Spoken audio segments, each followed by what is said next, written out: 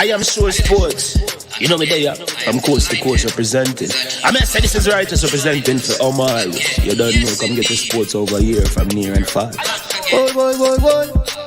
Me say I am sure sports, one thing me sure about. When me say sure, that me not doubt. Come get your sports, get it over here. Come subscribe, repost and share. I am sure sports, one thing me sure about. When me say sure, that me not doubt. Come get your sports, get it over here. Come subscribe, repost and share. If me not sure, that me not say it. Know who score, that me not say it. Never know no game play, that me not say it. If me never see no game, me no know who play. For your sports news, better come over here so. For your soccer news, then come over here so. If you don't love sports, still come over here so. For the date done, you a go love over here so.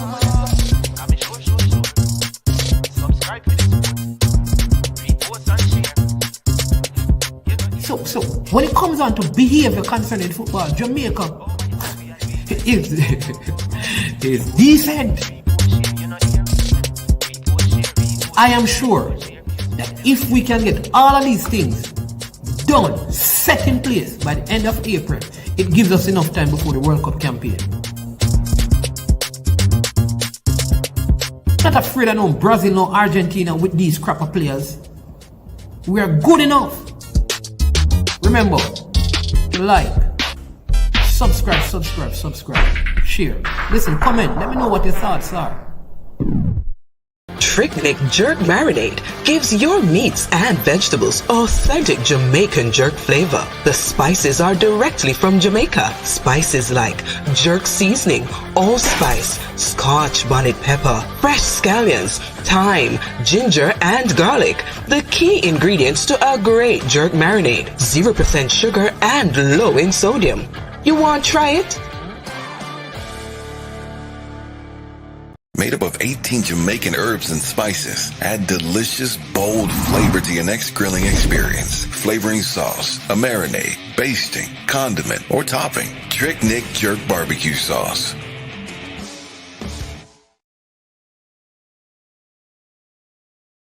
Made up of 18 Jamaican herbs and spices, add delicious, bold flavor to your next grilling experience. Flavoring sauce, a marinade, basting, condiment, or topping. Trick Nick Jerk Barbecue Sauce.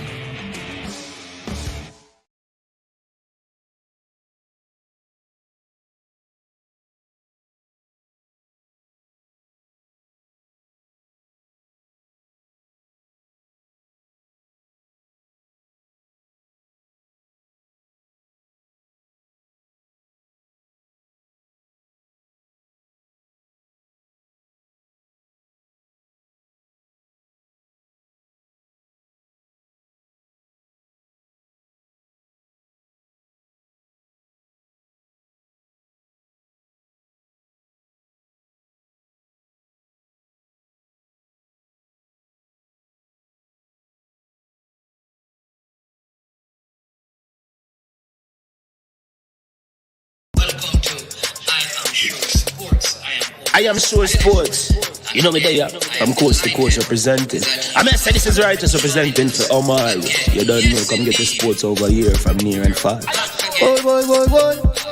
Me say I am sure sports, one thing me sure about. When me say sure, that me not doubt. Come get your sports, get it over here. Come subscribe, repost and share. I am sure sports, one thing me sure about. When me say sure, that me not doubt. Come get your sports, get it over here. Come subscribe, repost and share. If me not sure, that me not say it. Know who score, that me not say it. Never know no game play, that me not say it. If me never see no game, me no know who play. For your sports news, better come over here so. For your soccer news, then come over here so. If you don't love sports, still come over here so. For the date done, you a go love over here so.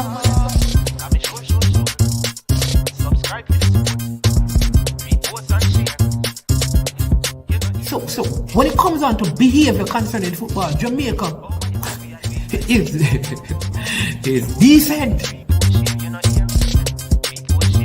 I am sure that if we can get all of these things done, set in place by the end of April, it gives us enough time before the World Cup campaign. Not afraid of no Brazil, no Argentina with these crapper players. We are good enough. Remember, like, subscribe, share. Listen, comment, let me know what your thoughts are. right. People, first thing, good morning. Are you hearing me? What's going on?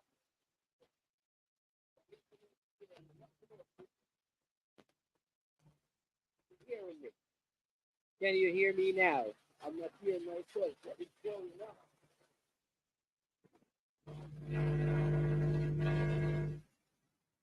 Check. There. I am sure fun.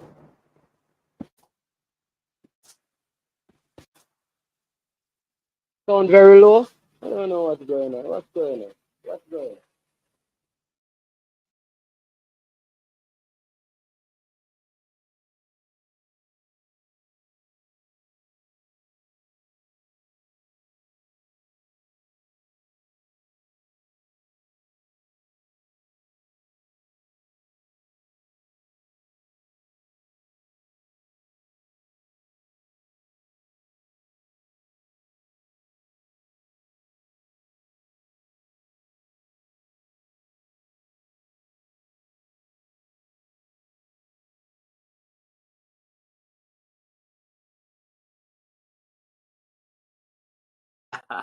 All right. People, tell me if you're hearing me now. Is it much better now, Master Brian? Who said I'm not here? Who said I'm not here? Are you hearing me? I'm hearing me now, you know. So you should be hearing me loud and clear. All right. Welcome back. Yeah. Richard Green still not hearing? I don't know. Richard Green, I don't know what's going on. Big up the strength. Who not hearing me? Talk to me now because we have a lot to get through and I want to make sure that you're hearing loud and clear. You understand me? I am Manning's man and welcome to I Am Sure Sports. Yeah.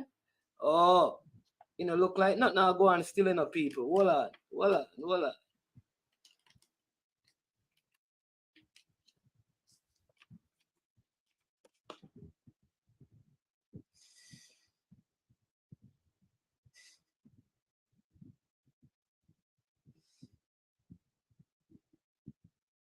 Oh, all right. I am confused, I need to stop follow what going down so because I am not sure what's going on. Some person said they're not hearing, some person said they're hearing, and then when I fix it, change it around now, some people said they're not hearing. So let's do this one other time. Welcome if you're hearing to the channel. I am Manny's man, and this is I Am Sure Sports, and we are back again. Yeah. Well, we have a lot, so much that we want to cover today. It's going to be a good one. It's going to be a big one. We promise to make it fun, right? You will be able to give your comments, to call in, give your thoughts on the show as we prepare for a big one today. On the back of Jamaica, 2 good results. But we have a lot to cover. I have a lot that I want to share with you. And I know you have a lot that you have to say. But I want to get through some of the preliminaries. Listen, we never, ever want to get on our channel and don't forget that we must give thanks to the Most High, the one who made the heavens and the earth. We must give thanks to the one who created us and give us our being, right? We're alive and well. So all glory and majesty be to the Most High God. We continue to look to the hills, from whence cometh our help. Our help comes from him, for he has made the heavens and the earth. He will not suffer our foot to be moved, and he that keeps us, he never slumbers, and he never sleeps. So again, glory be to the Most High God. Big up to all of you. Big up to every one of you. Again, hope you watch the games. We're going to discuss that. We're going to discuss what took place in Trinidad, what took place in Grenada, how the team performed for both games. We're going to discuss that, all right? But as you can see, should both candidates, both candidates seeking to represent the Jamaica Football Federation as presidents, should they be interviewed or should they do debates? to kind of share with the people. Understand though the people, the general population don't have a vote, should we have them do debates to at least share with the people their vision, right? That's number one. Is winning games enough, or we need to see good play along with winning games, good operation of the team, less confusion and controversy? Is that important? Who is next for the Reggae Boys? Who will we play, and what is coming up next, and who is the next player in? And we're going to give you some updates on what is going to take place in our JPL and show you sometimes why football suffers. And we have to fix certain things in our communities because, as you know, the Boom El Clasico had to be cancelled due to curfews in the Arnett Garden area because of some stuff that happened. So we're going to do that. But first and foremost, I want to ask you to do 3 things for me, right? We're going to like the video. We are going to share the video. So if you could just go on right now, right now, go on. I am sure sports, right? Get the link, bam. You understand me? Once you do that, yeah, you hit the like button, right? If you have not yet subscribed, also I encourage you to subscribe to I Am Sure Sports, and then go ahead and share it with some other persons so they can be a part of what's happening and what's going on the channel. Let them know. Yeah, man. Let them know that yeah, I Am Sure Sports is on. Let them know they can join and watch what is going on our platform right at this time. All right. So, yep. All right. So, where do we go from here? All right. Let me tell you what's happening. Bam, ba, ba, do, ba, da, ba, da. All right. So, have you done that?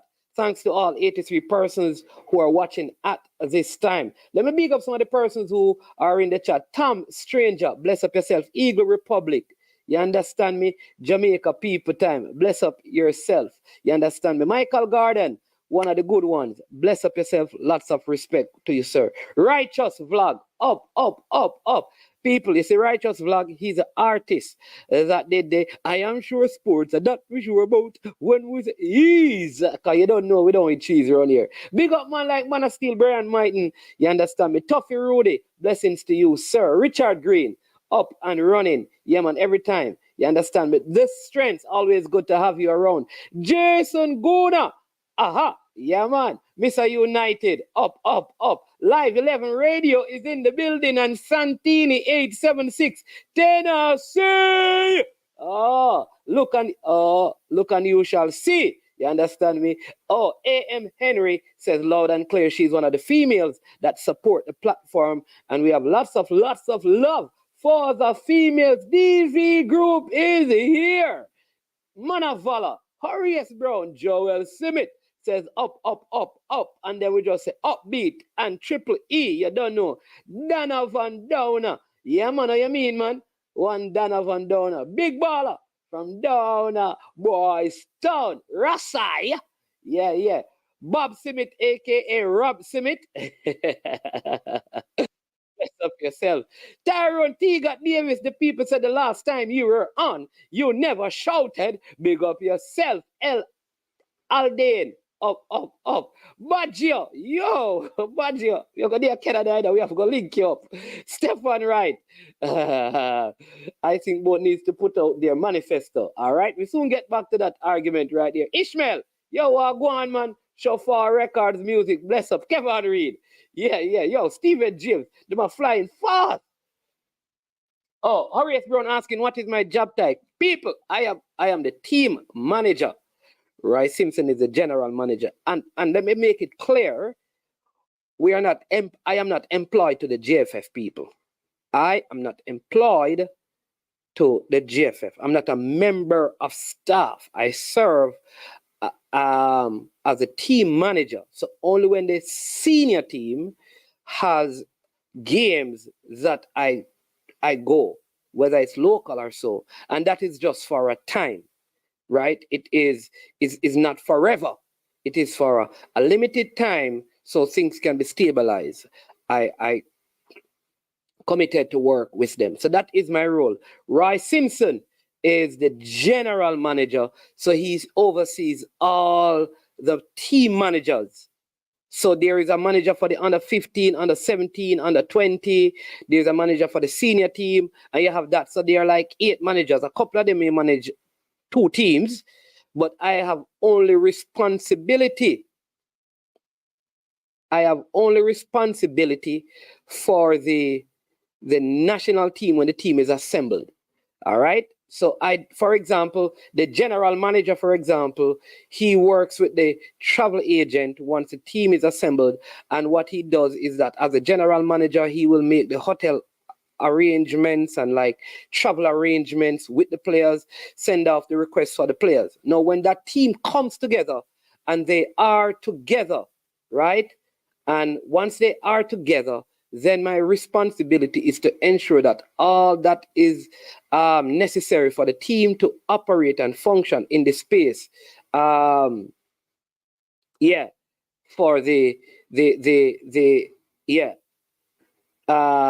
So in Trinidad and in Grenada, for example, all the underground thing. So if there's an issue at the hotel, then I am there. If there is a issue with the field and jersey, all of those things, the underground stuff, I do. All right. So people have to understand that in management, you know, the intelligent, smart people understand how organizations work. If you have a car manufacturing company, you have sales manager, you have warehouse managers, you have a manager over the human resources, you have a human resource manager. So it is in the football. In the football, you have an equipment manager, you have a team manager, right, which is separate from the equipment manager. You have a team manager, right?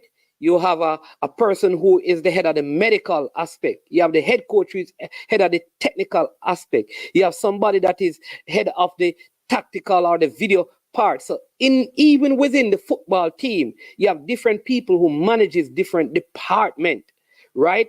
The team manager manages those persons, and then the general manager manages them. So all right.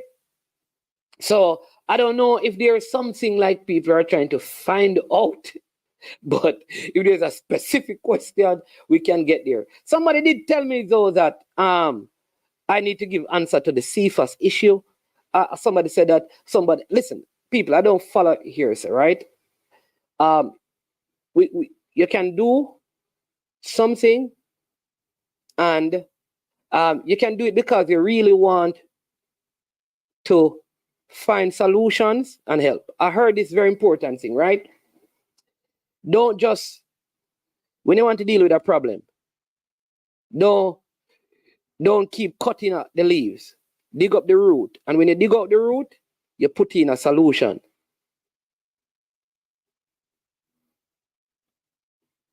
You provide a solution. All right? So let me say it again.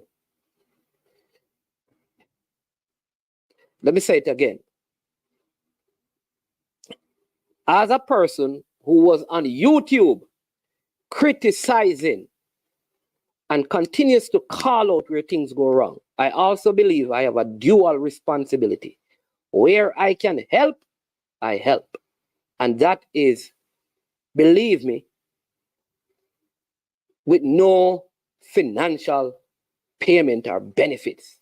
It is to serve the football. And I'm saying to some of you, if you want to volunteer your time, because that is what it is, I can tell it. I'll tell you, no. So if you have expertise in specific areas, do like me. Provide. I don't know about anybody else. I can tell you that. But I am giving my services at no charge. The most is like per diem, really, which is if you travel, you will get something. Sometimes after everything is done. It also comes at an expense, because when I go, I don't know about, I can speak to me for those of you who want to know. When I go, it costs me, because one, I don't have unlimited time away from my duties within my own organization and my other responsibilities. So it costs me. But I felt like I had a window of about 6 or so, 6 or so, 6 months to 12 months, where I could actually make a tangible change, a difference.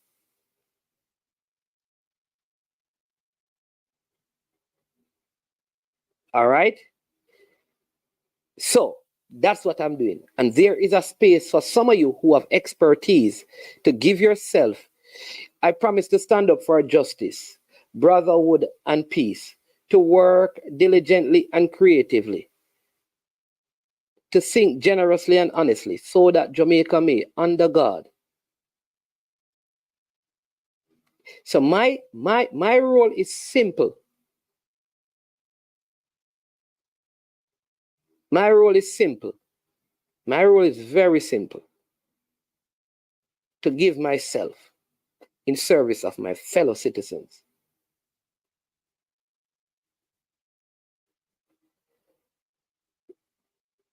All right? So I think when some people asking about CFAS, all right? The fiasco, I don't know what broke in the news, but I think the best person that to speak to the CFAS issue is either CFAS's agent or the GenSec. Or maybe somebody can ask the general manager, like what happened with CFAS. One thing I can say, that being in the position that I am, is when it comes down to tickets, you all know this, that the later you stay is the more you will pay. And if you calculate sometimes what ticket costs, because sometimes people believe that these things, when they think about what ticket costs, it is always better to have these things in place earlier. And the earlier you have them, the better it will be. And if you don't have them in time, you're going to have issues. No, so I challenge. So I see Sports Prophecy TV. Don't know who that is. Yeah.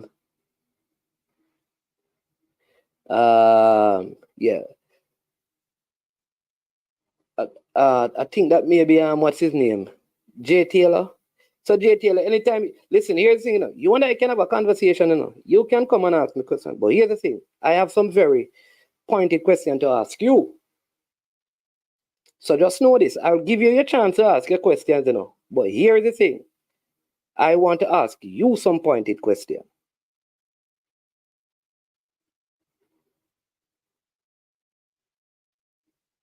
How about that? If that is you.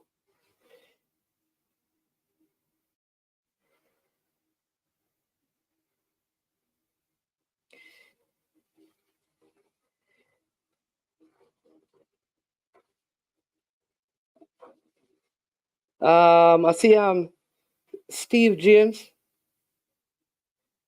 Stephen James saying what? He said he wasn't. He wasn't what? Big up, Sir Pepsi. You know what I think, huh? Bright actually, you see it? Yeah, man. That's a thing said, Sir Pepsi. Bless up yourself. Hey, listen, let me big up some people. We soon drop the link, man. We soon drop the link. Parish council, whoever you are, you know. Yeah, we're not engaged in that.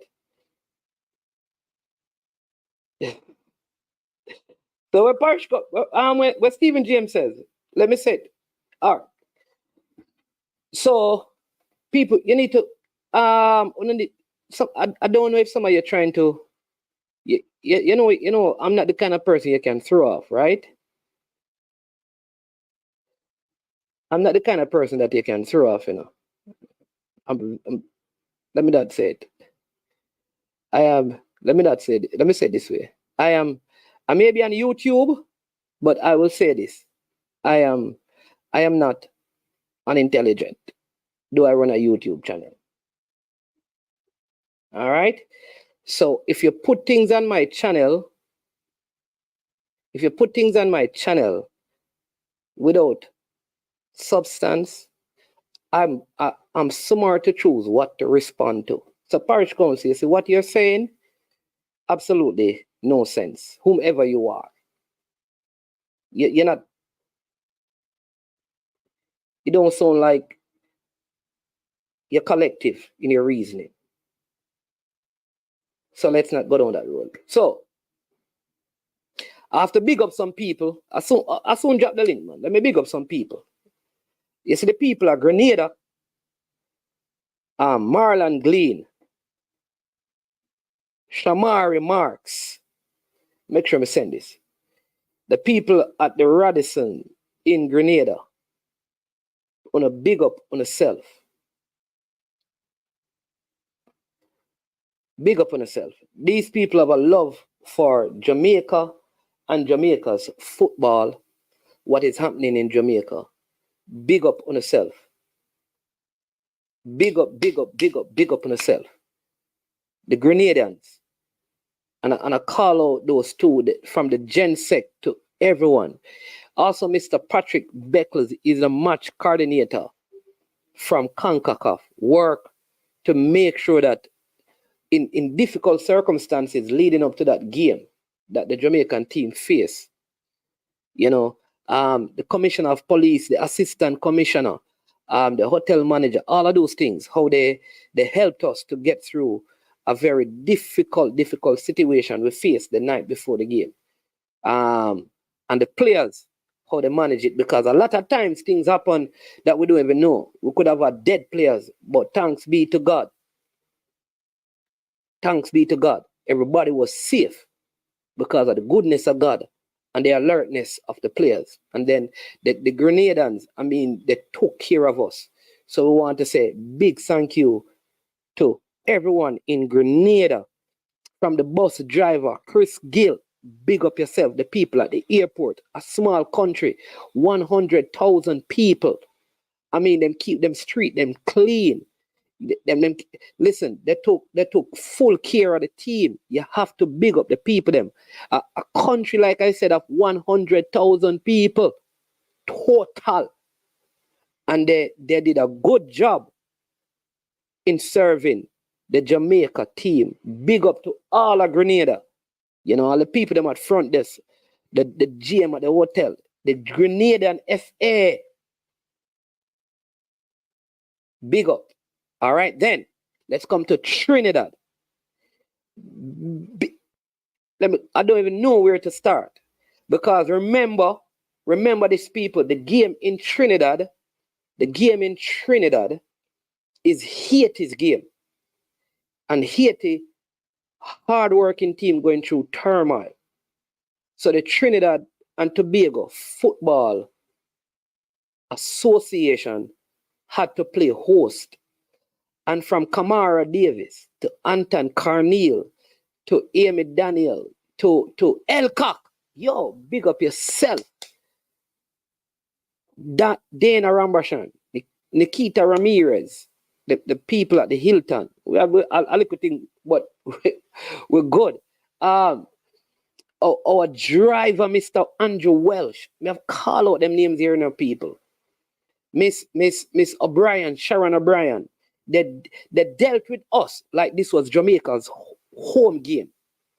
Everything that we needed, they provided. You see, that is why we have to live good with people.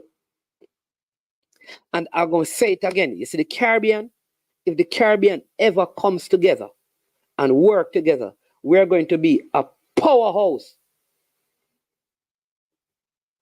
A powerhouse in football if the Caribbean come together. When I saw how the Trinidad and Tobago people came together to ensure that Haiti had everything away from home and Jamaica to make sure that this game happened, we have to big them up. Big up to all IT push, you know, because IT push. IT push, big up yourself. The man of the whole of Trinidad. Luck. Andre Fortune, who was on the show. listen, everything. And I say, Andre, we needed this. Andre, this happened. So let me give you like some things sometimes that personally you cannot control. So if you know like these airlines between like, because it's like 40 minutes from Grenada to Trinidad, it's Caribbean Airlines, a smaller aircraft. So when the team travels, it's a whole lot of equipment, People know is like just for the team equipment alone for a small trip like this, because this is not one of the big trips. You have like 20 pieces of luggage. That does not include like what players have. That is just for the team, and that is a small portion of what. All right. So when you have to move that from Grenada to Trinidad, depending on the amount of if it's a full flight, some of those things cannot hold on the flight. So when we were on the flight, a couple of our the massage beds, because we travel with our own massage beds so that the players can get their massage, right?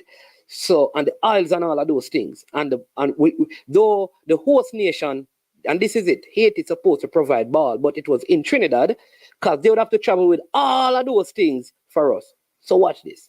So we're on the plane from Grenada to Trinidad, but the plane was too many things that have gone on the plane. So the people, while we're on the plane, took off like our beds. So when they got to Grenada, we realized, so we needed beds for the players to get massage. And people like Andre and Kamara, David, just chipped in. Sure, again, the team had everything the team needed. That is the kind of Caribbean spirit we need.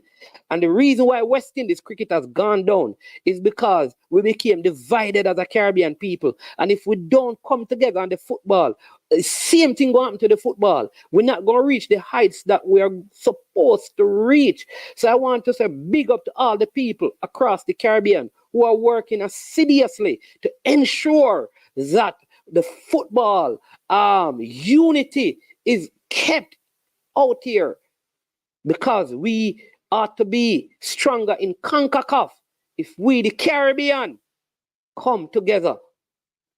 From the least of us to the greatest of us. But I must say, these places, I mean, the fields and their stadiums are kept well, upgraded. And it is a challenge also to our government to make sure we put the necessary things in place to have first-class facilities. Kirani James Stadium, ahead of our national stadium by 1,000,000 miles.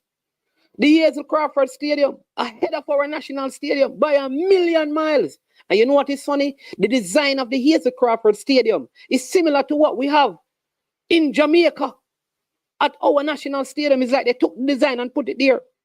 So we need to step up. It's full time now. The stakeholders come together and fix the necessary things.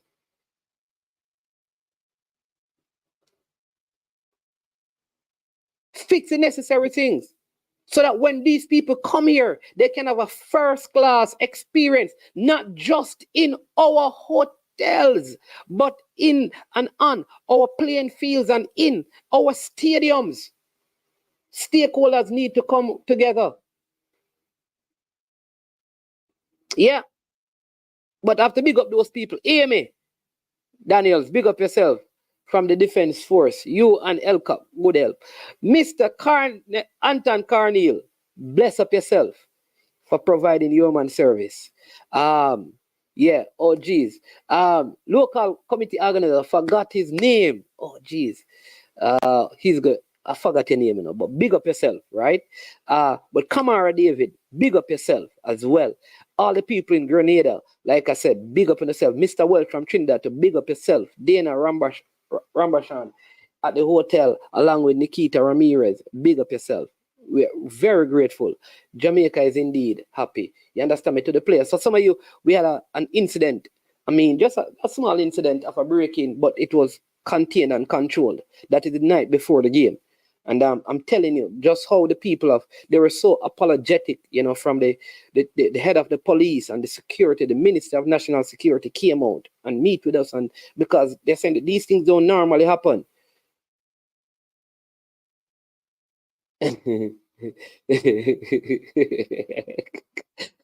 Yeah. Yeah. The one thing though with the Trinidad surface is that it is sand based, so the surface is shifting. It's very dangerous though. And sometimes all I will say is that sometimes they complain about how players are like the Grenada field. It was not the field itself, the surface was probably similar to the national stadium or worse because they actually got fined for their previous game on that stadium. So the stadium, the surface, they, you know what happened? They had a concert on their surface, like months before we had a concert on our surface in Jamaica. But the problem is that they had their stage equipment on that surface for a very long while, and that affected it. But they did, I mean, they did well. So that is why the underfoot condition in Grenada was so difficult. And it's not the Football Federation, the Grenada foot, because there are good people, good, let me tell you, good. They have some good people in leadership over there. Like if those people had some of the resources we had, I am telling you, right? But the surface in Trinidad, nice surface, but because it is sand based, the players are moving and shifting around, and that caused some problems. You understand me? So sometimes when you see the players, don't curse them. It's not like they're weak or they're tired. It's just the kind of surface that they have. All right. Andre and Cranky, big up yourself because they did a great show on Friday while I wasn't here. All right. I did not know being on YouTube you can be perceived as unintelligent. I think there is this. I think big up Simon because Simon is my brethren. But do you realize that a lot of the things really is about even Minzy because Coach Minzy and I don't know why. Like, and the issue is, what is the problem? The problem is, I decided as an individual, having discussed this with my family and some of the people who I have a lot of respect for on YouTube and just in my space, that I would help Jamaica football beyond what I was doing. And some people think I should not have. But it is fine if you think that way. I am my own big man and I make my own decision. And if you don't like it, so what? I don't tell you what to do I? I'm not a part of decisions that you make in your life, am I?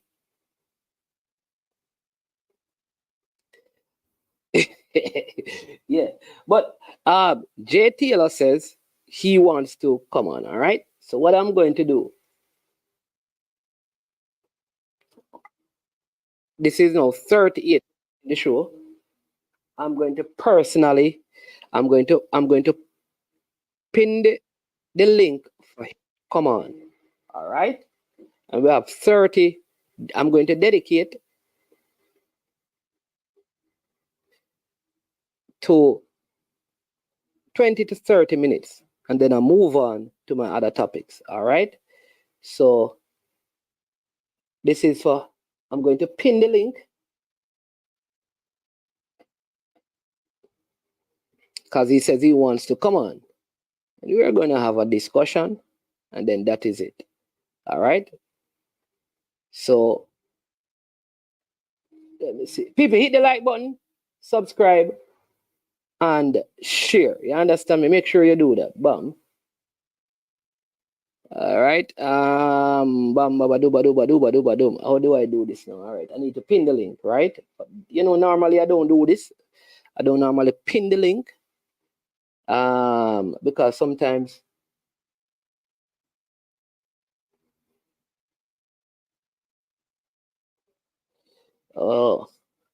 bought out.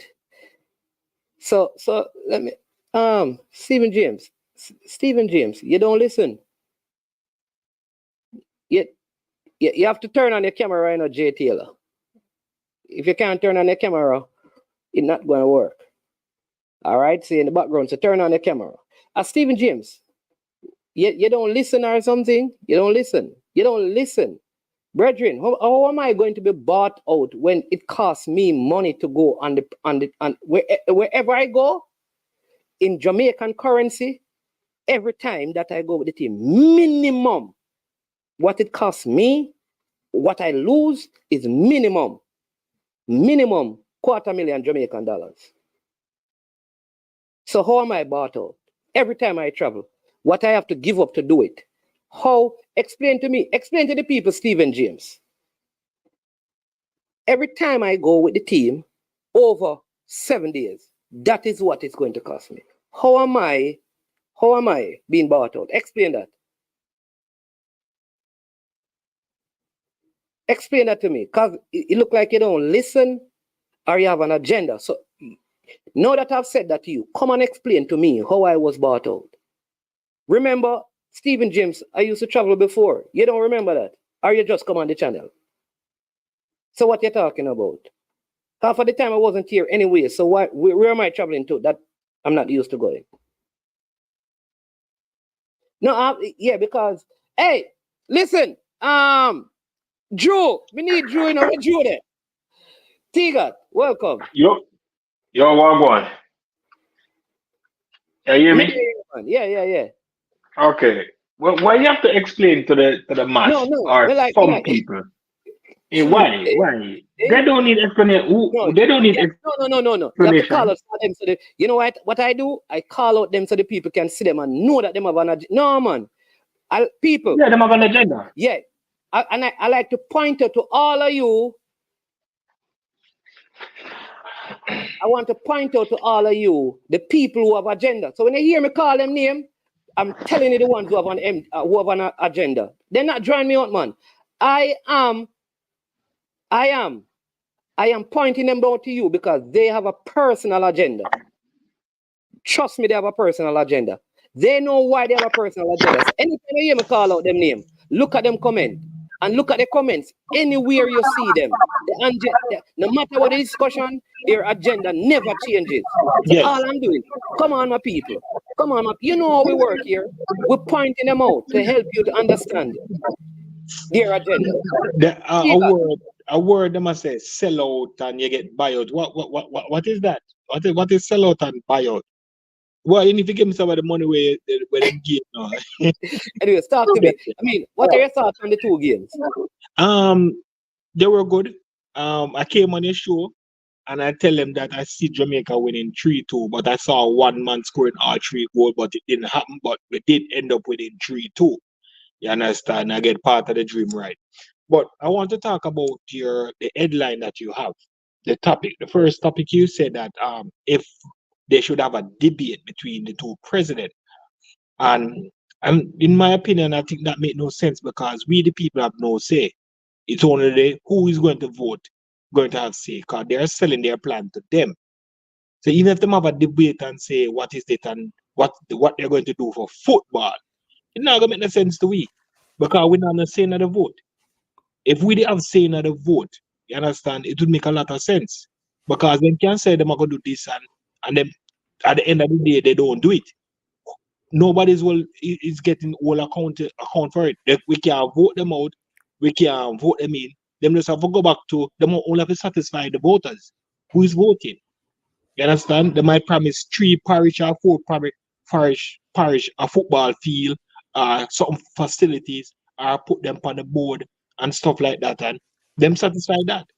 But we, the general public, the football fans, not going to get any benefit out of the football. I would just wish and hope for the best. You understand? So having a debate with the president, it makes no sense. If we ever say in the vote, then I say it would have make sense. You understand? If you understand what I'm talking about. But now I hear you. You mute or me mute.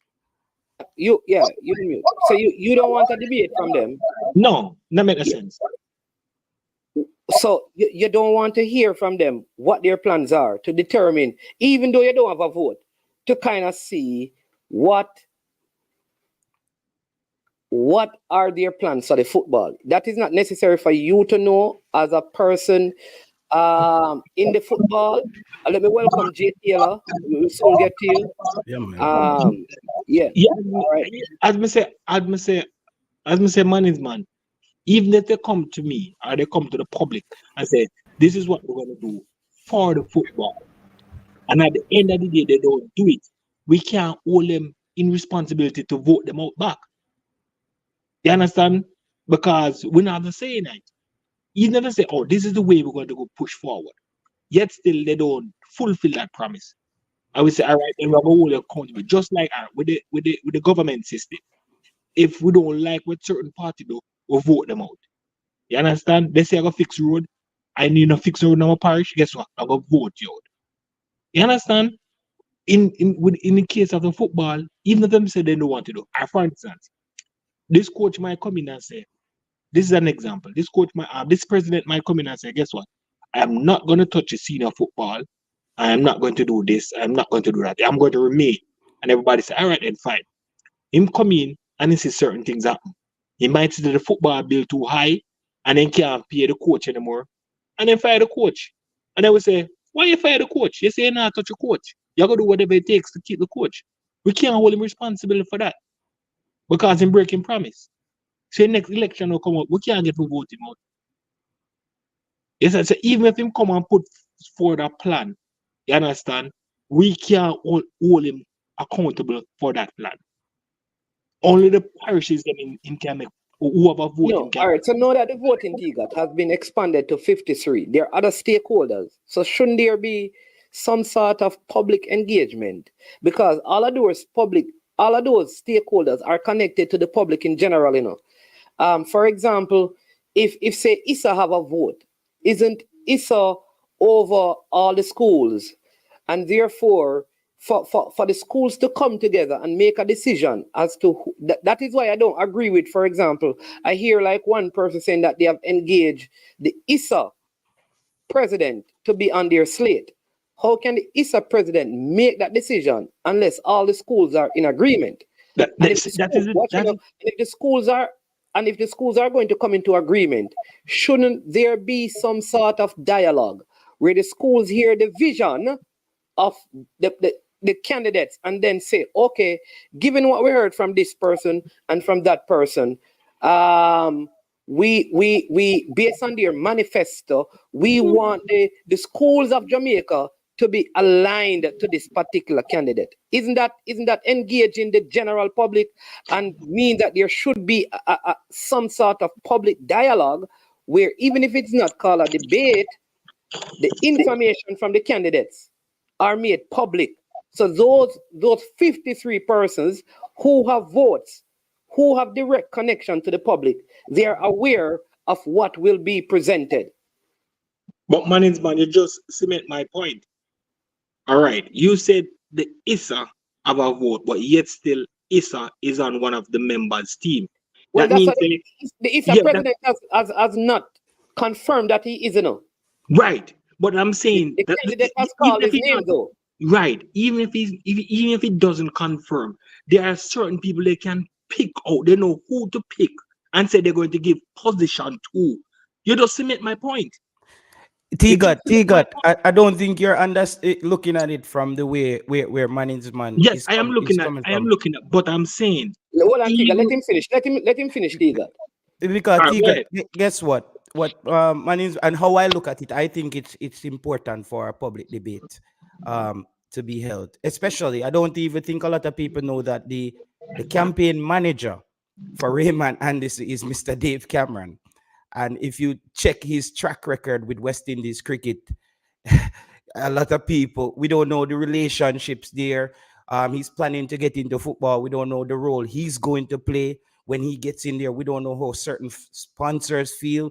Did he burn bridges with relationships previously? And I think when the fans start having a voice, sometimes other stakeholders put pressure on other people who's going to vote. So it's not necessarily that we don't have a vote.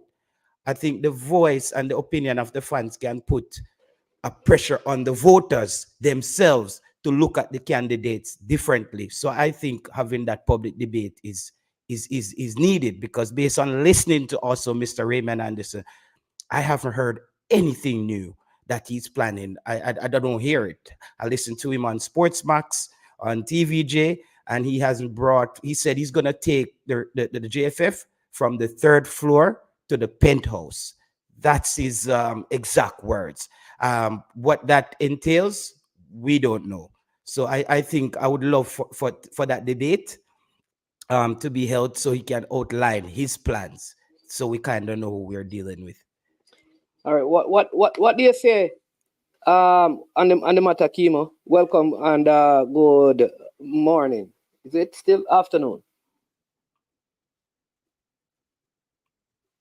Morning. Yeah, man. You hearing me? Yeah, man. We have T-Gat and JTL. What was the question? Sorry about that. No, just should the candidates debate or should they have some public discourse with their manifestos or vision for the football? Personally, when I didn't know how the process go along or the voting process, I think the public, should have a chance, just like the general election with voting. You understand? Because I think the way it is done, it's very tricky. You understand? I think it's very tricky. And should have a say or even a chance with who they want at the helm. The public, and with the point hold on, let me say, you're saying that all 3.5 million Jamaicans should have a chance to vote for the president of the football? Not really. Not when I say the public, then let me be specific. Maybe the clubs, some of the clubs, maybe some business entity, some other business entity. Maybe that is the way it is being done. No, some YouTubers. I don't know. Yeah, some of the YouTubers. Exactly. but I mean, people are undermining the work that the YouTubers are doing, and I know that. You understand? Yes. That so when I say YouTubers, hasn't the what they call traditional media, haven't they been around longer and they don't have a vote? Why should they know then say, okay, YouTubers they do not have a vote? No, traditional media don't have a vote. Oh well. Okay, well then, because the past players have votes, the referees have votes. I think the parishes have votes. The clubs in the Premier League, the women's football have votes. The schools through ISA have votes. The private sector organization, they have votes. So based on the expansion of the votes. So even the departments within the government, I think is it the SDF, one of those places I have had, because Wilkes was also on the board of the Jamaica Football Federation when he was at the SDC, which says that even from that perspective, the question I'm asking is maybe we can increase it, but increase it to a number where more persons, but I don't think we can have a president for football and have the entire country voting on that. Because we have to do the same thing for cricket, track and field. The diaspora, well, that we can understand. Yeah, no, that I can agree. That I can agree with. But then the problem you're gonna have when you say the diaspora is that the diaspora in the States, in Canada, or in Europe, or it's a collection of all of them collectively with one vote, or you give them three. Well, it would be a collection. Okay. Because they would have their opinion and that the matter as well. So. And go on, let me ask this, and then I can come in. Do you have a problem with the amount of votes, or do you have a problem with the candidates? I think it's a candidate. Like if it were Sidela running for the president, would you want the same amount of votes? The same amount of vote? Yeah. No, I wouldn't. So I want it to be fair, management. Okay. Management, I want it to be fair. Somehow, the way they're going by doing this, and the fact that someone who is running for the position was already a part of the organization that was second in command. I want it to be fair as possible. So if it was a case where maybe it was, as I say, Ms. Sidela against Mr. Ricketts, I think it should. She would want it to be fair. Maybe she wouldn't see it fair, and maybe based on what I've done over on the women's side, it wouldn't matter. It wouldn't matter. Maybe things would swing her in her way. Robbie saying, how are you going to give the diaspora a vote and you don't give the people of Jamaica, the people in Jamaica a vote? It can't work. And guys, it takes a lot to organize elections, you know. So now you're gonna have to talk about the voting structure. How is the system going to work? And you're gonna have to talk about, can people manipulate the system? As you look at the voting process in America, they're saying that they should remove the machines and go back to people going to the ballot boxes and vote. So, you know, let's say we're voting from overseas.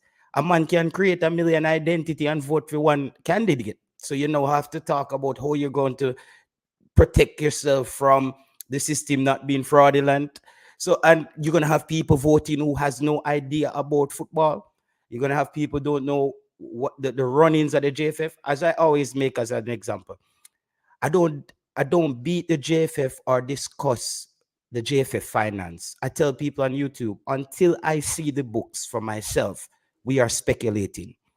I always hear people saying the JFF are rob up money, and guys, I don't see it. I never see the money. I hear some money. I go this, and maybe and I think we get a lot of things wrong, including myself on YouTube, because I do a lot of speculating.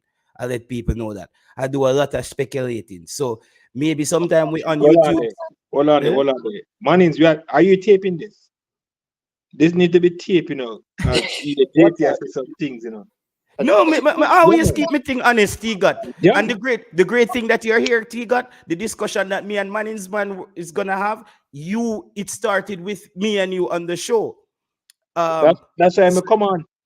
Yes. Oh, that's what I mean. All right. So hold on. All right. So right. Let's get to that. Yeah. All right. Kimo, when you come up with the camera, I'll add you back. All right. So you guys are having a discussion when on this show? No, it was a while back, Manningsman. I said that we don't know the role of Manningsman in the JFF, when to give you your credit or when to blame you. Because we didn't see where Manningsman outlined and say, guys, this is my role, this is what I'm responsible for, this is what falls under my jurisdiction.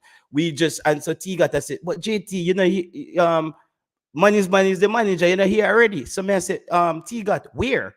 I didn't see up, and I watch most of Manningsman shows. As I said, I don't do shows, I only do shows in the week when you're not when you're with the team.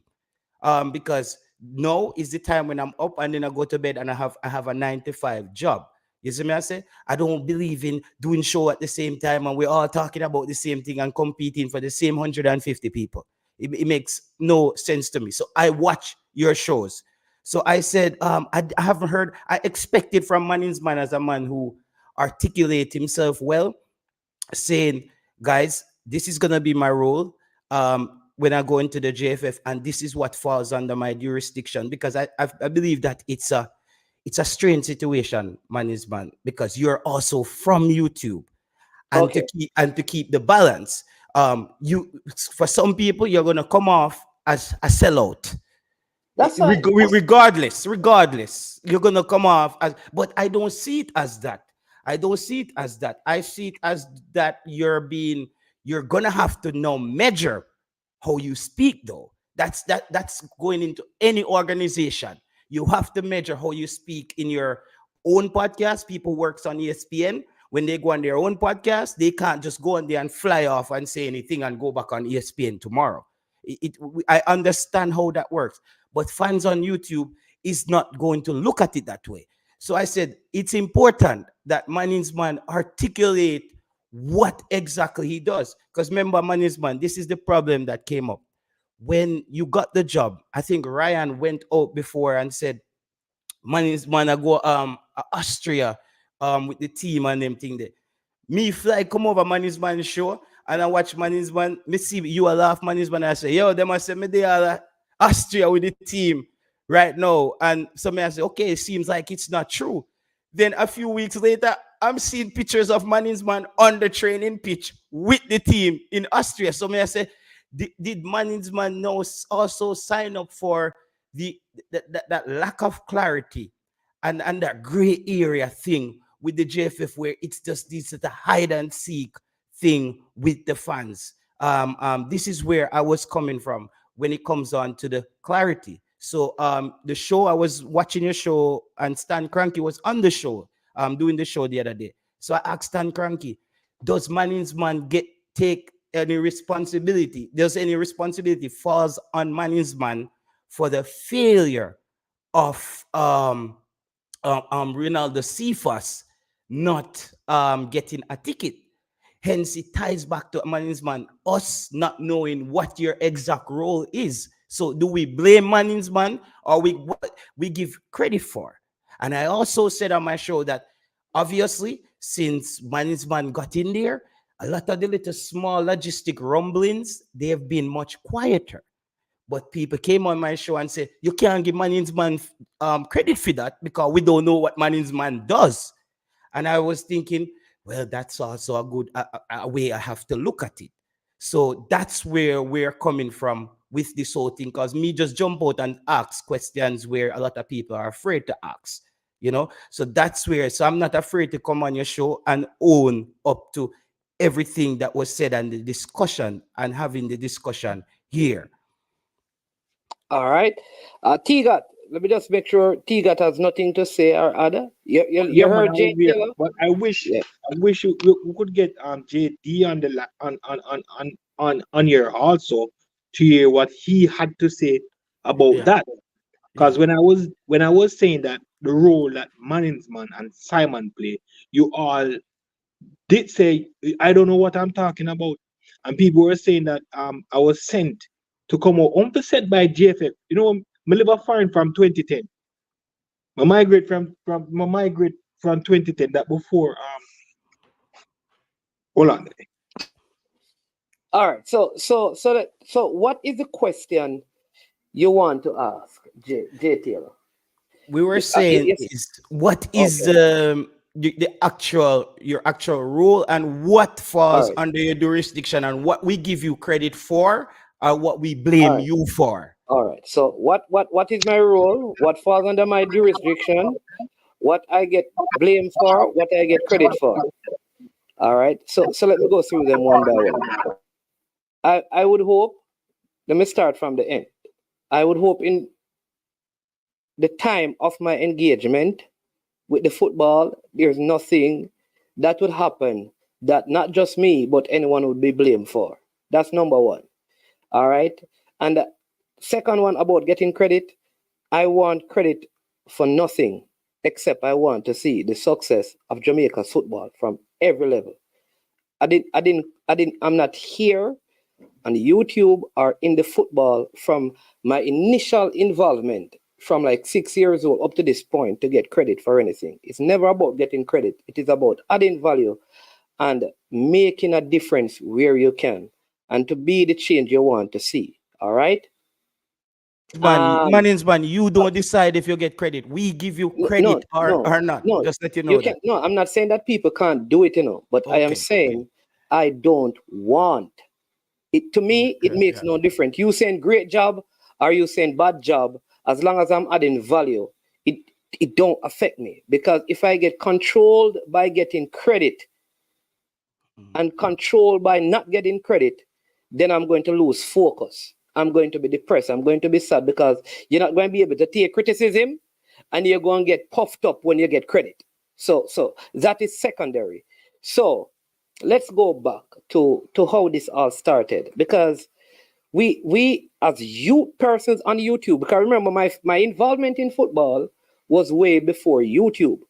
I was in football in St. Ann, served on the parish, ran teams, and was still making contribution to leagues and teams from teams in Westmoreland, leagues in Kingston 8, where I'm from, supported teams, giving back to school, all of those things way before YouTube.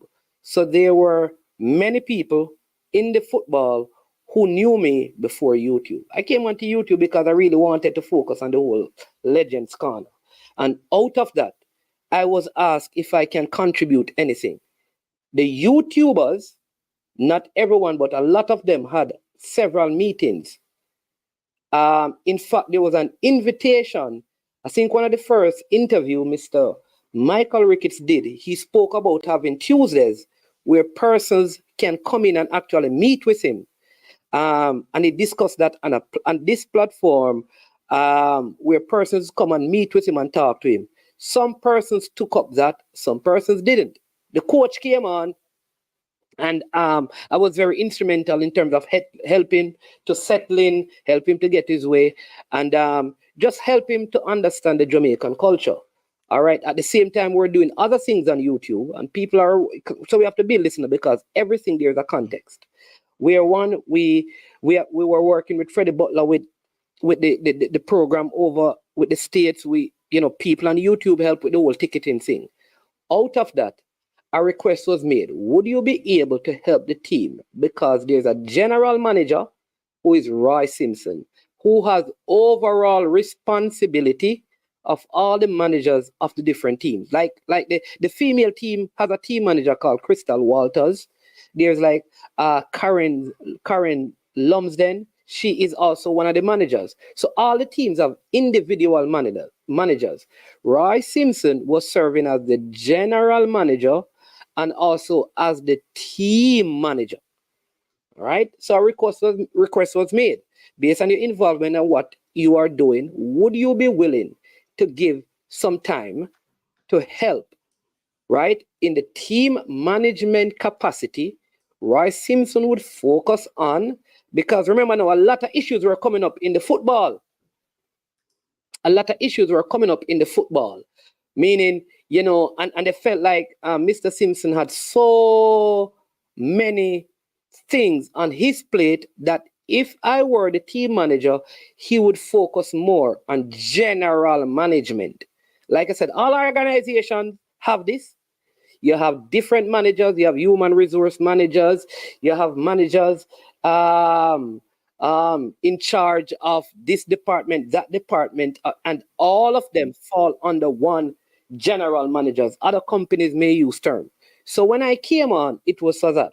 So all the general management, which includes, like I said it earlier.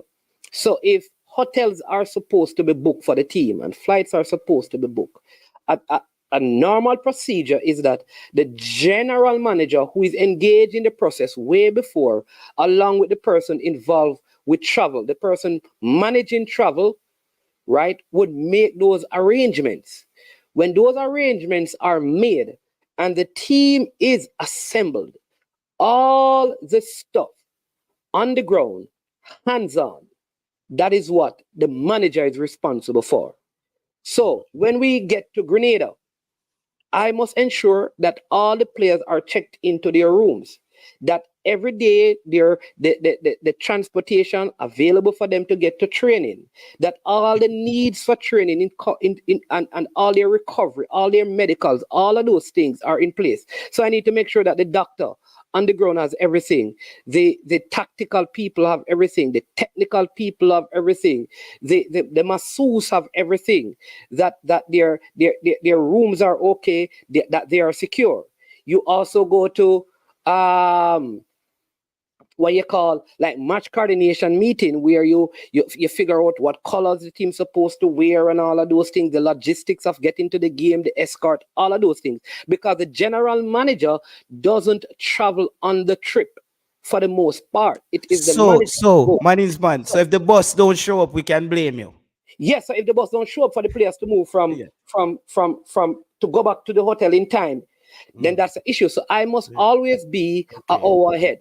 What I will say is that on this trip, you can check with the players. Everyone got their flights, because you have to ensure that they all get to the airport on time so that they can catch their flights and that they get home. You understand? You have to ensure that all of them are picked up from the airport, because all of those other arrangements are made by the general manager. So man say you're the team manager without the title. How you get that now? Lord have mercy. So I am listed when the team travels. I am listed as the team manager. Roy Simpson is listed as the general manager. So if the coach has a request, if the coach has a request, the coach says, for example, suppose the coach says, listen, I want all my players to be in individual rooms instead of sharing rooms, right?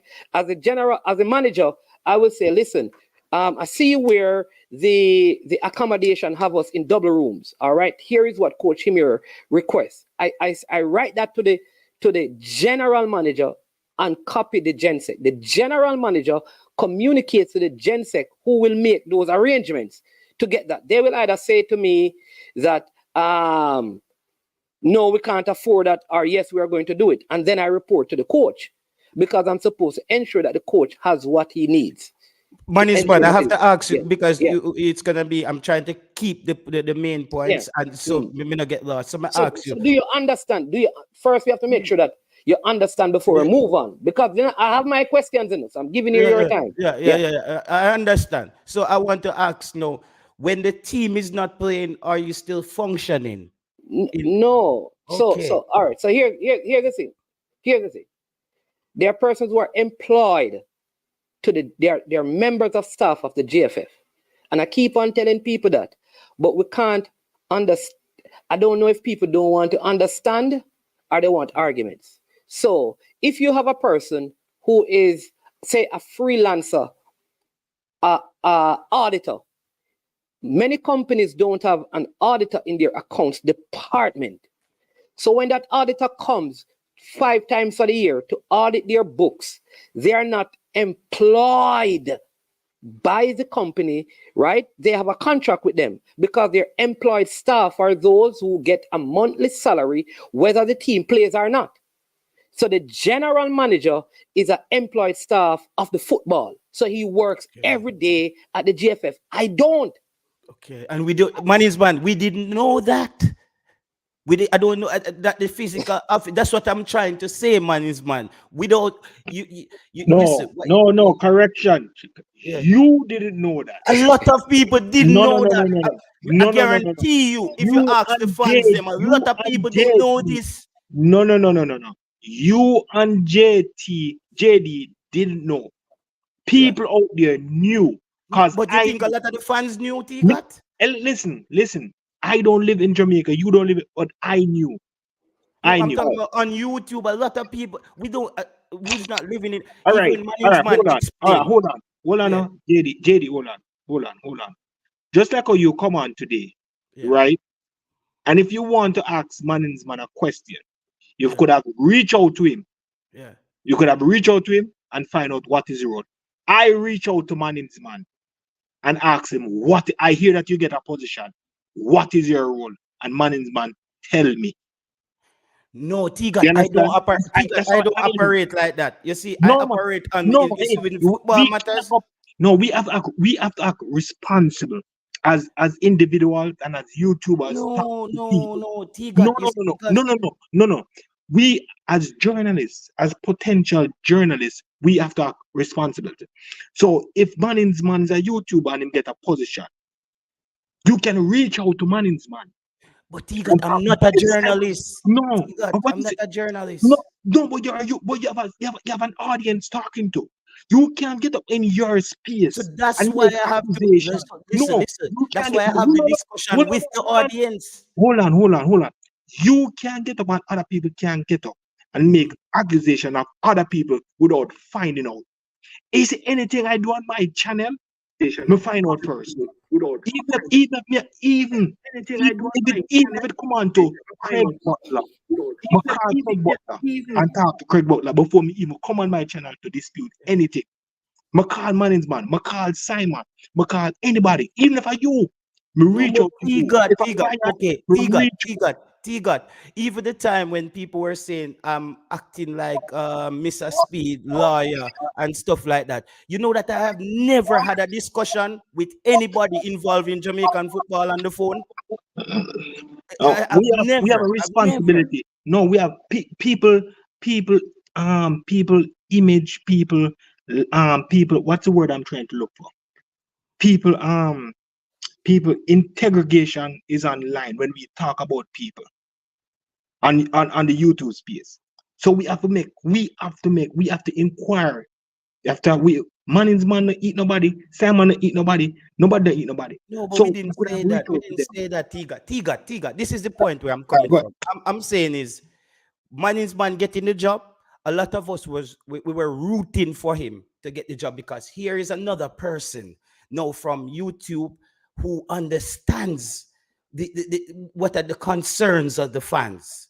You know what I mean? Like here's somebody who's inside who sees the operation. So that's why I even asked Manning's man, is he a part of day-to-day operation and stuff like that? Because we never got that from Manning's. What he's saying though, Jay Taylor. If the welcome Andre, because Andre makes a very important point. He says, in other words, the general manager build the strategy and management implement.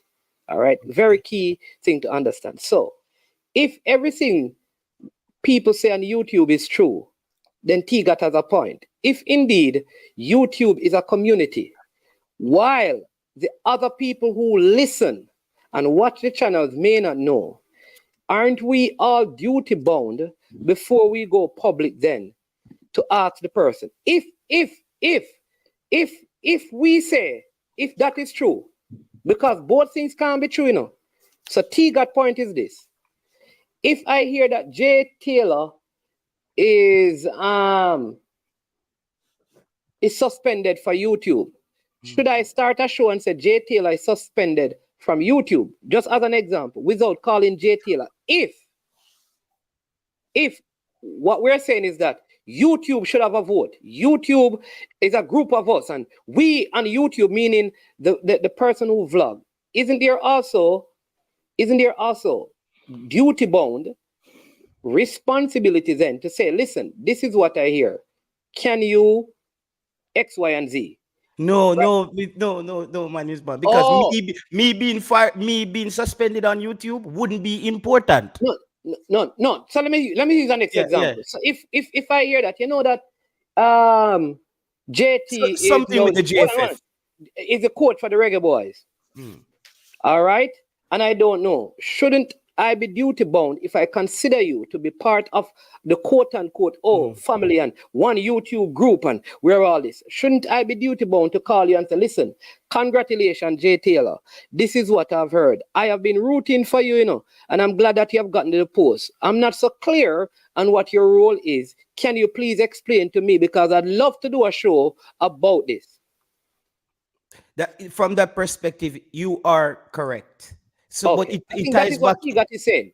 Yeah, but what I'm trying to say to Tigat as well, not everything that's said, to your point, not everything that's said on YouTube is true. And I also tell Tigat that I do speculate sometimes. I'm being honest. All right, fine. We just want to get past that. All right. Yeah. So, so now that we have passed that, So you understand. So let me give you an example. So Simon, right? Have you ever asked Simon what is his role? No. Tigat said. No, Tigat sorry. Explained it to us. No, man, no. All right, so fine. So in the same way, but would you like to know what Simon's role is? I would like to know what Simon's role so this is where the point is now. So shouldn't we call Simon the fans? No. So this is what I'm saying. If I believe if this idea that YouTube is one grouping, here is what I said to Simon. Maybe you should come on YouTube and let one of us talk to you to explain your role. Because outside of that, what we say may not be a true representation, negatively or positively. And I think that is the point, that for the rest of people, you know, who view and watch the channels, they can come up and say X, Y, and Z. Maybe they believe that they are, but at least the persons who lead the channel, I believe, if what they're saying is true, that, we are one family, they are bound then by that notion to at least engage in a dialogue. Firstly, to congratulate and commend, to say, listen, I want to congratulate you on this post. I want to commend you because we believe that there are many people on the YouTube platform who have the responsibility to serve in the football. We're glad that you, like Military Guna does most of the videos now at the local press. So has anyone asked him, Military Guna, what is your role with the JFF? Or we now say that, oh, he's a sellout because he helps to provide better. Or do we say Simon is a sellout? Or it is just management who is a sellout? Oh, but you see that management, Who is a sellout? you just drop a information again there that I didn't know. A lot of this is what I'm trying to say, management. It's not more about me knowing, it's more about the fans knowing and the clarity and expectations. For me, I believe that like you're also representing the fans from YouTube who comes on and they say, okay, no, Manning's man is there.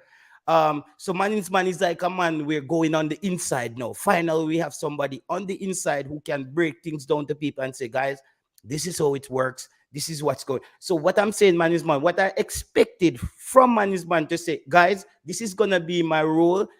This is what falls under my jurisdiction. So the expectations should be limited here's to my this. question. Do you have that same expectation? Mhm. Do you have that same expectation of Simon? Yes, I have that expectation, and I discussed that. Okay. All right. Do you have that same expectation of military Guna who provides? Do you Not have the that same. Not the same. Why? Because I believe that his role is slightly different. I think I'm not saying his role is not as important as your but role. he but I would provides so if he provides a paid service as a YouTuber to the JFF, and I provide my service volunteer yeah. to the football, Yeah. but you don't believe. No, yeah, I think your role would be more important. No. Here's the question I'm asking because if I am providing voluntary service and the person is providing paid service from the same YouTube, the question I'm asking, why would I then be considered a sellout? No, man is No, I'm not saying you. I'm just asking the question. It's only a few people would say that management. The notion is not that you're a sellout. That's not why I'm here. The notion is not about you being a sellout. And I would think that military Guna, he would falls under Simon's almost in Simon's category. What I'm saying is, no, you going in there, management, we wanted to know, do you impact logistics where there has been a lot of hiccups? So we're thinking about solving things, Does Manning, that's why I said, since Manning's man been in there, there has been less noise around logistics and things of that manner. But however, do we give Manning's man credit for that or what? Because we don't know his actual role. This is what I'm trying to say, Manning's man. And when Ryan came out and said that you were team manager, and then when I watch your show, you said on the show, the man them say me the Austria with it. So we think it was even something you wasn't really want to be out there either. That's what I was getting as well. That's why I said clarity. If Manning's man came out and said to us, guys, this is what fall under my jurisdiction. Your expectation should be limited to this. This is my role. Cause you know how Jamaican people think. Since Manning's man take a job, people be a problem. No, be a problem since this is what is important to me. Because I lead an organization and I lead several people. I understand as a leader that everything rises and falls on leadership. If you said you are responsible for what happened with CFAS, right? Though, watch this. Though I mean, like I said, I'm the implementer of the strategy. I would not throw it and say, oh, it's Mr. Simpson's fault. No, because that's not good leadership. Here's what I do. You can blame me because my issue is every problem also provide the opportunity to give a solution. One thing I know, nothing gets solved if the whole idea is to find the problem person and then say, hey, we catch you now in one. So listen, if anything goes wrong, and I'm in the position, I would listen as a responsible person. I would not put it on, I would not call out the player, I would not call out the security person, I would not call out, because I am in the position to respond. Because at the end of the day, when success comes, Here's what they're going to do. They're going to say the team, and that includes everybody around it. So when failure take place, everybody, including players, every person, agent and all, must look at it and say this. How could we have done this better? No, I will say this. If I were the person who had responsibility for the travel arrangement with CFAS, what I would have done is probably implemented a strategy way before. That way, what happened would not. But guess what? Because it would be almost usurping somebody's role if I were to come and speak about the details, because his agent can be spoken to, and the person people can reach out to the Gensec or Mr. Simpson and just say, like what Tigat says, and say, listen, what really happened with Cephas? Why he didn't arrive? And then we take it, then we can say, okay, so this person is, and this person is not. Here's what I would say to you now. You see, any day you hear that the boss don't turn up at time for a game, don't turn up on time for training, when the players have any medical issues that is not dealt with, they have sores, they don't have recovery meal, they don't have their meals after training, they complain about, watch this, not their salaries, but their per diem, all of those things. They can say, well, this is a team manager responsibility. So that is it. But Andre has been here for a while, so let me hear from him on this matter, because it is Manage JT and Tigat. Yeah, bless up. Good. Good afternoon, brothers. Yeah. Good conversation. Good conversation. But I wanna, man, I heard you. I was listening this morning, and I heard you giving a lot of kudos to Trinidad. Yeah, that's good. That's good. I hope Cataract is listening. and people, Andre, I'm going to call out Cataract. He's going to beat me for this, you know. Yeah. People, let me just call out Cataract, right? I have to do this. Cataract, big up my brethren. All right. Cataract says, bring two things from Trinidad: red mango and jub. Please don't tell Andre something like nothing about Trinidad. I know you love Trinidad. I know that. I know you love Trinidad. But look, I want to try to bring the conversation back to where it started in terms of whether or not the candidates for the president of the JFF should have a debate. And I would like the same thing to happen to Trinidad, because Trinidad and Tobago, because they have there's an election coming up there as well in about 5 or 6 months, hopefully. I think it's important because this discussion is showing exactly why that conversation is necessary among the candidates, because everything that JT and Tigat has been saying, and yourself as well, points all the way back to transparency, right? And I don't think that it was initially your responsibility to provide that transparency. Of all the MAs in the region, and even in Central America and other areas, there's always question about whether or not there's good governance. Okay, and if you have someone that is trying to become the president, the head of an organization, I think they should be willing to discuss with the public, the fans, the stakeholders, because the game belongs to the people. The characteristics of good governments. They should be willing to discuss how they're going to bring about accountability, okay? How they're going to bring about transparency and why it is important, how they're going to build trust within the organization and outside the organization. So why I'm saying that this conversation represents that is, one of the values of good governance is transparency, and it should have been, while management is not an employee, what could have happened is that he's coming on board and somebody should have had some type of communication and saying, well, this is what we're doing, and this is what he will be responsible for. That management is coming on board, whether it's management or whoever the case may be, as an assistant manager, a team manager, whatever the title is, and this would be his roles and responsibility. It's no different if somebody, if the coach brings somebody in as a right back in the team, that person must be given roles and responsibility, and it's going to be part of a team meeting, and everybody is expected to understand, because if I understand what the right back is doing and I'm a right winger, then we can work together, right?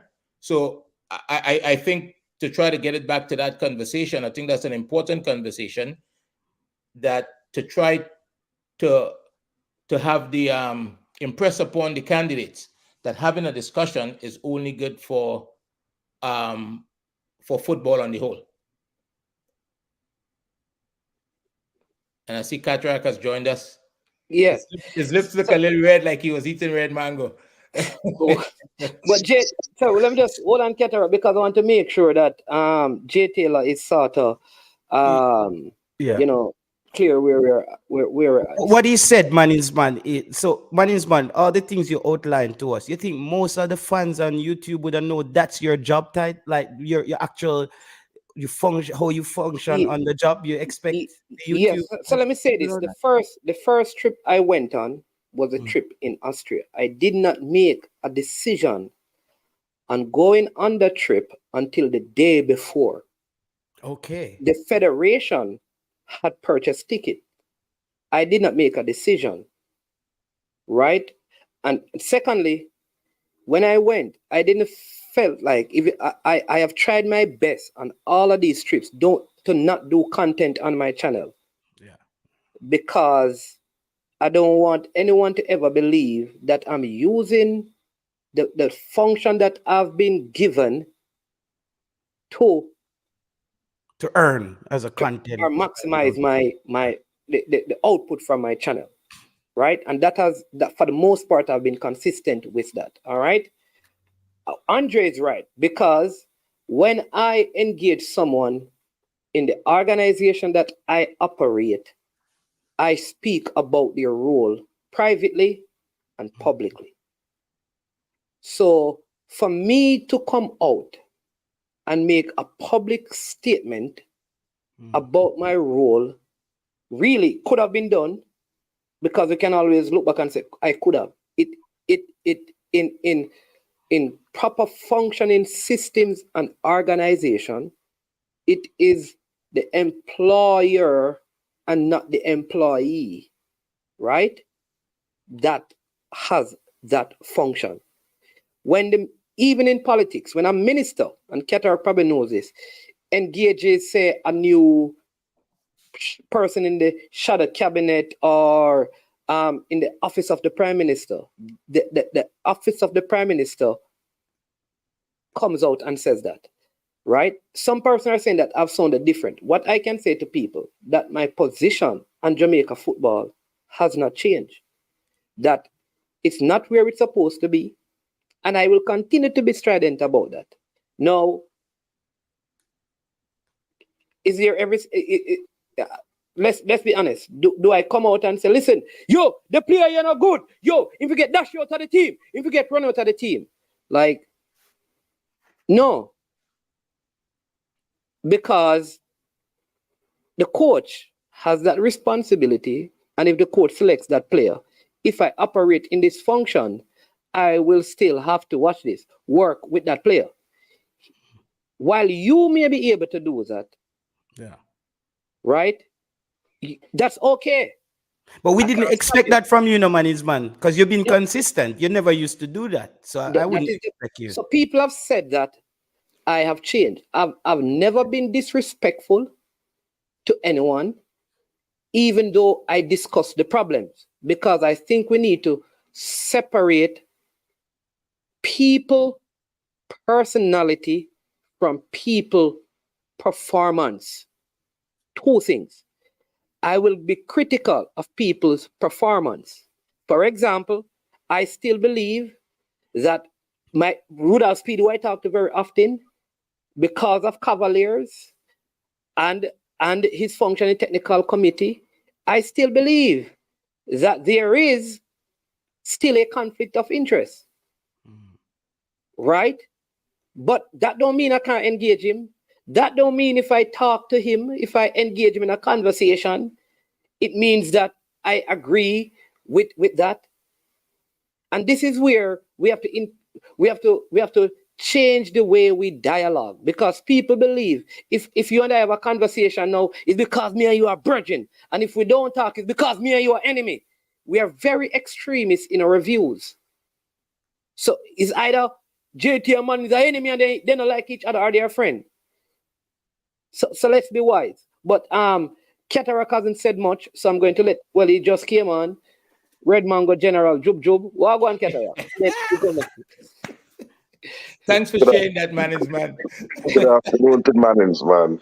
Good afternoon to the panel. Good afternoon to Andre. I will never rob a bank with, because I didn't do anything. I will end up in a cell with cartel going. No.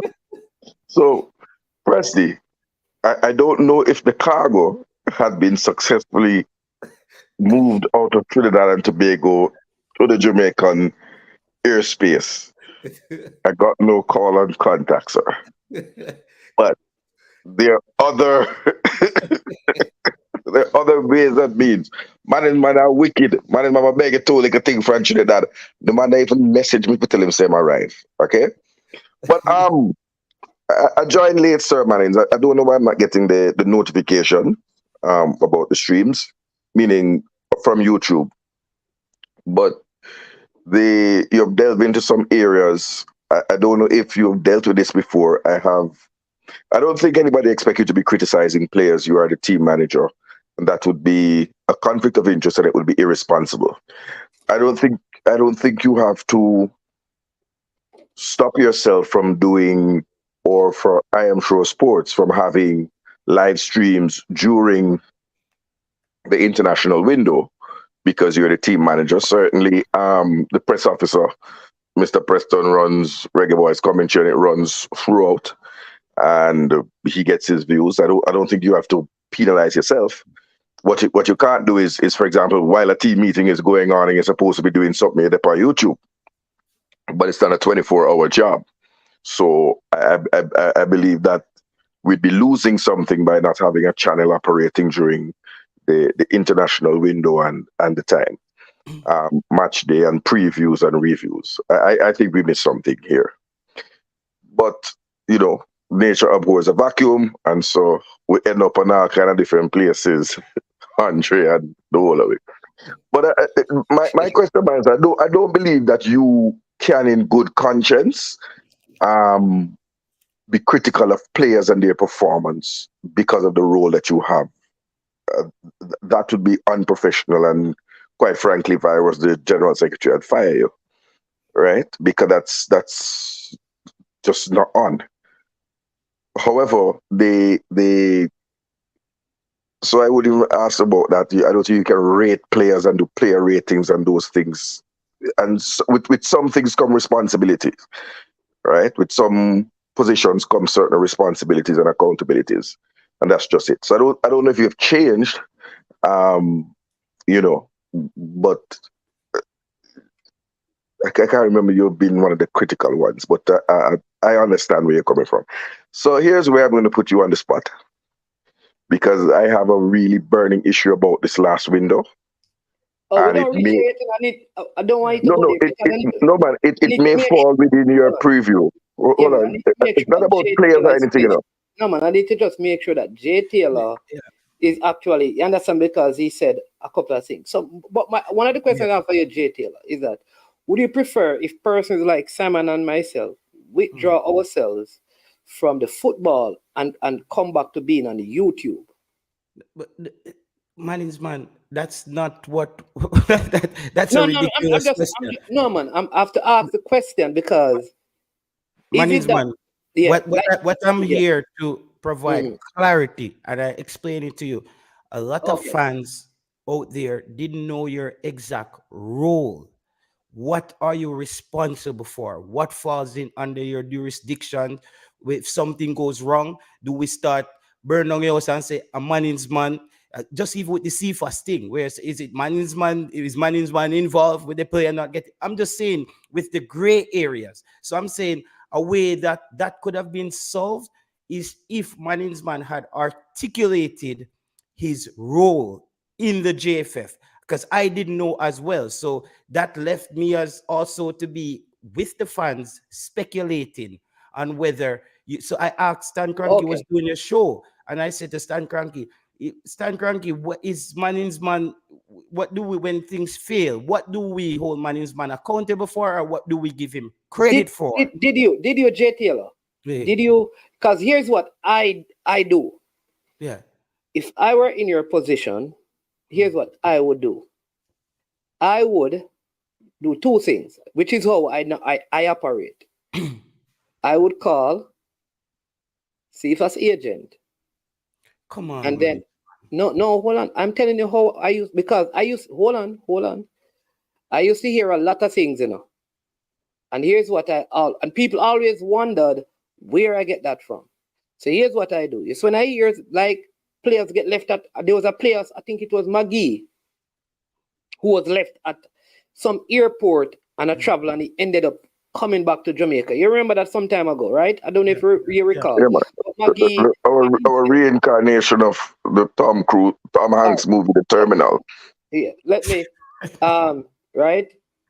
So that 48 happened. hours at the airport, but we haven't heard that happen since management has been the team manager. We have not heard that. No, you see that now? You see what he just said now? So you let me see just what I'm saying? We have not heard about those things since management has been the team manager. But that's what I'm saying.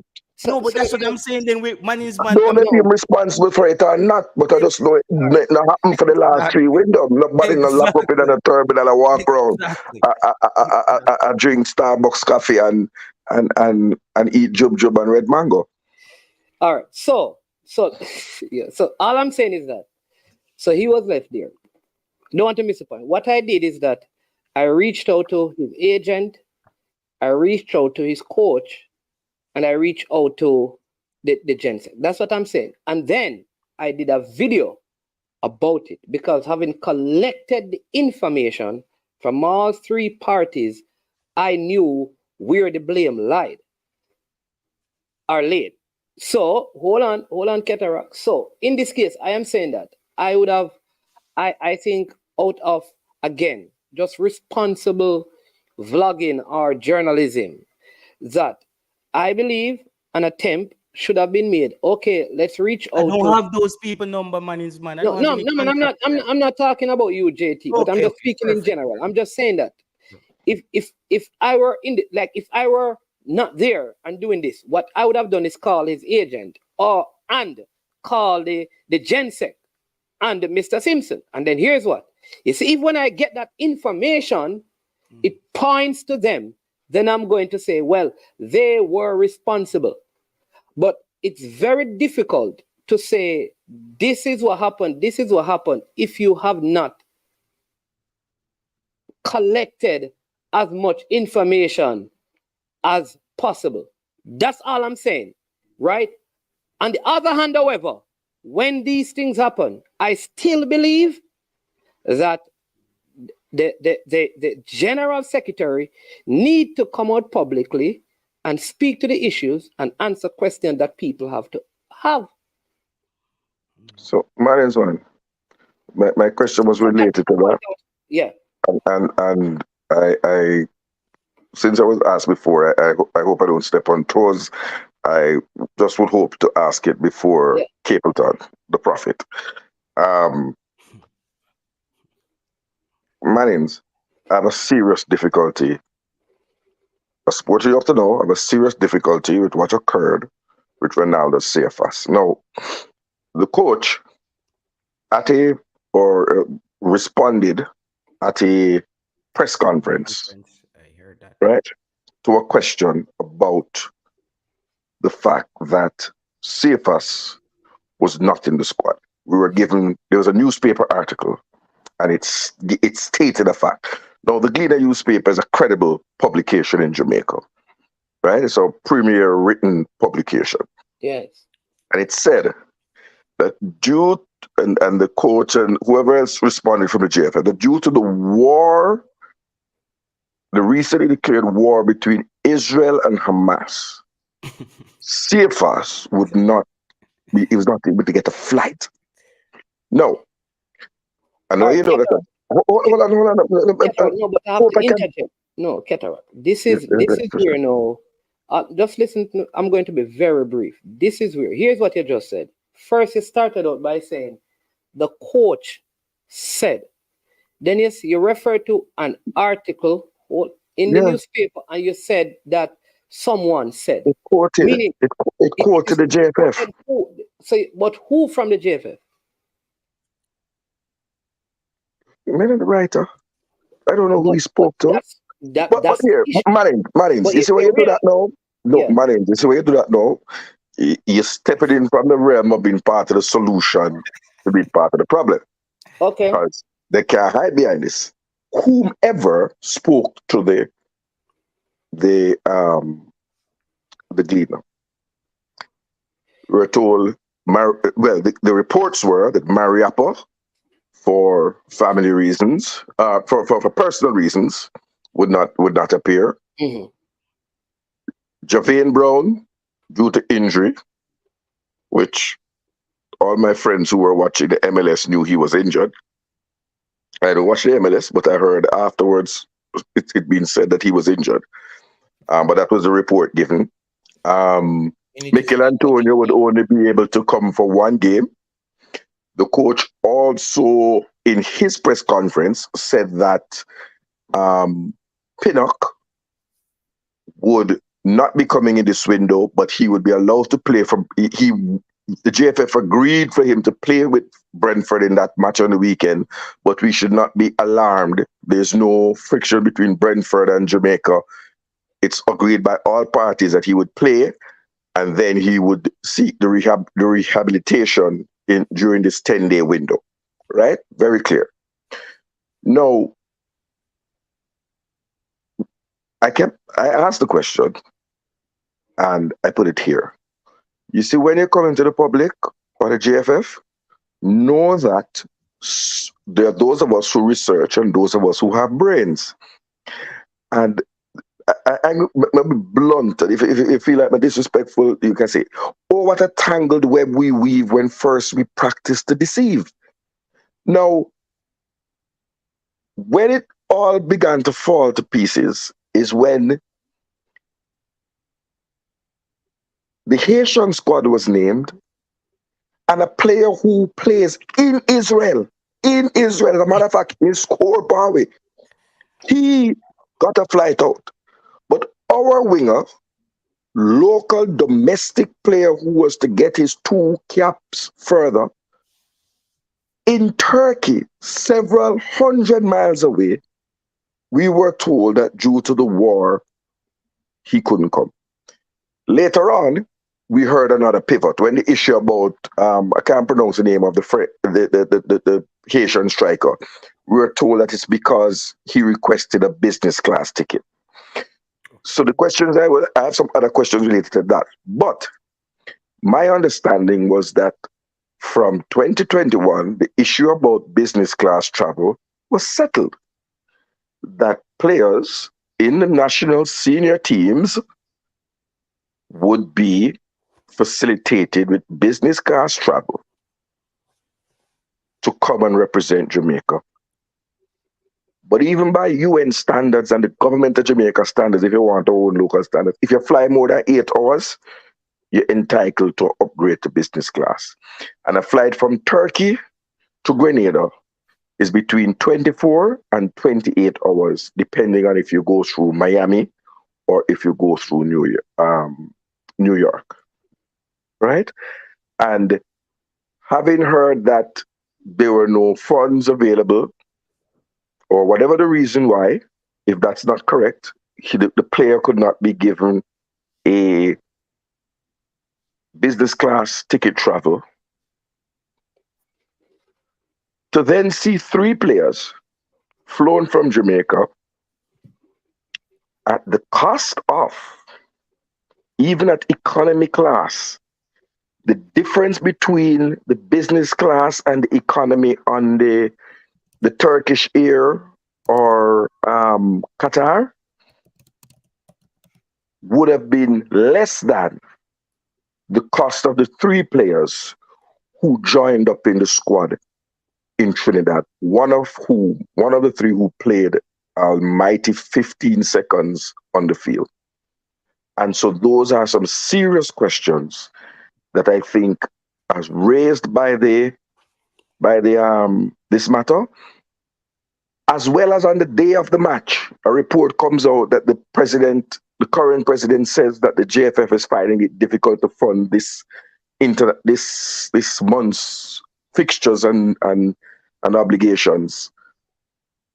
And it seemed that the money was not wisely spent.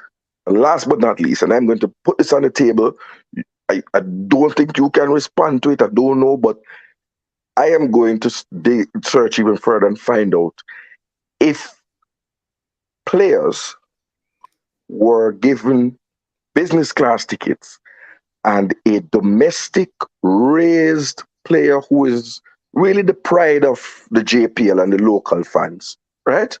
Because of him going to Turkey, him excelling, and if he was not given the same level of travel or offered the same level of travel standard as other players. And I rest it there. But it left a bad taste in my mouth and it leaves a lot of questions. I don't know if Jay Taylor had other questions apart from that. Let me just ask a question you're asking. You're saying that the Josh and Anglin, King and Ming, 880 something US dollars per person. Let me finish. I checked the flight. Traveling directly from Jamaica in economy to Trinidad, right? That flight, the cost of that flight the 3 of them. For the 3 of them added, yes, is cheaper than what it would take for CFAS to travel business class from Turkey. The difference in between, because remember, he would have had an economy ticket. The difference. Who would have had an economy ticket? Well, Marlins, he couldn't come by ship. He would have had an economy travel ticket. That's what would have been offered. No man. And you'd have been seeking an upgrade. Cataract. Yeah, my brother. All right. So can I ask a question? I've never interrupted. Go ahead. Sorry. Right, so make your point. Make your point again. No, just to be clear, there's a economy class ticket on offer. The player, through his agent, is requested business class travel. I'm saying the difference between the economy ticket and the business class ticket is less than the cost of the 3 tickets, economy class from Kingston to Port of Spain. Plus, let's not forget the per diem, because you're playing per diem for 2 additional players versus the 1 player, right? And we were told by the coach that when he named the 23, when I asked about players who were not included, that the answer to my question is whichever player was not included is because this is the best squad that we have available to Jamaica. So I'm to presume that CFS was deemed to be the best, one of the best available 23 when it was named. Right. Go ahead. So the question that he asked at the press conference, was it about, simple question, was it about Trevante Stewart not being called up? Yeah, man, Trevante and one other player, I think Jamal Lowe. And the coach's response was no. The coach's response was that the 23 that has been presented is the best 23 to represent Jamaica. Okay, go ahead. Let me ask you the question. When the coach responded about the best player, wasn't that question that you asked at that point about Trevante Stewart? And the coach went on and spoke about Trevante Stewart even doing well. And then he said, yeah. Okay. So yes, and his response exactly was, this is the answer in relation to any question about which player is not in the team. So a blanket response. Hold on. So the right. coach But that's not the germane point here. Hold on, Cataract. Because you made a point that I was going to speak, you interrupted, and then you added that part. So let me make sure I'm clear. You are saying that the coach said that is his words were, and it's a blanket statement. What you just said? You hear what you just said? Yes. What did you just say? I want you to repeat what you said enough. So you can hear that. You said the coach said that. Are you paraphrasing something that you understood from what the coach said? Or you don't remember what you said? I don't remember what I said. The coach never said anything that you just said. Well, the coach didn't say that. Okay. Well, you added, so let's get back to the point. So you said, so the coach, right. So deal with CFAS first so we can get back to that. Hold on. You said that CFAS agent, these were your words, CFAS agent said that an economy ticket was provided for him and he wanted an upgrade. No, sir. No. Hold on. What did you say about CFAS? He said somebody asked the question. He said somebody asked. Somebody asked who the question? Somebody in the press. Cataract says somebody in the press conference asked the coach about CFAS, right? Cataract. If I'm correct. Yes. Somebody in the press conference asked the coach about CFAS and economy ticket and No, not ticket. He didn't say economy. No, man. I'm talking about economy. Go ahead, Cataract. So did you mention CFAS agent when you were speaking earlier? Yes, I said it was reported. Okay. That it was reported. And that is agent. To be majoring in the minor. It was reported that his agent said that. So we'll get to the point. Did the GFF buy a ticket to CFAS? Hold on. Because here's the thing. I know CFAS agent. You talk, Cataract. No, man, it's not a talking thing, man. We are reason. As I'm saying, every time I'm going to say something, so I'm going to let you talk, and then when you finish talking, I'm mute the mic. I apologize. I'm saying I'll let you. So you ask for clarification. I'm saying because it's not about whether you can trip up Cataract if I got the exact precise word in every press conference correct. I'm saying the player was named, and the reason given. The second reason given, the first reason was that there was a war between Israel and Hamas. And then when it was raised that Haiti had a player who was actually in Israel, leave Israel, and I was the person who made a revelation on another program that 20-something plus players left Turkey to go and represent various countries during this international window, including to Africa, to other parts of Europe, South America. So I didn't know why a flight to Grenada would be the only one that would be disrupted by the war. We were told, it was revealed that the player or his agent, I don't know who, let's say that, requested business class tickets. Okay. So okay. All right. So now we can move on because you are not saying that his agent said it was because originally I said his agent, it was reported that his agent said. All right. Okay. So let's get back to the thing. So you are saying an economy ticket from Turkey to Grenada is cheaper than the ticket for the players to come to so the economy ticket from Turkey to Grenada is it cheaper or the difference is not much to leave from Jamaica to go to Grenada? So you said it's $800. You check the ticket, so that's $2,400 US. I'm gonna work with your numbers. You're saying that the ticket from Turkey to Grenada would be less than that, or the difference is not huge? No, the difference between an economy and a business, the difference between an economy ticket from Turkey to Grenada and a business ticket from Turkey to Grenada is less than 3,000 United States dollars. All right. But all right, so here's what I'll say now, Chatara. Let's start with this.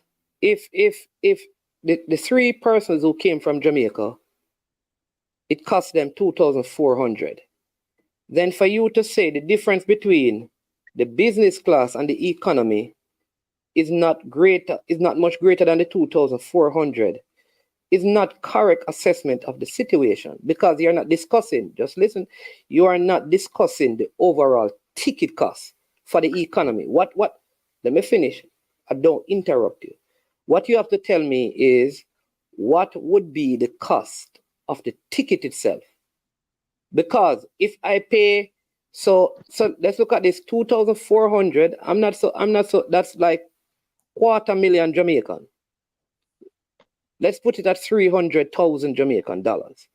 If three tickets cost me 300,000 Jamaican dollars, and say for instance, a next ticket costs me $1.2 million, and if I have to upgrade it, it is 1.7 Jamaica. Just listen to me, $1.7 million.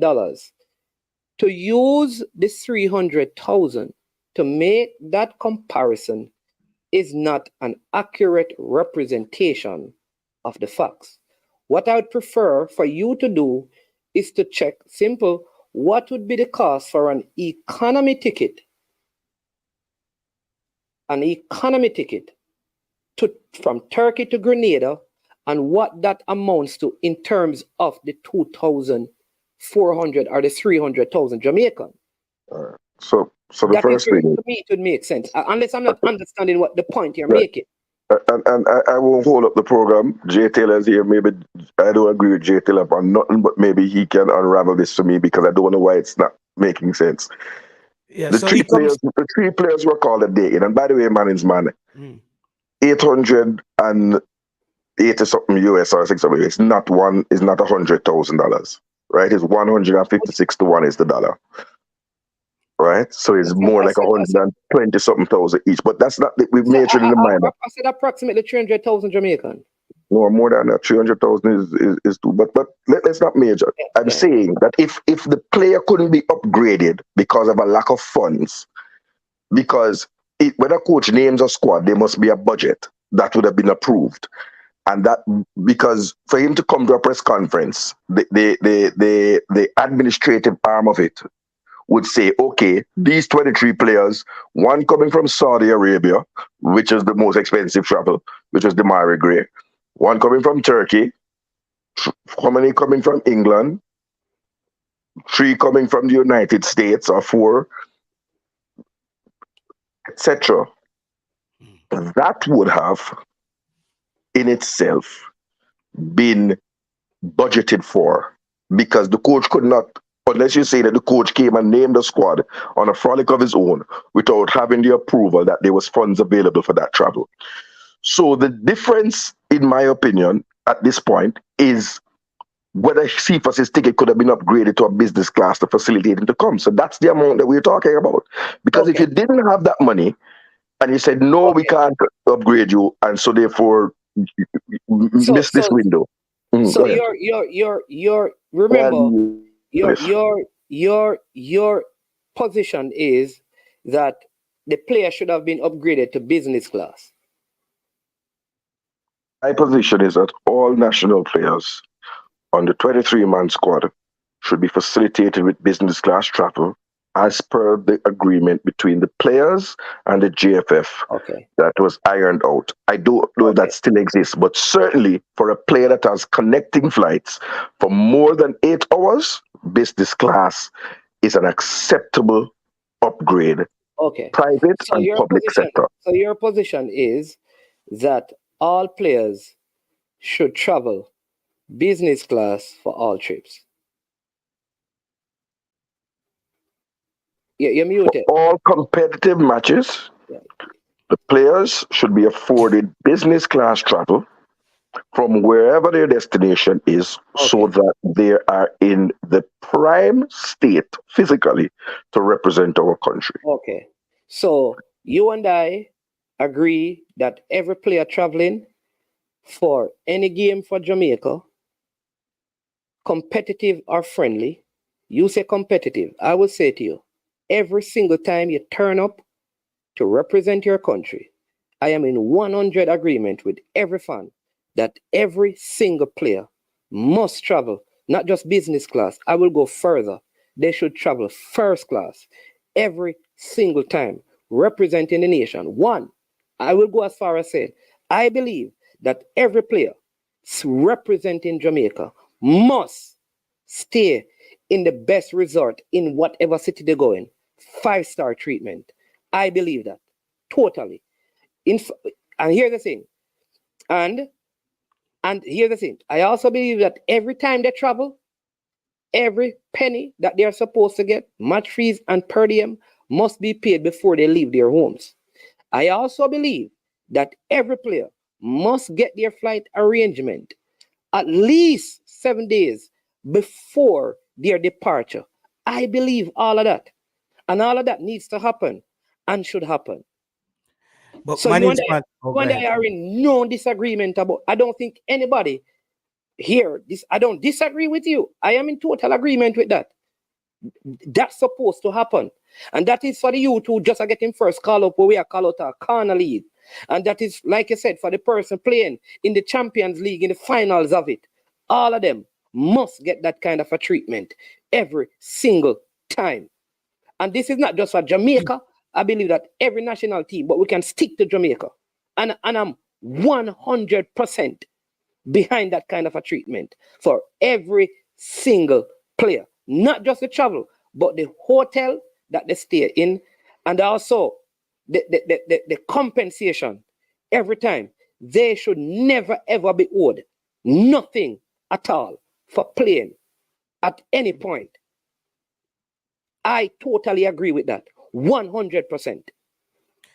travel management, travel, though I think I just want you to know that, Cataract. So I want you to know that you and I agree on that. We can now discuss. We don't agree because you said first class, and I'm not saying anybody should come first class. I said business class because they're on business. I disagree and with you. those of us who travel know that there's a difference between economy, premium economy, business, and first class. If you're on a business trip, it should be business class travel, not first class luxury travel. I disagree with you. I believe that we disagree to agree. Yeah. So what I was saying, management, with the travel, I agree with the hotel and the per diem, but sometimes I think the travel has to be a little bit more flexible if the communication is correct. Just like let's say for CFAS, we say somebody speak to him from the JFF or his management and say, we tried to get these tickets, so business class or first class, it's not working out based on the different routes. The only other option, and we can show you, provide you with clarity, that we only have an economy ticket. We know you really want to play. We will try to make sure you have going back home, you have your proper ticket.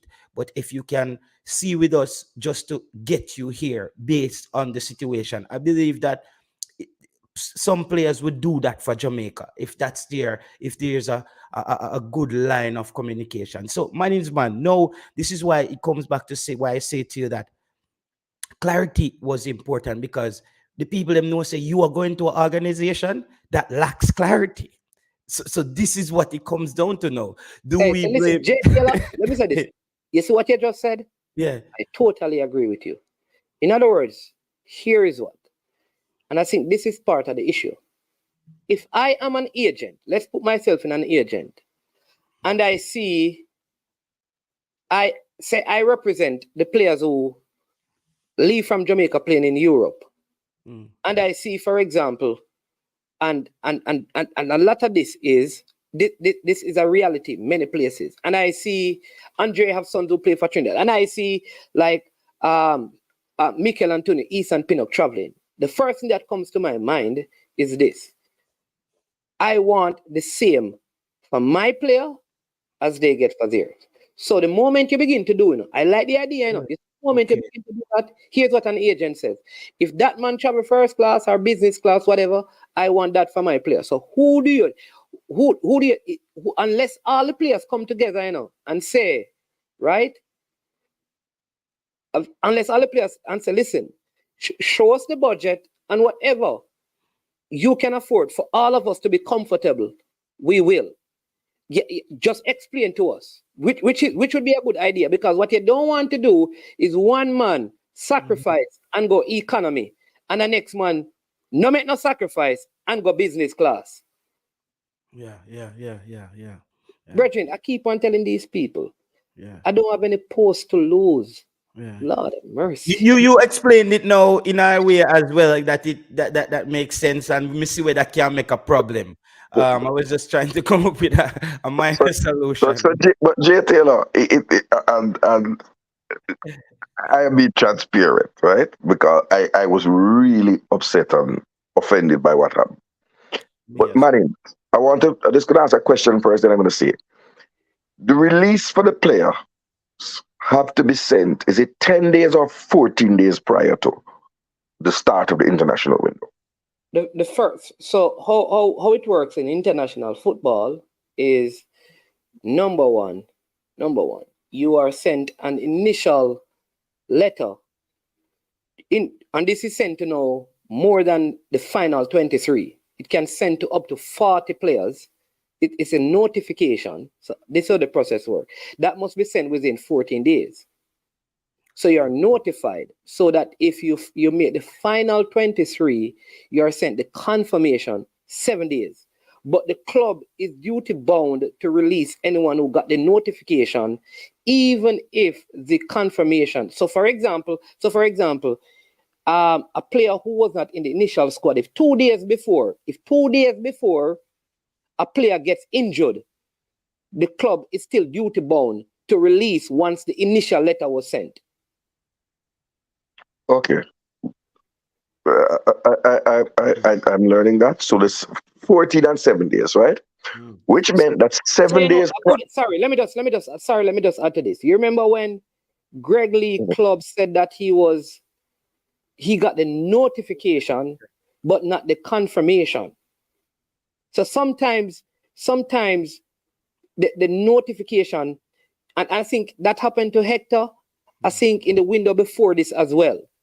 And then because he wasn't in the final 23, people are saying that, there was some confusion. But what happened is that because the clubs must act on the notification, because remember, you can notify 40 players, because you can pick Antonio and he says, I can't make it because he picks up an injury a day before.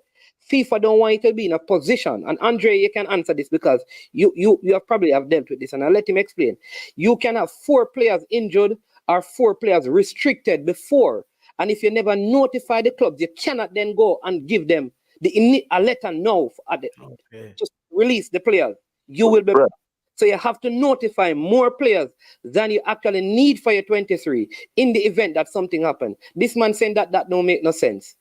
No, I don't know who's saying that, but I want to say this because these things raise more question. So 7 days prior to the start of the international window, CFS would have received a confirmation, right?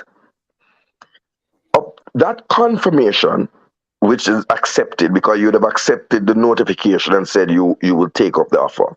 Mm-hmm. At that point, a booking would have been made. Yeah. Now, at that point, 7 days prior to the window and 14 days prior to when the notification went, take it cheaper. But there was no war between Israel and Hamas. Yeah, it's a tie up there, so management. When you drop 7 on 14 days, me find out there's a problem now. No. So what I'm a problem because there was no war between. The war happened a few days before the press conference. What I'm saying, Ketara, it is very important because yes, it is. Let me finish, now, man. What is important? What am I talking about? what was I going to say is important? We have the prophet, and now we have Cataract, the mind reader.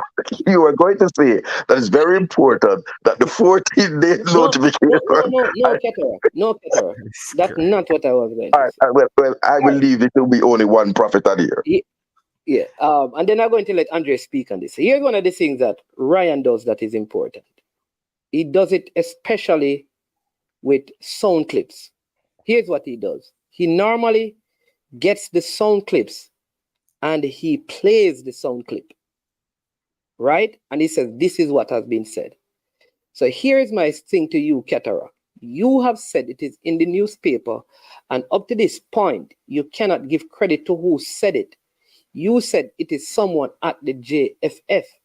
All I'm saying that when you make statements like that, you cannot hold people accountable because you don't even know why you would take that from that someone in the JFF with no news, no name, right?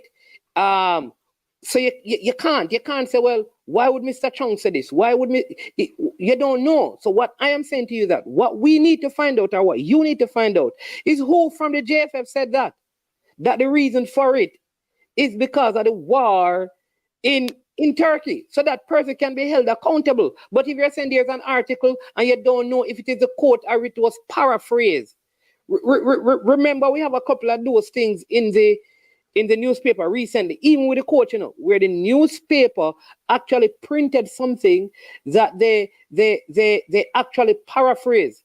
The other thing is that let me have the paraphrase. It's actually Television Jamaica. I've just gone and checked. It's Television Jamaica. So you see, now you're gone from news. So television. In addition to. So it's not only the Dina. Television Jamaica. Remember recently, Oral Tracy had this lady on his program, and the lady said they were talking about the issue of sports psychology. And here's what she said when she came on Oral Tracy program. She said that is not the title that she gave the editor of the article. They changed it and published it. She said that was not her quote. That was a paraphrase of her quote. And she had to explain it. All I'm saying is this. Who did the reporter say that persons from the JFF said, or did they have, you have to have those things. I'm not saying that the TV is wrong, but here's what I will tell you, Cataract. If Ryan, if Coach Minzy, if JTL, like myself, said something, here is what they will say. They can put it and said, it has been reported, right, by persons without putting our names to it, so we don't know. All I'm saying, why is it so hard for them to say, this person said the reason why Cephas did not travel is because of the war in Israel? Let me help you, man. Yes, simple. A JFF press release. Yes. Stated that. And this is a quote. This is a quote from. This is the Radio Jamaica News. There are conflicting stories as to why Turkish-based striker Ronaldo Cephas will miss the Reggae Boyz upcoming CONCACAF Nation League matches against Grenada and Haiti. According to a Jamaica Football Federation open bracket JFF close bracket release, Cephas missed the flight due to flight problems. However, a reliable source. Yes, see what me I tell you about now. Hold on. Yeah. So the flight business and the war was from a press release from the JFF. No, Cataract. Cataract. I am reading the article and you stop me. You stop yourself. Cataract. Just read the article with open quotation, close quotation, and don't add anything. Just read it. Go ahead, start again. Don't add anything.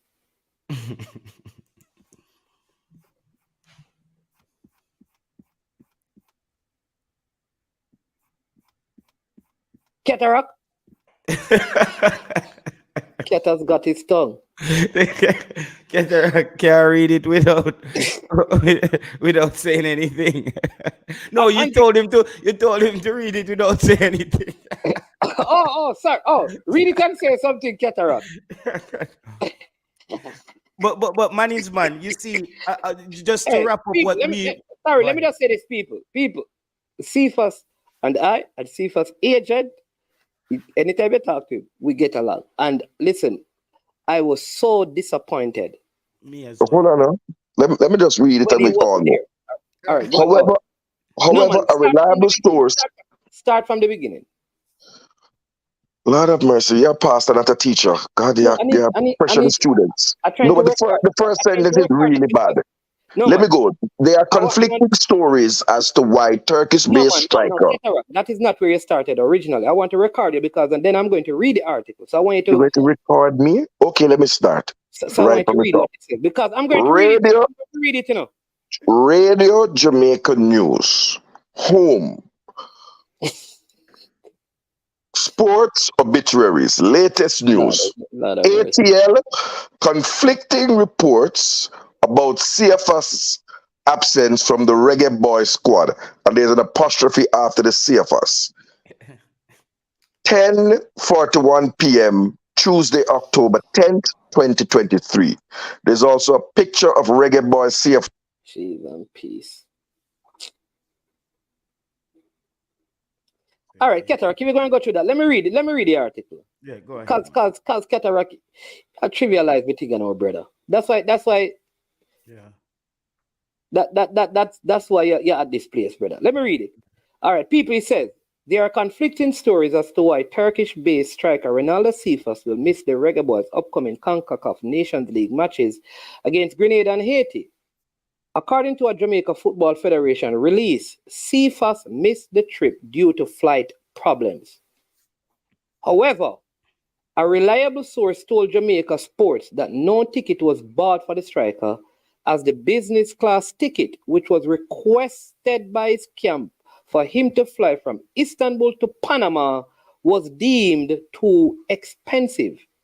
Radio Jamaica Sports further understand that Cephas, who plies his trade with Turkish Super League team Ankara Guku, was only presented with his flight documents for the previous set of Nation League's matches on an hour before flight time. As a result, his flight arrangement had to be changed, with time landing in Montego Bay less than 24 hours before Jamaica's game against Honduras. Veteran defender, all right? And then it goes on. None of the other stuff has to do with Cephas. So the only part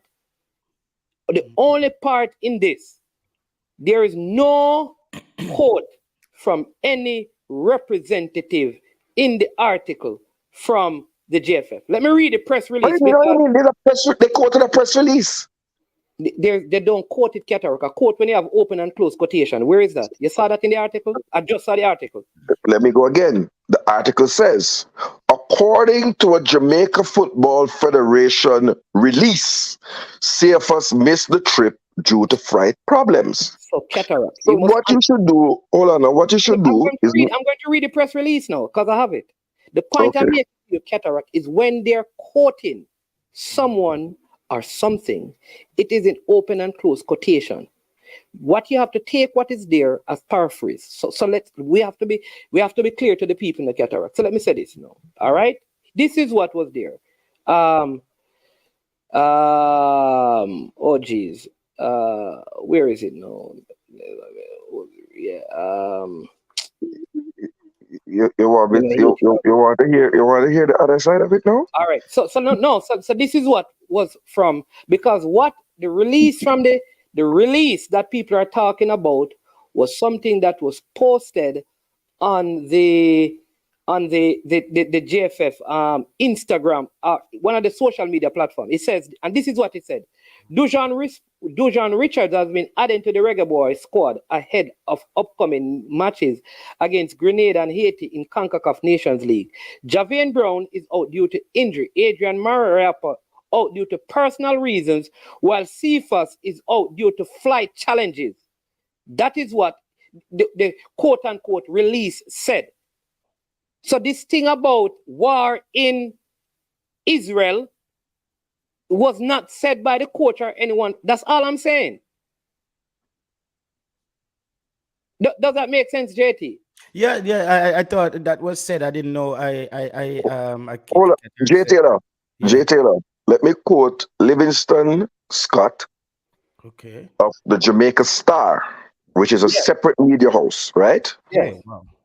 Jamaican winger Ronaldo Cephas is set to miss the Reggae Boys' next two CONCACAF Nation League games. Jamaica will face host Grenada on Thursday before traveling to Trinidad and Tobago to play Haiti on Sunday. Star Sports understands the 23-year-old forward has experienced travel delays in Turkey due to conflict in the Middle East between Israel and Palestine. Oh, wow. A source, so that is not Cataract making this up. No, Cataract. But go ahead, Cataract. Read it. A source. Go ahead. Right. A source close to the camp revealed that the Ankaguku player would not have made it to Grenada until the day of the game, and as a result, the decision was taken to leave him out of the squad. All right, so Cataract. So it says a source close to the camp. Mm-hmm. You see, all I'm saying to you, Cataract, as a person who represents Dre Anywhere's sports, you must understand that he's not quoting anybody. When he says according to, like this has just said, it is not a quote, Cataract. It's a paraphrase. So what I would do, because Livingston Stone is the person is who made this report, right? Because none of this came from any representative of the JFF. What we need to ask is that what I would say as a responsible journalist, because you are a journalist with Dre Anywhere Sports, you have contacts with them. Why not call and say, see for you to what were the flight challenges?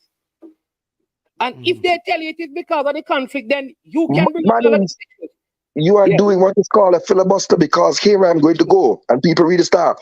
Open quotation marks. Yes, go ahead. There are challenges in Turkey. There were a lot of delays with flights. Close quotation mark. The insider explained. Open quotation mark. Hold on, sir. You just said to me. So that is a quote, because it has continue with the rest of the quotes. Go ahead with the rest of the quotes. Okay. If he left Turkey based on the delays, he would not have arrived in Grenada until match day. But it's the war in the region between Israel and Palestine that is causing these delays. That is a quote as well? Yes, comma, so that it's an impact situation. Full stop, close quotation. Right?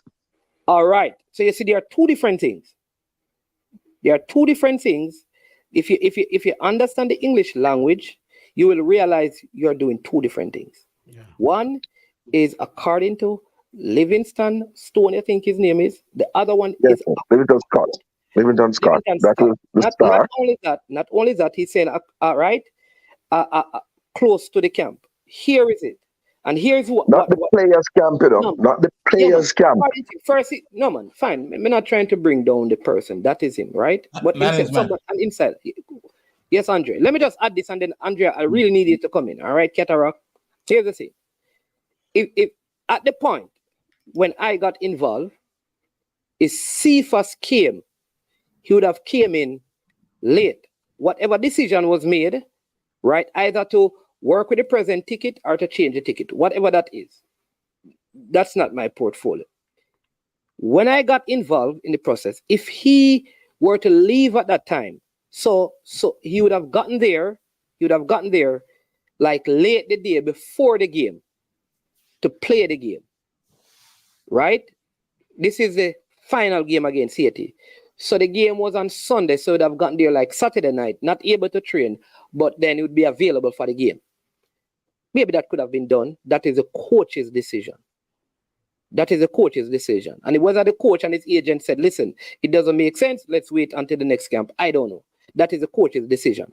But at that time, I became aware of the information. However, that part is realistic. But for the person writing the article to say an insider and attaching a conflict in the region, right? It is not suggesting, like you said, that the initial ticket at the point that needed to be upgraded would have been impacted by it. It is also possible, Cataract, logically thinking, that if it were delayed, the route to probably travel would have taken a little bit more time, which would have made his arrival later And then the question is, all right, if he's going to turn up a day like hours before the game, is it wise to bring him in from such a long flight and to have him play a part for this one game, especially seeing that he probably would not have started having not trained, right? Or is it safer to let the player stay in health, seeing that whatever mishap took place for the next camp? I know the coach. I know the coach, and that one thing I know, that the coach will always make decision that he believes is in the best interest of the player.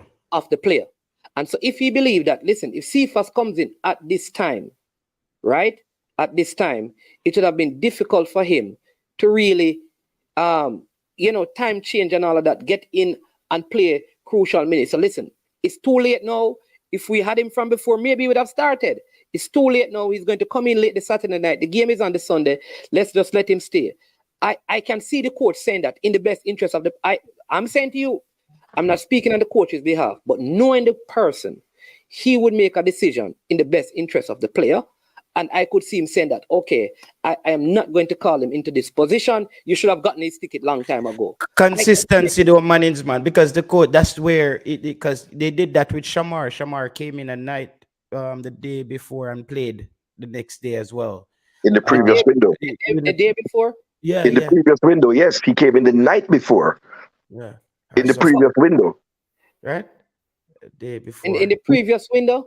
He came in on the Monday? Yeah, and he came off the bench. Not the Monday. He came in the day before the Friday match. He came in on the Thursday night. On the Thursday night? Yes, 8-something p.m. And started? No, he played. He played. He didn't start. Okay. But he played. He came off the bench. Okay. But Andre has been trying to speak, and then yeah, go ahead, Andre. We management, we book. You need to call the Guinness Book of Record today. We book a record today. Cataract asked the longest question that has ever been asked. And let me say this, Cataract. let me just say this. And somebody just said he did not turn up the day before the game in Jamaica. All right. Look here, please. Don't do that. Cataract. Whoever it is, don't do that. Don't do that. Don't do, brother. Cataract. If a man is going to call my integrity into question, me, Cataract, the day at the airport, and another matter. When he landed, and I challenge you. No, Cataract, the person might be right. I think that's how it went. Cataract. The person might be right. He had 1 day training before. I think Cataract. I think they might be right. I think. Cataract. Yeah, my brother. Yes, sir. Yes, boss. I'm going to sorry. Just for you're saying that the Honduras game, right? The Honduras game, Samara was not in Jamaica until the night before the game. And you were at the airport and you saw him. And I'm going to. So let me tell you what I'm going to do. Let me tell you what I'm going to do. I'm going to go and check when the person who I picked up at the airport arrived. Let me just go to that. Don't do it to yourself. Cataract. It's tricky. I'm remembering no man is Cataract. No. Hold on. Cataract. And he trained no. Andre, I'm going to send you something. And Andre, for you to see. I'm going to double check. Don't worry. I'm going to double check. And I'm going. The whole heap of checks and balances. But Andre, you are speaking. Yeah. Whole heap of checks and balances are going to go on. No, I'm asking you that you're Simon. Because you know what the other check is, my brother, Jay Taylor. So the man them tried to fly the man through Panama to get to Grenada. No, we have to talk, but I'm going to make my check. I'm going to check my WhatsApp, man. To pick up somebody. Get a real You're going to make me get a divorce. But that's when you're at a town hall meeting and you get jammed up by somebody asking a question at a town hall meeting. Cataract, go ahead, Andre. Cataract, you gotta read the tea leaves. I am so special. It seems kind of confident. So it must be somebody that's in the know. Yeah. So be careful. management, there's a lot of things that has been said, and I think for a lot of these things, it's outlined. FIFA provides; they do a very good job of providing through various documents what the expectations are, what the rules are, what the guidelines are that the member associations need to go by, because all the member association is a representative of FIFA in the particular country. That's all it is. So the rules are out there. When you're supposed to send letters, and it's referred to as a provisional squad. So more people than those that would be called in the end would get a letter. The club would get a letter, and then the squad is selected, and those people are invited to come for national duty, and all the days and everything is outlined. I think what you all are discussing is probably relative to the MA itself and whether or not the competence existed and did things in the way which it's supposed to be done. But you all were making a point about the treatment that the players should receive. First class travel, 5-star hotel, and I think that's consistent all around the world with most MAs and the national team. But as you were making that point, and Cataract and JT was agreeing to that point, it came to mind, to much who is given, much is expected, right? So you give the players all of this, and I don't know if you guys remember your last window, you had a situation where players were being called out for partying. So you do all of this so that they could be in the best possible shape to compete, and then they do something different. So the players as well has to be professional. I'm on the side of the players, right? I'm a player-centric individual, but if players are not going to do the right thing, then we wouldn't be heading in the right direction.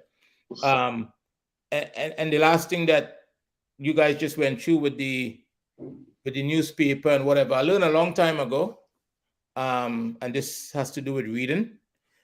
When you read something that's written by, whether it's a book or a newspaper article, whatever the case may be, one of the things that I always ask myself is, what does the author of this document, book, article, whatever, what does this person want me to believe? And where's the evidence of that? Okay. And if I can't answer that question, then I don't think I should consume what they have written. And I think as you guys read those things, you can see sometimes where you can't, if JT said something to me and I'm a journalist and I'm going to write about it, I should be able to say, JT, once you start to get into an anonymous source and all that kind of stuff, it becomes difficult to embrace as facts.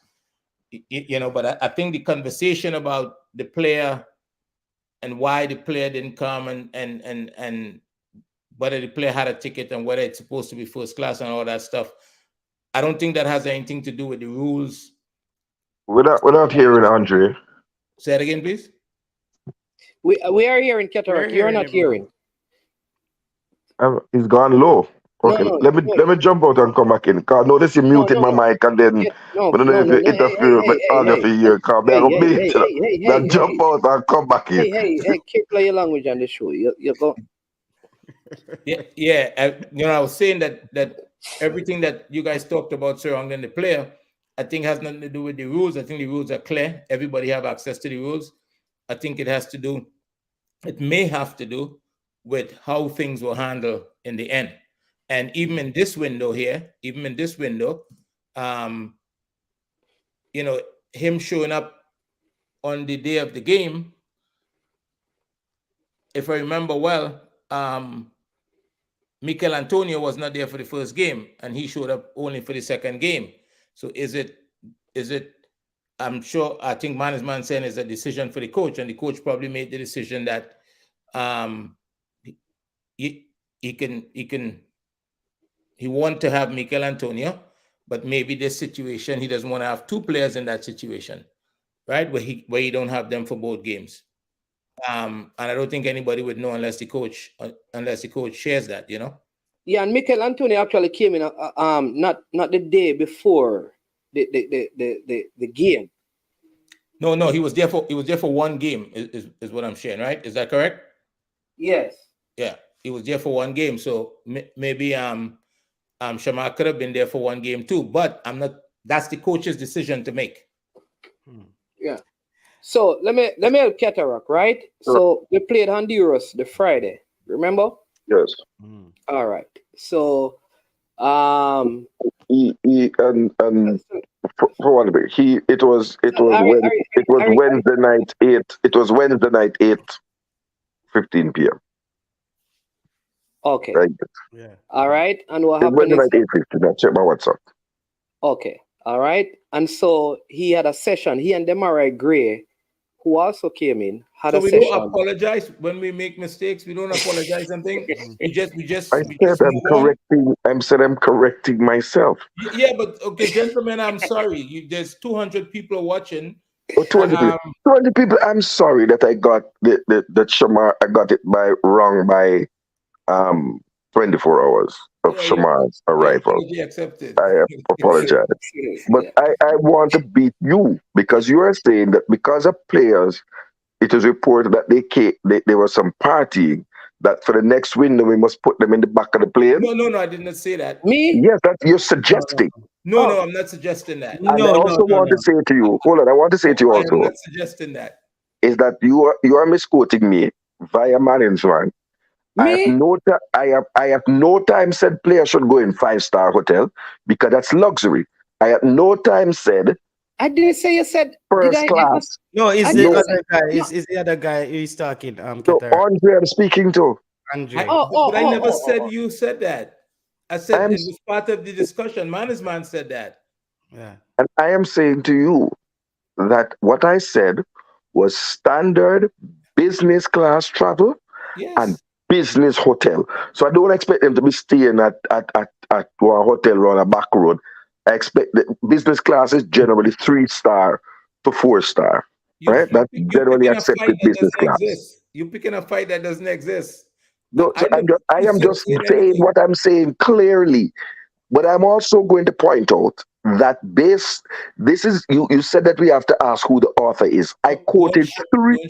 Hold on, allow me now. But you're saying things that people you've been. That's what I never said. That's not what he said, Cataract. That's what I'm saying. You're not listening. You never said first class and 5-star hotel. Cataract, Cataract. Please, just sit up so your ears are not being blocked by your orange pillow. All right. Election at Jamaica money. So let me say it again, Cataract. Let me say this. I believe that national players of Jamaica, male and female, when our senior team is traveling, I believe that they should be travel first class. I believe they should stay in 5-star hotels. I believe they should be provided with the best ground transportation, because I believe with all my heart that if you provide the best environment for your team, you will get the best performance for your team. All right. Whether or not that can happen, we may not be able to, but I personally believe that that is what they deserve.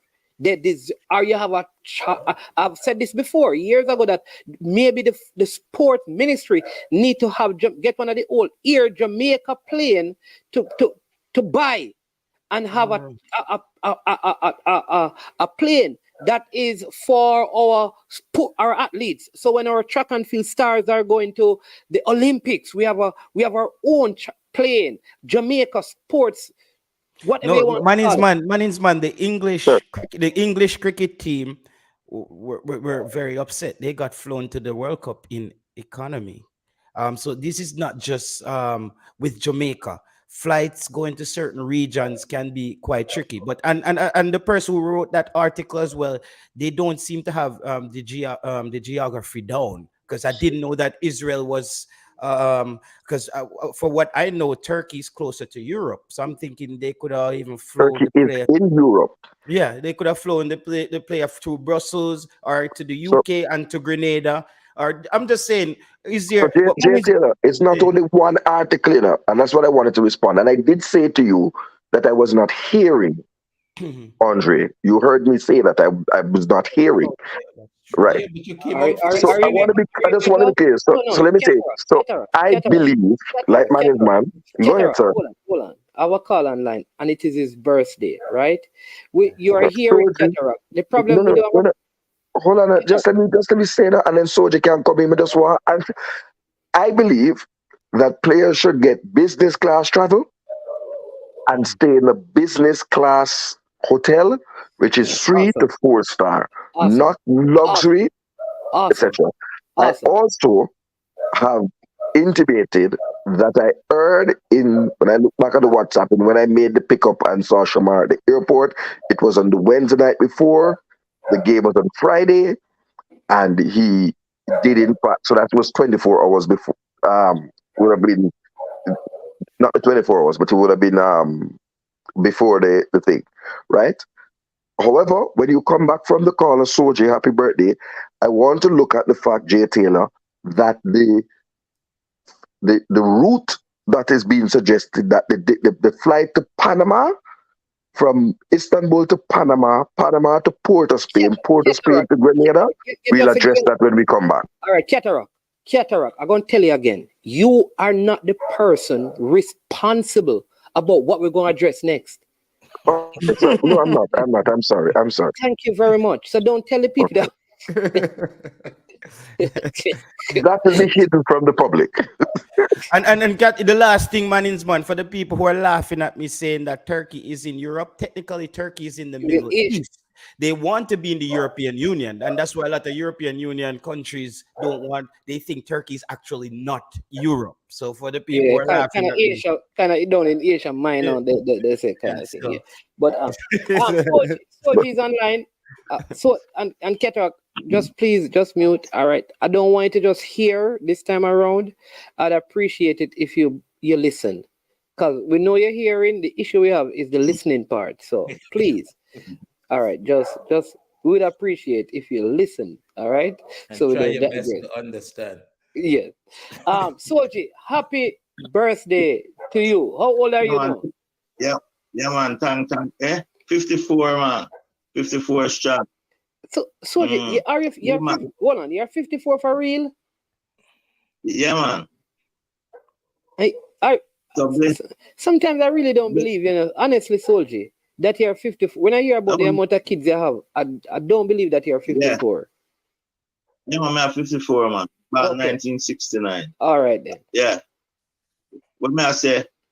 Yeah, man, bless up to your panel, man. JJ, Cataract politician. Yeah, man, bless up yourself. Me agree with something. Me agree with Cataract something, but most thing I agree with you with man.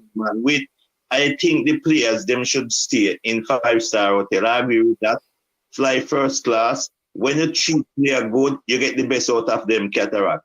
Cataract, that's why your party now go win Cataract, Lord because these things. You may say these things must look out for your players.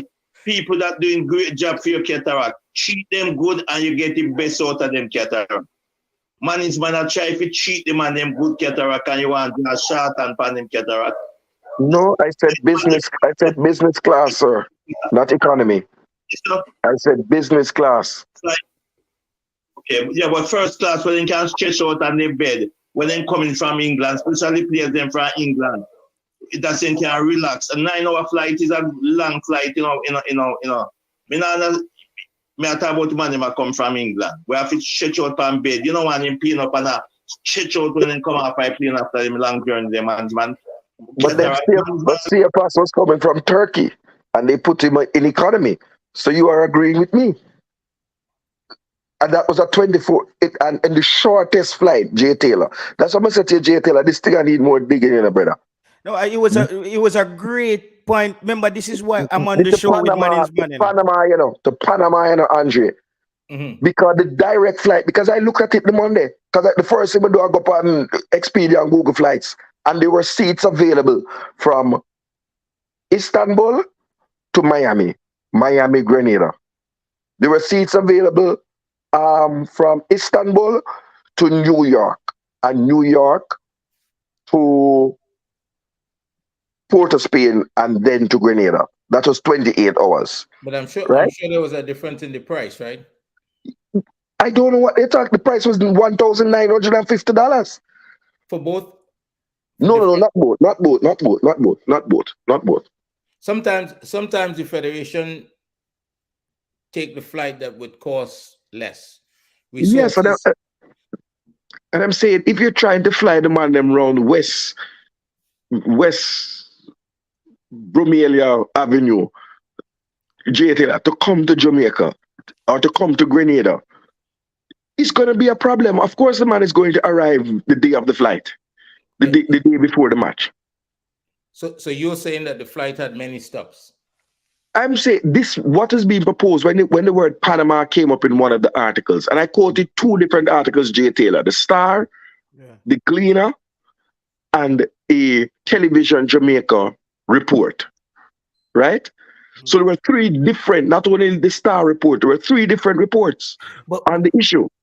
But Cataract, this is what I'm concerned about, because you were in the press conference, and this is where I tell management we are speculating. No, I wasn't in the first one. I am not invited to the press conferences. I get there. Oh, you wasn't in the press. So I wasn't in the one where the issue about CFS and not being there, the pre-game press conference and that stuff. I wasn't in that. I was in the one where the team was announced, the one at the JFF headquarters, right? But I'm just saying that Cataract, because hold on, Soldier. J Taylor or something. More ask management, because this is another thing. Because now that management, you have pointed out to us what your role is in your free time as a private citizen. What type of questions are we allowed to ask you on YouTube? That you're allowed to answer. It's not allowed to. I mean, I don't think nobody can tell me not to answer this, not to answer that. But I mean, again, professionalism is important, and there are some things I don't believe. Like somebody was asking me about team selection. We have to understand a team manager don't have the portfolio of team selection. Who the coach selects is the coach's job, not my job. So you fight for somebody to say to me why Jamalo was not selected, and they select that. I mean, I don't think that general secretary or the physics. I don't think unless the coach give permission. Not even the assistant coach can answer those questions, because that is in the purview of the coach. And I think sometimes we people, and I say even, and I've seen this with the persons in the JFF, that sometimes they answer questions that are not in their portfolio. Okay. So a lot of times, like I like with the coach on trips that I've been on, there are certain things that come up, and he will say this: that's an administrative issue. Okay. So as a team manager, you deal with that.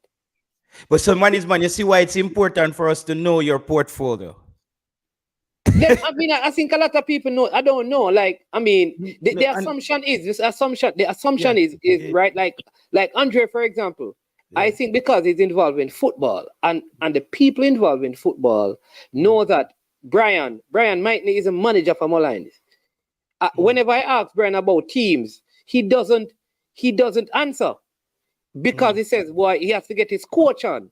So I've never heard like Edu come and talk about players that Arteta select for his squad. I've never heard. You understand? You don't see that in football, and you don't hear Pep and those guys talking about their travel arrangements. The difference with you, management, is because, as I said, the JFF lack clarity. So we have an expectation from you in YouTube to be that like shining light to kind of help to solve that a lot of the fans are always saying, bro, when I'm not having a YouTube channel, I'm still, either way, I'm a normal fan. And a lot of these questions is what I'm seeing that fans want to know and I want to know. So we're saying that management going in there, we are like, okay, management know what some of the problems are and what the fans are really upset about on YouTube. So I know you're not in there to use that as your foundation, but I think it will also give you an idea as well of what's really upsetting somebody. But if you work, all right, so I suspect that you either do your own business or you work for someone. I work a 9 to 5. You work a 9 to 5. All right. Yeah. So here's what. So I like I say, I run an organization, and no one can give an interview about it without me knowing. Okay. And in CONCACAF, and this is the actual rule, the assistant coaches cannot make appearances on behalf of the team without the coach granting approval. And I think that is that is normal. I think that is normal footballing operation. And you'll hear the wise one will say, listen, that's not my portfolio, speak to. So like if someone come to you and say, listen, I realize your company this year they made $8.9 million in profit. What is the net like, and tell us what were some of the things that you think you can go out and you can't speak on that. Right? You can't speak on that. But they probably can ask it. Even sometimes, even what they ask about your own department. You can't. You have to there you go. Yeah, because I'm in logistics, and sometimes people come in, I have to point them to the people who are above me, even when I'm standing right there. They might so I get you, but why I'm saying these things is this is from a YouTube side. I don't think you understand, man, how Jamaican think people, how we view things a lot of time. You're now viewed as the JFF. Like without us, our people knowing your role, Manning's man is JFF. That's what I'm trying to say to you. People are not breaking it down to the minute. And your actual roles and functions, it's not look like people don't look at it like that on YouTube, my brother. You're expecting everybody to be intelligent enough if you say, okay, this is what man is. Even what you explained to me today, it's new to me. I don't know how the inner workings of the JFF goes. We just say, yo, other person if you get some lick, other person we don't know how it goes. So we hear that now man is the manager. So that's what I'm asking. Here's what though. Here's what is key. And people who are regular on my platform, here we say this over here often. Where experience don't meet expectation, fill the gap with trust. All right. What is the point? The fill the gap with trust is that. All right. I don't know. I am not going to assume. And what I'm saying is a lot of things I used to hear. So you know what I did? I brought Dalton Wint on and I put him before the public so they could ask him questions. After that, other people got him on. I brought the president on. I brought Mr. Speed on because while I hear things, it is also important that I hear from the person. Because while I believe that some person needs to be beaten, I must have justified reasons. And people say, why you talk to this person so much? Because unless people talk, sometimes you don't get to hear. But we sometimes engage in dialogue about the situation that puts the person in a position that, why should I come? You understand me? You already went through this whole thing without all the facts when you could have called. No. In the cases where some persons don't want to come in and talk, then you have to work with information. You have to say, listen, they refuse to speak, and this is the information we have.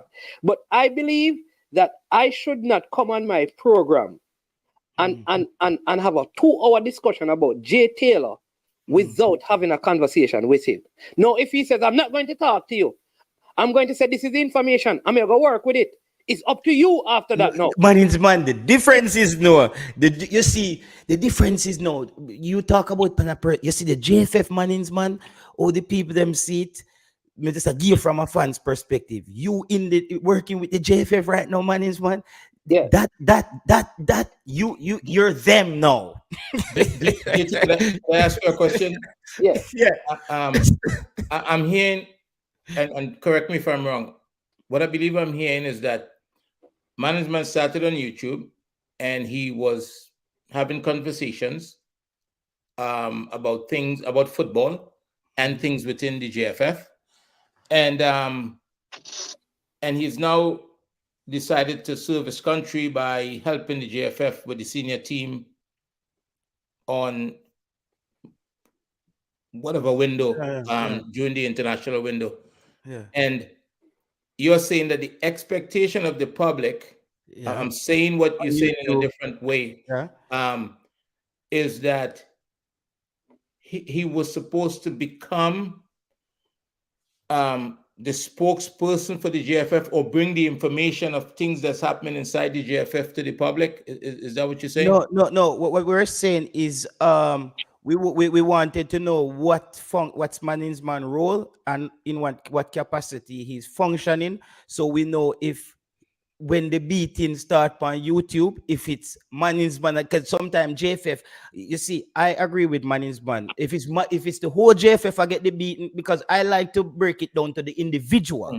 That's why they say I defend Mr. Speed, because Mr. Speed is a man who get blamed for all if a bag drop off of the plane. Them say Mr. Speed didn't at the back and the plane and him fly the window. Like me, I tell the people, say it doesn't really work like that. Right. So I want to make sure when I hear people say Manning's man sell out, a Manning's man to make Seafoss get him plane ticket, I can say, guys, Manning's man is not responsible for that. But so what I was saying, Andre, is me not knowing Manning's man exact role, he's gonna fall under the everybody beating stick thing. Right. But I think hey, hold on, Soldier. Hold on, Andre. Let's Soldier go. No, man, you see a man put up when him Dukeland put up, say me change my age, change me age, and say me born 1960. Well, this man know me, man, know me born and anything. What? Yeah, this man know what? Say me live about the age and then thing. This man where you know me from? Where that? Me not see that, Soldier. The man said Soldier change your name. Change your age for born in a night in a 69. I want the girls, them. When I would have two smutty man. A long time I tell you, say you don't go until a man beat you. Soldier beat him. I mix up the big Soldier in a them number there. I'm on a call. Can I call you back? Is something you need right now? Red mango. Red mango.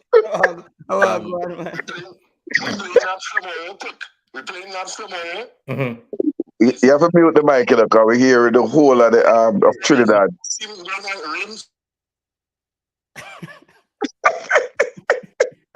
Mute the mic, Andre. All right, I'm muted. All right, Andre, we're here. All right, Soldier, my apologies. Dukeland. Soldier age is right. Yeah, but you know this man could say me treat me age. The man say the Soldier. Right. Soldier, the man say, yeah, try born in a 69. Okay, let me bring back all right, so let me bring back some semblance of control. Man, I know you will do a good job. Man, I know you will do a good job in anything where you take up, because I know your ability. But one thing surprised me the other day though. Because when I think the coach had said Dujan Richard wasn't playing enough football. If me coach wrong, on terms I'm wrong. Yeah. And that's the reason why they never name in the squad. So how come when me look, I see him in the squad and starting in the squad? Okay, that's a very, very good question. Very good question. And I think Soldier, like when there's an express conference, I think that's a question somebody should write down and said, given what you said in the press conference, we finally saw the player in the team.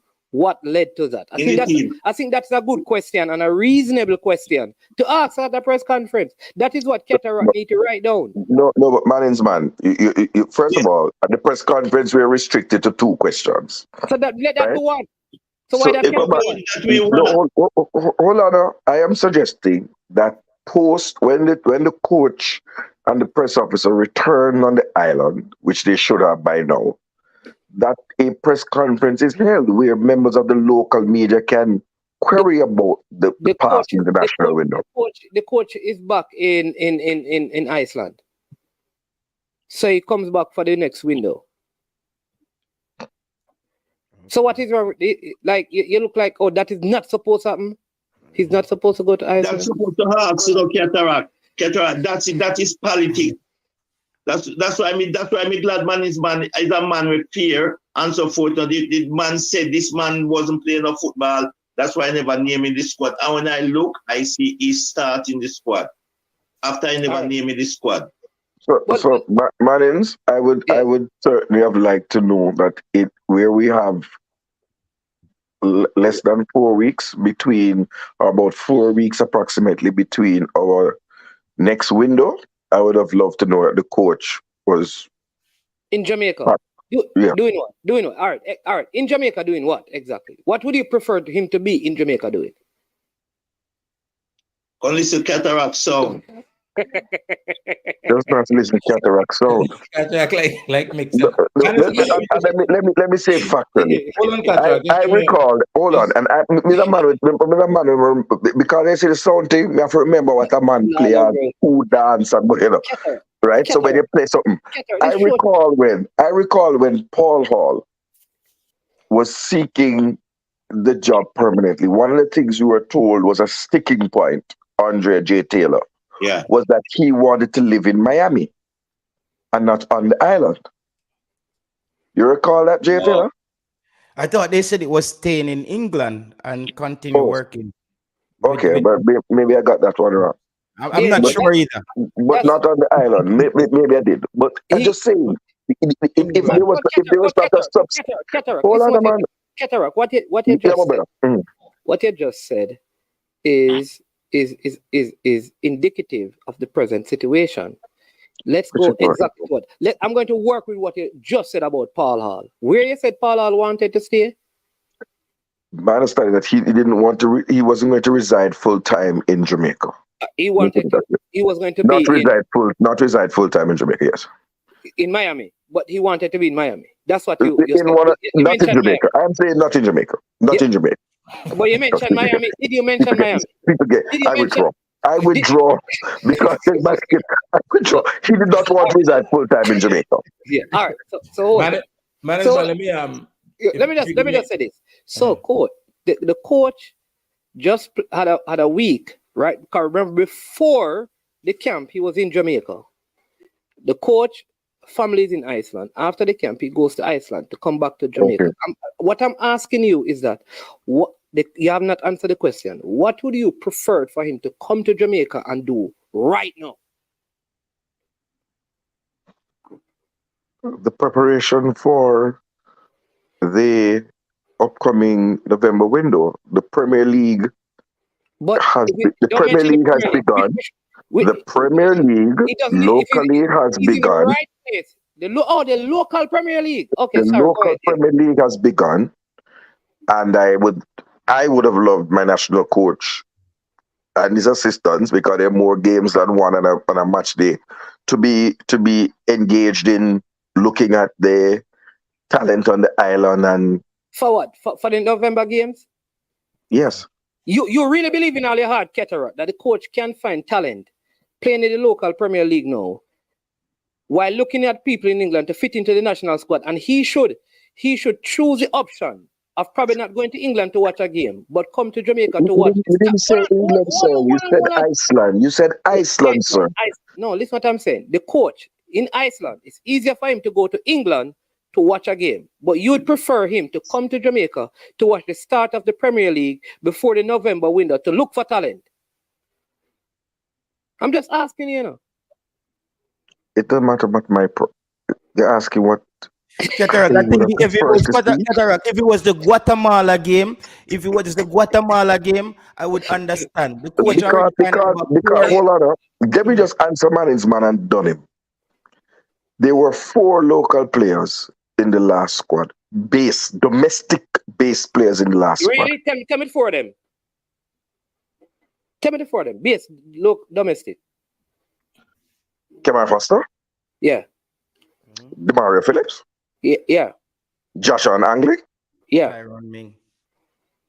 Kyle Ming. Okay. And you want to ask it again like you are? Like, no.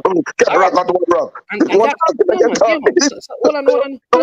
You apologize to Cataract because you rushed me like a pit bull. No. Because I'm going to use that to mash up your point now. So, those players were calling to replace. Hold on. Richard King is back on the island. So fine. Hold on. And Dujan whisper Richard that he never called. 6 of them. All right? Wow. It's larger. All of those players, again, the question I'm asking you, all of those players were called in to replace other players. Yes, sir. Foster to replace Kanaya Boyce Clark. Yes, sir. Whisper to replace somebody. King to Three of replace us. Say the name. King to replace somebody. Ming to replace somebody. And Thing there. And Who was King replacing? Who was King replacing? so let's look at the players who didn't Who come. was King replacing? Because we had all our central defenders. Who was King replacing? Cataract. Ming was replacing Trevor and Gray. You ask the question, do not answer it, man. Okay? So, let me give you a next rule that you need to know. For those of you who don't know. So, how CONCACAF is if you have less than 23 players, you cannot register on game day more than. These are rules that we need to know. You cannot register more than 3 goalkeepers. You can't register 3 goalkeepers. The only way you can register 3 goalkeepers, right, is if you have 23 players. Okay. So remember, we didn't have 23 players for the first game. So you could only register 2 goalkeepers. Okay. That's the rule for it. So some of these things, if you don't know the rule, then you don't know why certain things happen. So in order for you to have 3 goalkeepers registered, you have to have a full complement of 23 players. Hold on, Cataract. So for the game, here are the players that did not make the squad. Mariappa. You can tell me if I'm wrong. Mariappa. Tavon got injured and had to go back home. You're wrong. Mariappa was not in the squad. Cataract, do not tell me. The reason why we had less players is because Mariappa was not in Grenada. He was in the squad. He just didn't come up. He was. What do you mean that he wasn't in the 23? No, you're saying the Trinidad match when we called the 3 players in. Did you hear me just talk about not having 23 players after that? Are you not listening? You didn't hear me saying why? You said that, man. That he said it, Qatar. That's why he said that you can't register 3 goalkeepers. So he went anyway, over somebody said, you alone go on, man. So, let me ask you a question. Did we have 23 players at the Gold Cup? Or was Ethan Pinnock absent from the squad? Ethan Pinnock was absent. Good. And didn't we have 3 goalkeepers there? Where? Yeah, we have 3 goalkeepers. The Gold Cup. Listen to me. So, let me answer you. We also had 23. We had 3 goalkeepers in the Grenada game. Just listen. So when you have 3, you can't register them as goalkeeper. You have to register one as an outfield player. Okay. Though they are in goalkeeper kit. I didn't even know that. I didn't know that. I'm just trying to. But you're not listening. You're not listening. You think I'm trying to prove you're wrong, so you're trying to prove yourself right. When I'm just explaining to you a simple rule. Wow. He really does, man. Let me ask a question because I've got to go nurture some young talent here this afternoon. I think, JT. Yeah. I was going to ask you this just now, and I think it would be helpful if you can answer it, if you understand it. It would be helpful for future discussions or create an expectation. Do you have a sense of what the YouTubers expect man-to-man interaction on YouTube to be since he now helps the senior team? It's mixed because you know Ryan has a new name out there for anybody who's connected to the JFF. You're called an agent. You know, that's a good term on YouTube now. It's the new term, agent. Which I think is actually a dangerous way to look at it. Because I believe that the YouTube for me is the diaspora, and there's talent within that. And if we can get people out wherever they're from within the space who can go in there and function, because as I said, one of the things I said, the main 2 things that I was excited about Manningsman and Simon going in there, Manningsman would have heard the fans' voices on YouTube and know why they're disgruntled. Right. That was one of the main things. And I was also thinking now, Manningsman has the power of the JFF signature behind him to also where he can reach out to players and say, can you come and play for Jamaica? Because he has that, he's actually the team manager. Yeah. So those two things really excited me. For other people though, they don't really break down it to a minute level, as I said, and say, this is what Manningsman does, and this is what his capabilities are in. He has to function within this area here. He was placed in a general sense, like, you know, the JFF umbrella. Like, so for me to go wrong, you see a Manningsman, the people are just, you see a Manningsman him gone in there, it worse. No, him not do not.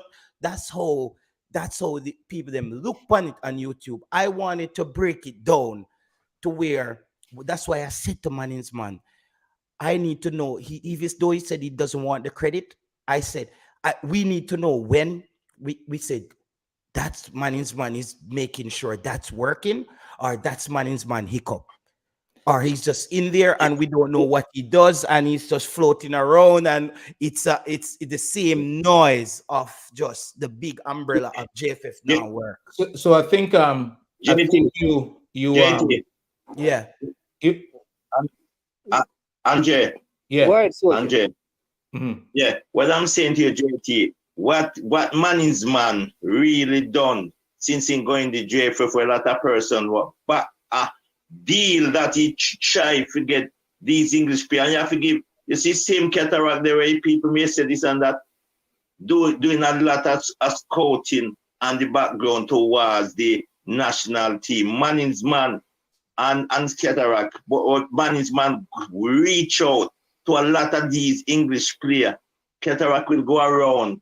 Well, cataract could love most of them and them from Leeds should be Jamaicans where he could get them. But may I tell you, he doing a good job. But Manningsman doing a great job on the scene as a manager to scout player. Manningsman doing, and Cataract maybe looking about for the, well, Cataract only look out for in Reggae Boyz, nobody else. But Manningsman look player all over, even girls Manningsman seek for come to get fit from the program. So Manningsman really doing a good job on the backstage. Soji, please withdraw that comment, Soji. They don't understand. All right, hold on, Soji. Andre go Cataract because I know he has to run. So what I'm trying to add is that a lot of people use the YouTube space differently. And I think for some people, they can, in their discussions, it turns into a personality conflict, basically, right? By addressing people's personality. And for some people, they might use the space to educate people. And I think there's room for everybody. I think everybody serves a purpose one way or the other.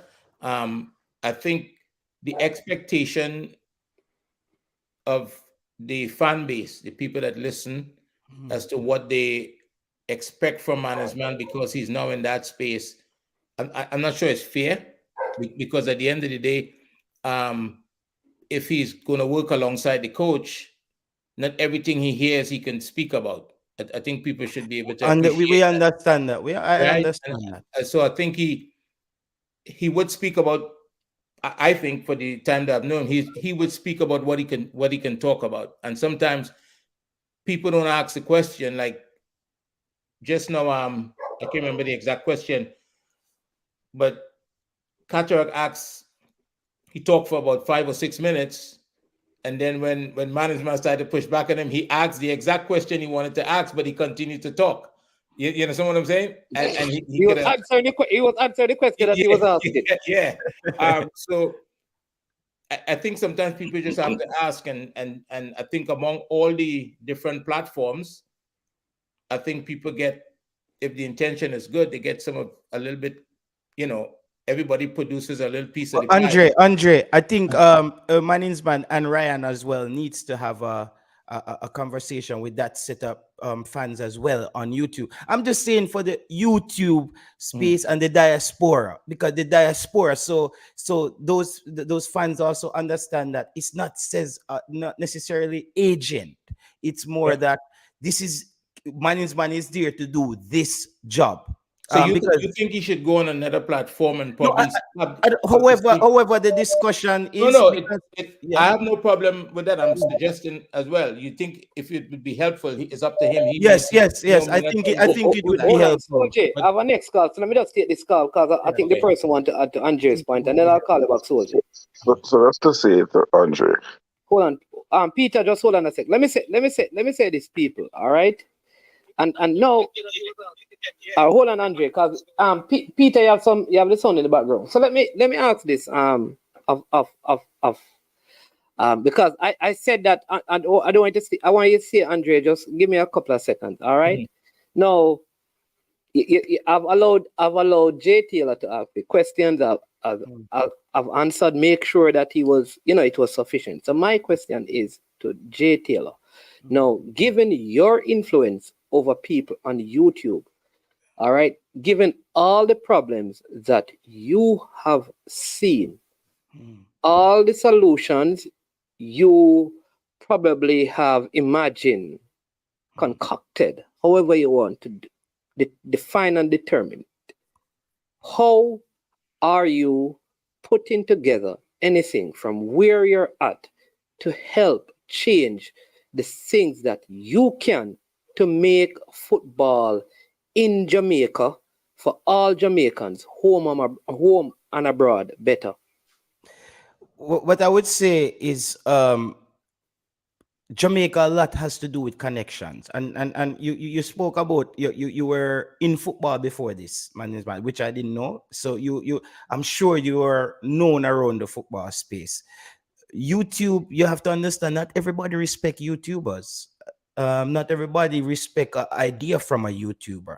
I do YouTube for a limited amount of time. I'm studying cloud computing at this time. There's other ways I want to impact Jamaica. In the future, I want to have my own academy in Mandeville, in Manchester. I want to have a academy, a proper academy. And that's my goal. That's how I think I could impact. I think the football is like Jamaican politics, where there's an age group in politics in Jamaica who thinks them like a boy there, them don't know where them at about. Me see this I show you already. And I feel like I get that vibe from there's some people in the JFF who they've been there so long that it takes a certain respect. They already respect a person like you. That's why I'm trying to say that we kind of look in a way to you to get even certain things moving in the right direction because you have that respect from them already.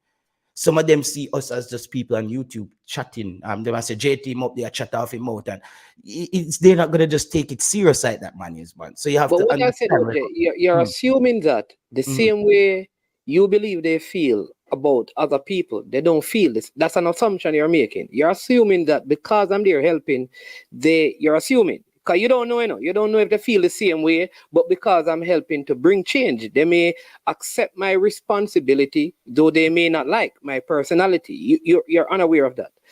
But the reason why I ask that question is simply this, that outside of the JFF, as an individual, because again, there are many, I don't want to call names, but there are many other things that are happening. I have a picture now where we just send boots. This has nothing to do with the JFF to give to a school in St. Elizabeth, right? We have a next set of boots that, Andre knows about this, that we're ordering to give to a school in Morant Bay. None of those places are like places that I'm connected to in terms of play there and know them. But again, I am using the time that I have to bring a change. So my question is, and because of that, I have been given this function to do for a limited time, because it's not a long time coming to an end. So I am asking you, because you're studying the cloud stuff, you have all of these things. What specific thing you believe you can offer right now? Forget about the JFF. Here is what I can do. With all the complaints that I've had, here is what I can do to bring a change to the footballing landscape in a country that I love called Jamaica. Like Andre, who is in North Carolina, is doing in Trinidad. Like Michael Garden is doing in Jamaica. Like Kyle is doing. Like Neo has done. Like Cranky is doing. Because all of these people, they have earned the right to criticize. Because here's what. They are also making So Cataract now or nothing. and Cataract. Let me tell Sorry, everybody. and others. Let me And tell others. everybody. Many others. Let me tell everybody camera good. I make sure it does. All right, but I have Peter online, and Cataract people. Go ahead, Peter, because you have been on for Yeah, man. Greetings to everybody and yourself, Mullins. I believe you're a blessing to the program, and I think we should all be appreciated. You know, the funny thing is when this YouTube thing kind of took off, I think it was like 2019, right during the COVID thing, right? When everybody started to do this, coaches this, etc. Right? I think that's when I discovered this platform, and I discovered coaches this, and it was back then that when people were criticizing JFF, including myself, we all said it would have been the JFF need younger people, they need brighter minds, they need this, they need that, because they're a dinosaur organization. And people actually said the YouTubers should be part, should be able to help the JFF. And if them have any sense, they would imply some are we on that, right? And here we are now. It's so ironic that the YouTubers like yourself, like military, like Simon, has been able to try to help the program. I know the same people that was saying that is now saying you're an agent and you're this and you're that. Now, JT, and this is how Jamaican people are. We just always find something to complain about. JT, there was no, it was not unclear. It was clear to me what Manning's man role is. Just like Tigat was trying to explain to you earlier. It was explained by Manning's man himself. It was also explained by Mr. Chung on the coaches desk, what Manning's man role was. It was clear. If anybody have any kind of intelligence and listen to what Mr. Chung said. But you're assuming that I've seen all those programs. I get to my point now, JT. What you have done is listen to the noise on YouTube. There's a lot of noise coming from other platforms, and what those people do, they're not responsible. And so they resort. You just quoted Ryan saying Ryan have a new name to call people. You understand? My wife and I does voluntary work, right? People who don't understand volunteerism and philanthropy and all that would not understand it. There's organization that we have done volunteer work for that we don't necessarily agree with stuff that the organization does. But we see where we can help a situation, and we do that. And my wife being a Christian person, that's how she is. And we do a lot of volunteer. Basically, even Manning's man just said it, that he's at a loss, but he's doing something to help the football. It don't mean that him is the GFF, or him agree with everything the GFF does. Doesn't mean that. It means that he is trying to help in whatever situation he can to help the football.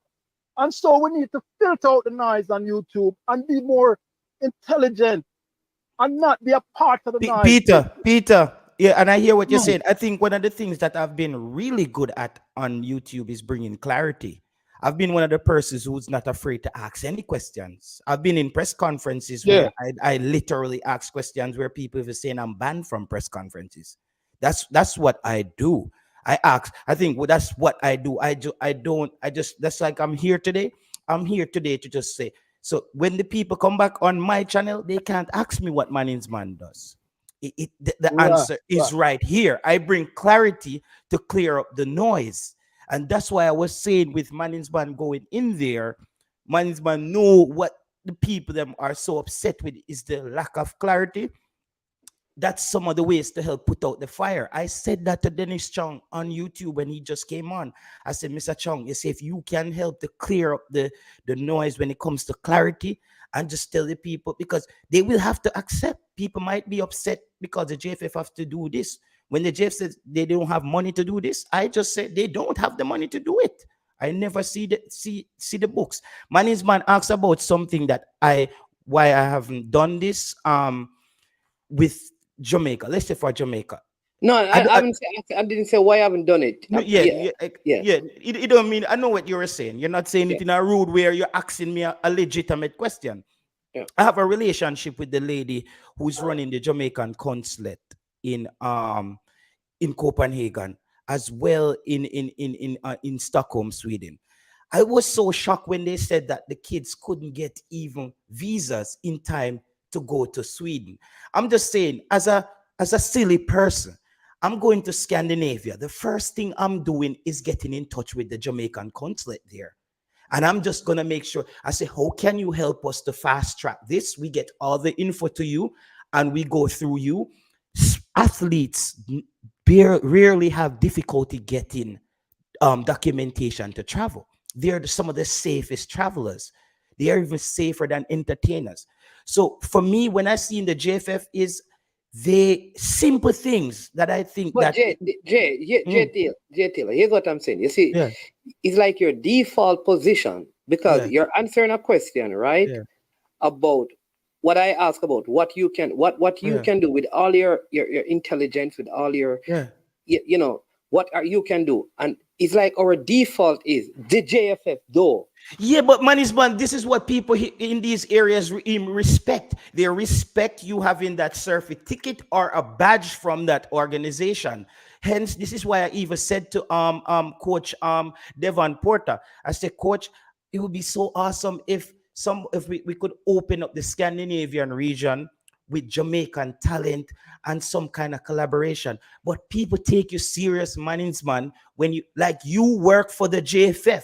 If you contact somebody here or some organization, they have to take you serious. Well, what I'm saying, J. Taylor, what I'm saying, that you said you're studying cloud stuff. Remember, what I am saying to you is that before I took on the management position, the camps were still being held. We came together and purchased tickets. I was not a part of the JFF. We were still giving out football boots to schools, managing teams. We were not a part of the JFF. I was calling. The point I am making is that and this is something I talk about in my organization. You don't pay people to do work. In most cases, a lot of people get paid because they have done work. I think what we want first is, okay, give me the position so I can begin to function. I believe that if we begin to function, I like what Neo did. Neo did there was an issue with how the JFF constitution was worded. Don't know if many of us remember that, right? In the early stages of YouTube, and they were going through it, and he wrote some things and sent to them, right? About how they could reword and change things. My understanding is some of those things, though Neo has not gotten credit, they have put in their new constitution. So again, the question is, Military Guna has expanded his whole thing, gotten so good with it in terms of videos. He was doing the work and they said, okay, we have a problem with how press conferences are being held. People are complaining. So now Military Guna has been the person who provides the video. Is it perfect? Certainly not. But it's way better than where it was. I am saying, what are you doing with your expert knowledge and skills right now that would make someone say, listen, that is someone that I can call on because it looks like he can add value to what we are doing. And we need help. We are dinosaurs and we need help. Yeah. When I listen to JT, you understand me, Peter? When I listen to Andre, when I listen to Ketark, when I listen to Devon Porter, when I listen to JT, when I listen to Soldier, what am I hearing from what they are doing presently that makes me believe that they can add value to what we're doing? And I think that is the question that all of us need to ask. I think that's a little unfair to Jay Taylor, and maybe the lightning is going to strike. Me defending Jay Taylor. So it's not everyone who comes on this journalistic, and social media is a part of media, must do something in JFF. No. hold on, let me finish. Some person's role. Yeah, let me finish, but nobody said that. No, man. Or do something with football. Or do something with football to justify your role. In a democracy, there's a hold on. How am I going to let you finish when you're having a conversation that nobody had? Where you get justify your position, role with the JFF. Where did that come from? I didn't say role, and I went on further because you're jumping. I'm gonna finish the sentence. I said don't have to have a role with the JFF, doesn't have to have a role within the wider football, right? To their role or the role of the persons on YouTube and on the Star and the Observer and the Glean and TVJ and CVM and Sports Max and ESPN and all of those is to hold the football accountable. Players, administrators, likewise. So because you have this, because JT has this role on YouTube with his channel, doesn't mean he has to do anything with or for football in Jamaica. That's okay. So if Jason, Could I jump out? Go ahead. Let me just say something. I thought you were gone. I think it's a very good idea to get the two candidates in a debate or in a conversation. I think that's good for football on the whole. So I encourage you to continue to work on that. I think the current president should be proud of the work he has done and should be able willing to talk to people about the work he's done and what he has planned for football. I would like to see the same thing happen in Trinidad and the Challenger as well. So I think you should continue to work on that. And short of that, maybe you try to get some people on that is going to vote so that they can talk about what their expectations are, what they would like to see from the candidates. That's a very good. I think that's a very good. I think that is what we probably should do. Try and get the 53 persons who have voted to come and talk about what are the things that are, important to them. Yes. Next vote. In them choosing to vote for a particular candidate. I think that's a. Because I disagree with Andre, but I vehemently disagree. But I vehemently disagree with management approaching voters in what is a democratic secret ballot. I can't agree with because voters must ask them to explain their rationale for voting or supporting. I don't agree with that in that way, shape, or form. I believe, firstly, the two candidates must present their manifestos so that we have in black and white what plans they have for Jamaican football going forward. And that is what forms the basis of so you believe a debate. Hold on, you asked that question. I did not ask you a question, Ketara. Yeah, I did not. You didn't ask the question. Oh, okay.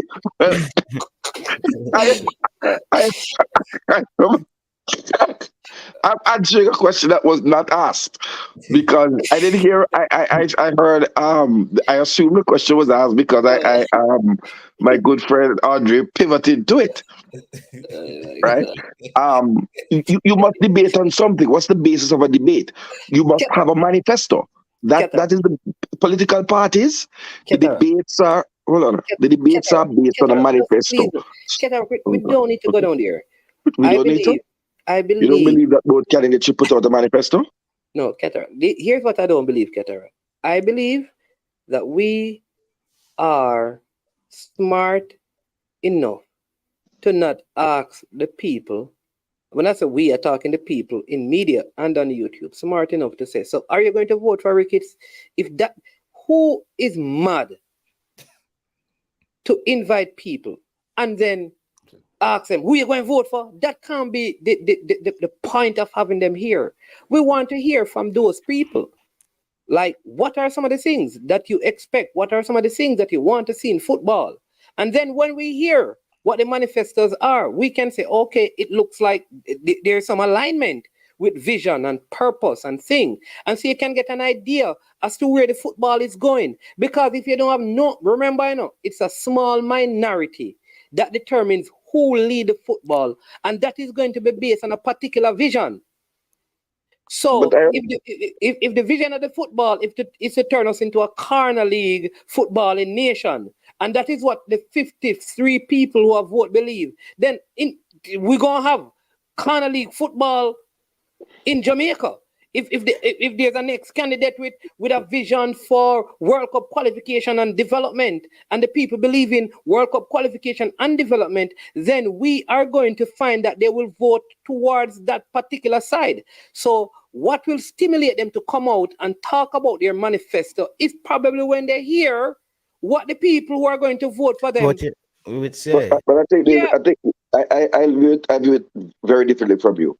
I believe that those of us who are stakeholders in football, that those are delegates who put their vote forward, that they ought to be listening to platforms like these to hear what it is the footballing public and stakeholders deem as important.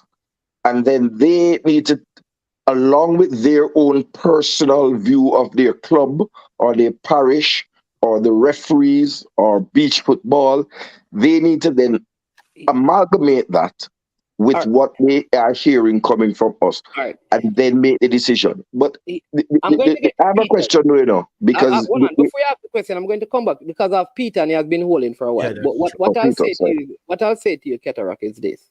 I'll say this. Persons have been promised, and this is why it is important to hear from some of the people as well as the two candidates. Because you're being given a position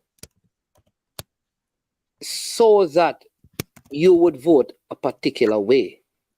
So you need to know from the person, what is it that you, because if a name has been called on a slate, it is clear that you're going to get a position.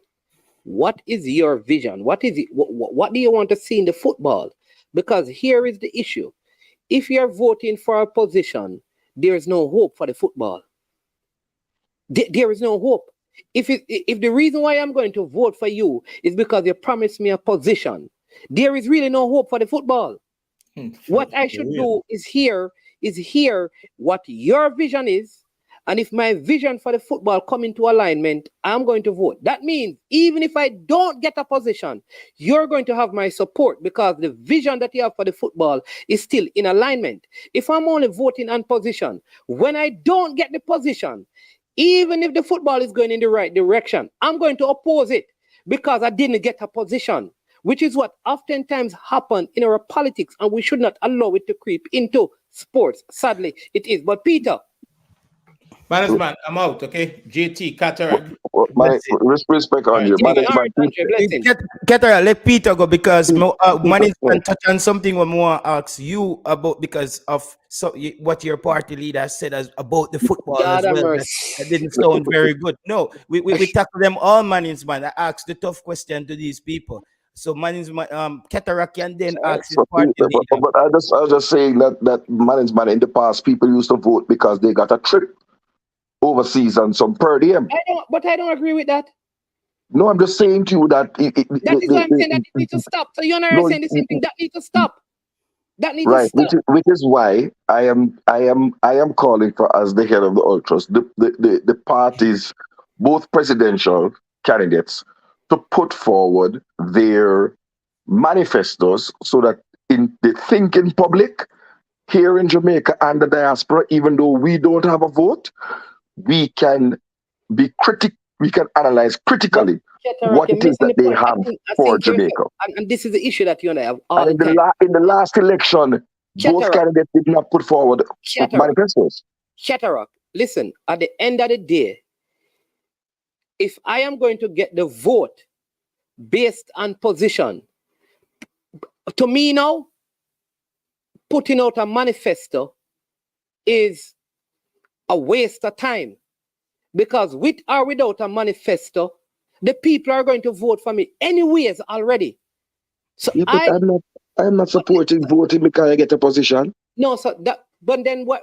This is why I'm saying, Cataract, That's the point we're making, you know. But you're saying put out the manifesto. I'm saying you, what is the point of the manifesto if the people are going to vote for position? What we also need to hear is from the people with the vote. Like, what are their expectations? So when we hear that there is no manifesto, or then we hear the manifesto, we can say, but none of these two manifesto really represent what the stakeholders want.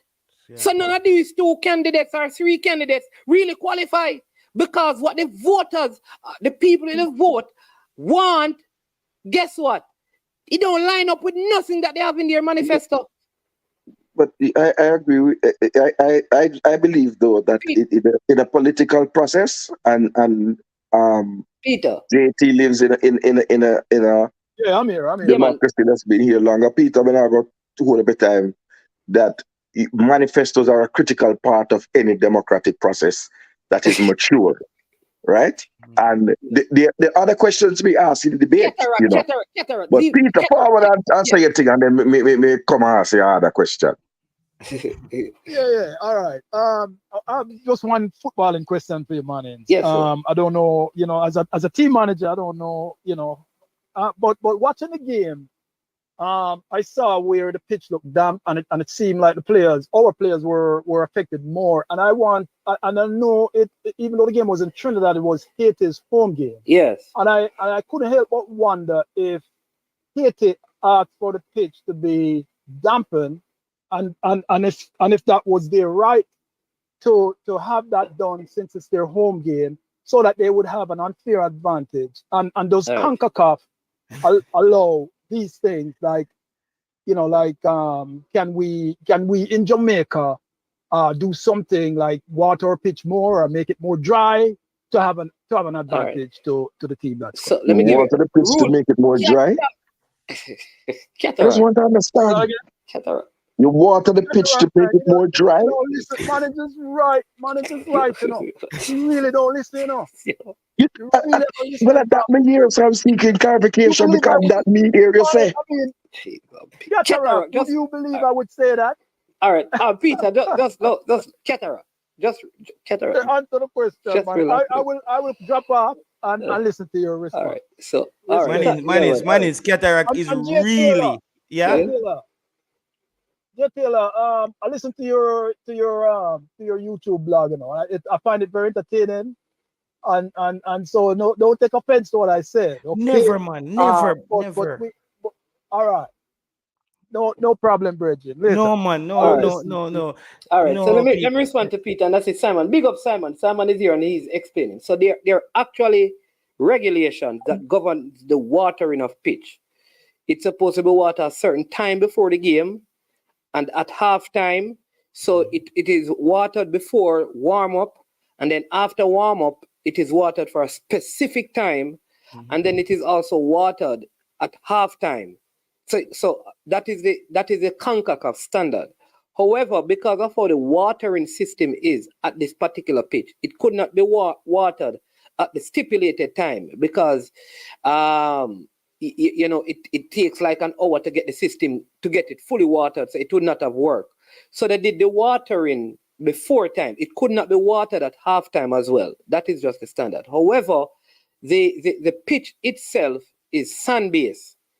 It's a sand-based pitch, and it's a newly redone surface. And what they said is that it is shifting. So it's the underground. I don't know how in terms of geographical engineering, but the term that they use is said the underground shift when they make sun turns.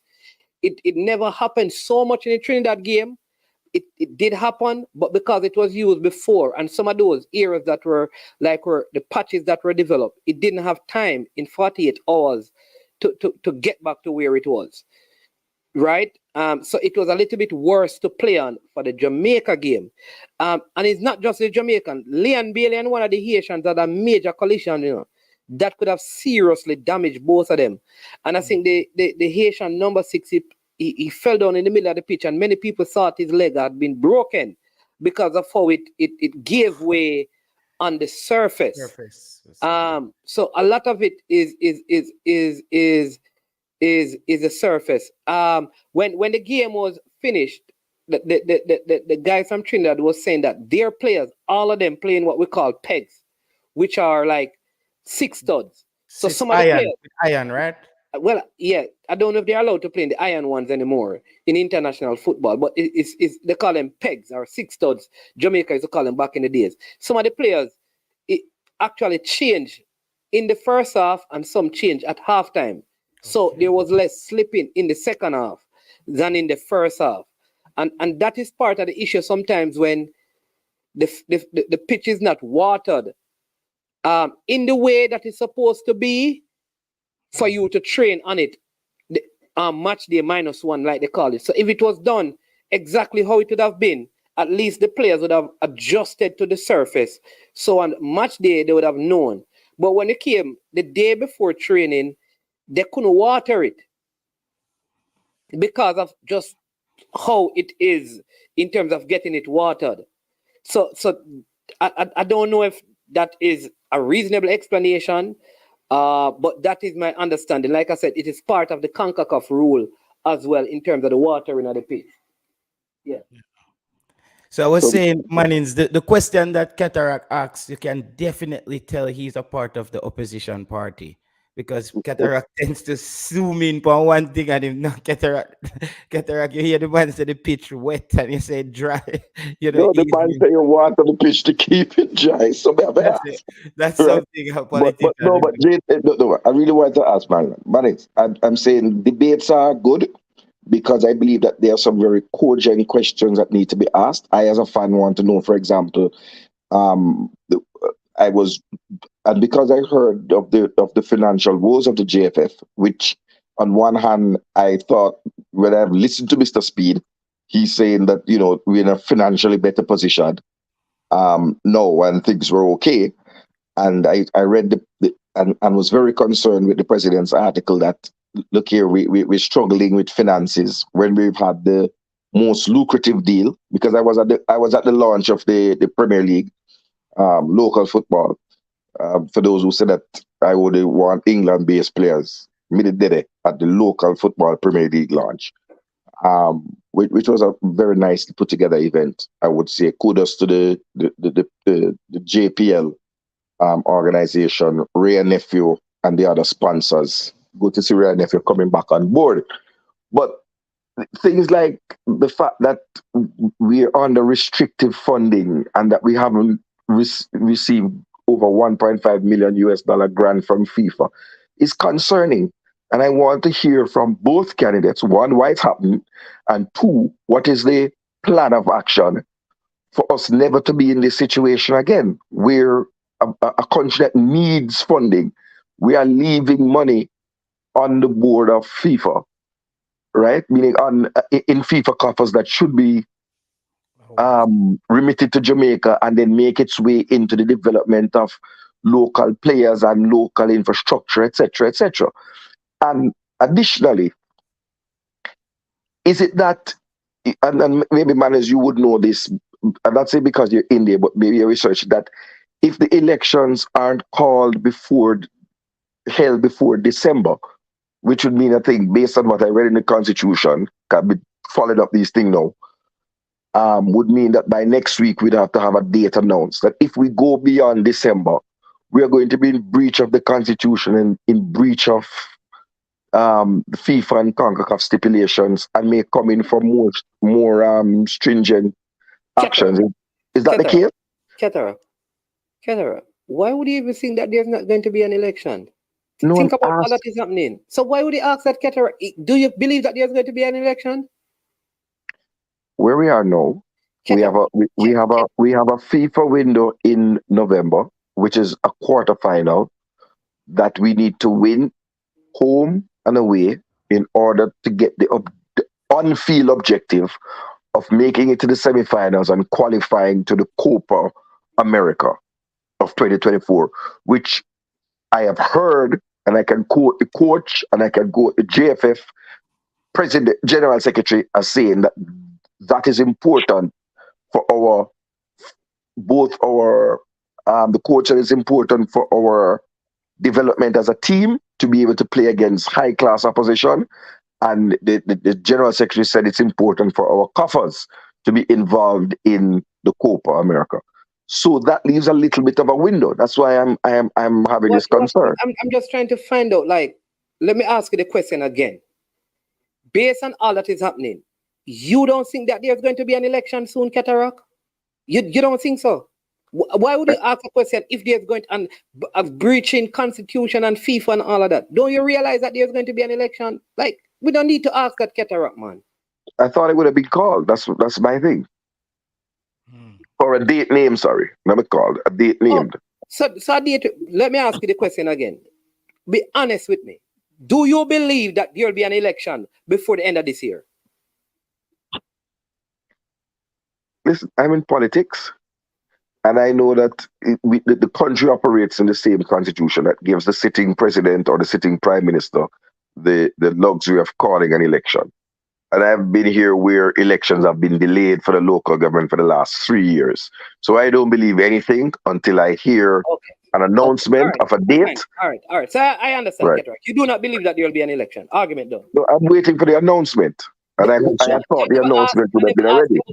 So let me ask you again, and it's simply yes or no. Do you believe that there will be an election before the end of the year? Because that is the time by which it is constitutionally due. Yes or no? Or if you can't answer, or you plead the fifth, you plead the fifth. I hope so. Okay. Argument. And so before I go, Soji is on. Go ahead, Soji. JTL. Yeah, man, you see, JT, where see Cataract, me understand that point where I say, but your man earlier when I say, me understand perfectly when man the question man when I ask, when I say, what a person can do towards to help in any way. And you see, as where you say, JT, you do a good job. And you see, like how you have those type of link, JT, you see, if you come and see Jamaican, like you see, say Jamaican them and you know a way out, and you can step and say, I can help you with to get to the council of Sweden or wherever, and so forth. That would be good because like it just like if a Cataract now there in up Leeds and a man saying, so me have a connection can get you through this station. You just come like a person, live abroad and say, oh, pure crime there Jamaica and this and that. So me call a program there that ask him and say, you guys come on and saying pure crime that Jamaica and Chinese take over. Me say, but at least the Chinese them do a job. I employ people. So me say, what are you doing to solve that issue? The man ask me what I am doing. Me say, you know what me do? Me say, I have 6 rubbish trucks down there and I employ me, I do something me not have to do because me is not a Jamaica, born in Jamaica, so me not have to do that. So me come and I do that, I help the country same way. So instead of we're personally the one side and criticize the country this and the country that, make we do something to what? Don't talk about PMP and JLP or government or whatever. Put the politics aside and do what you have to do. So just like a man say, put about JFF and we just do what we can do. No, Soji, because I agree with Manisman, but let me explain to you how bureaucracies work, especially when you're dealing with consulates and those type of things. You can't just be a man off the street to get things done. 1 second. 1 second, me not cut you. You see, 1 second, me not cut you, JT. You say one thing what is perfect, and I say to them, if you want people to help you, in this way, because I live in England, you have to have a badge to show, say, this is my badge, because they're going to ask for that. And after you have that, if they give that, you can go towards. I agree with that with you. You're 100% right. Yeah, it's so this is what I found out. There's so many opportunities there for Jamaica, but I think the people in charge, they don't think in an innovative way. It's the same static way of thinking. This is how we get it done. And for example, I'm thinking through the consulate, let's say Manisman have contact with Mrs. Bobsy Grange, then they have a conversation on how they can have some kind of exchange. Even in Denmark, they want to develop track and field. Let's say they said, okay, we have an exchange where they help some of our coaches because they're big on football, and we help you with your track and field program and etc. Some exchange or develop cooperation. All right, JT, let me tell you how you can, because you went to Wormwood. Wormwood have one of the biggest coaches in track and field in Jamaica while you were there. A man called Wilson, don't it? No, Mr. Hector. Mr. Hector. But do you know Maurice Wilson? I think Maurice Wilson might be after. After. All right. So Mr. Hector was there. So is Mr. Hector alive? I think Mr. Hector actually died. All right. So do you know anyone at Homewood? I don't know anyone at Homewood at the current all right. time. No man, when I mean from your era, either athlete that you are close to or teacher or anyone. Teacher was close. I'm close to any athlete, or there were no athletes at Homewood during your time that like made it to like national representation. Yes, my cousin Nadine Palmer. She was Nadine Palmer, big sprinter. Yeah. All right. Sprinter. So here's what I would say. Yeah. And these are things that I've done. I'd call Nadine and say, yo, Nadine, watch you know. There's an opportunity. I hear that, don't know if Maurice Wilson is a coach here, but he was at Homewood. I'd love to have a conversation with him because there could be a partnership where I am at with Jamaica. He's at GC Foster right now. He's the principal up there, right? And I think I can create an opportunity. So just can you give him my contact? No, man. She was coached by Mr. Hector, and I those are cousins where them all over the world where we don't so you don't have any that so you don't have no connection.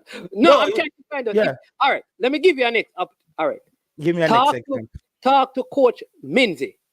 Yeah. Coach Minzy can get you in touch with Maurice Wilson. Maurice Wilson is a very open person in these things, and he will help you if there's a partnership to bring people from whatever it is. So at least start the conversation outside. But I want to come from the football. For me, though, man is the football side.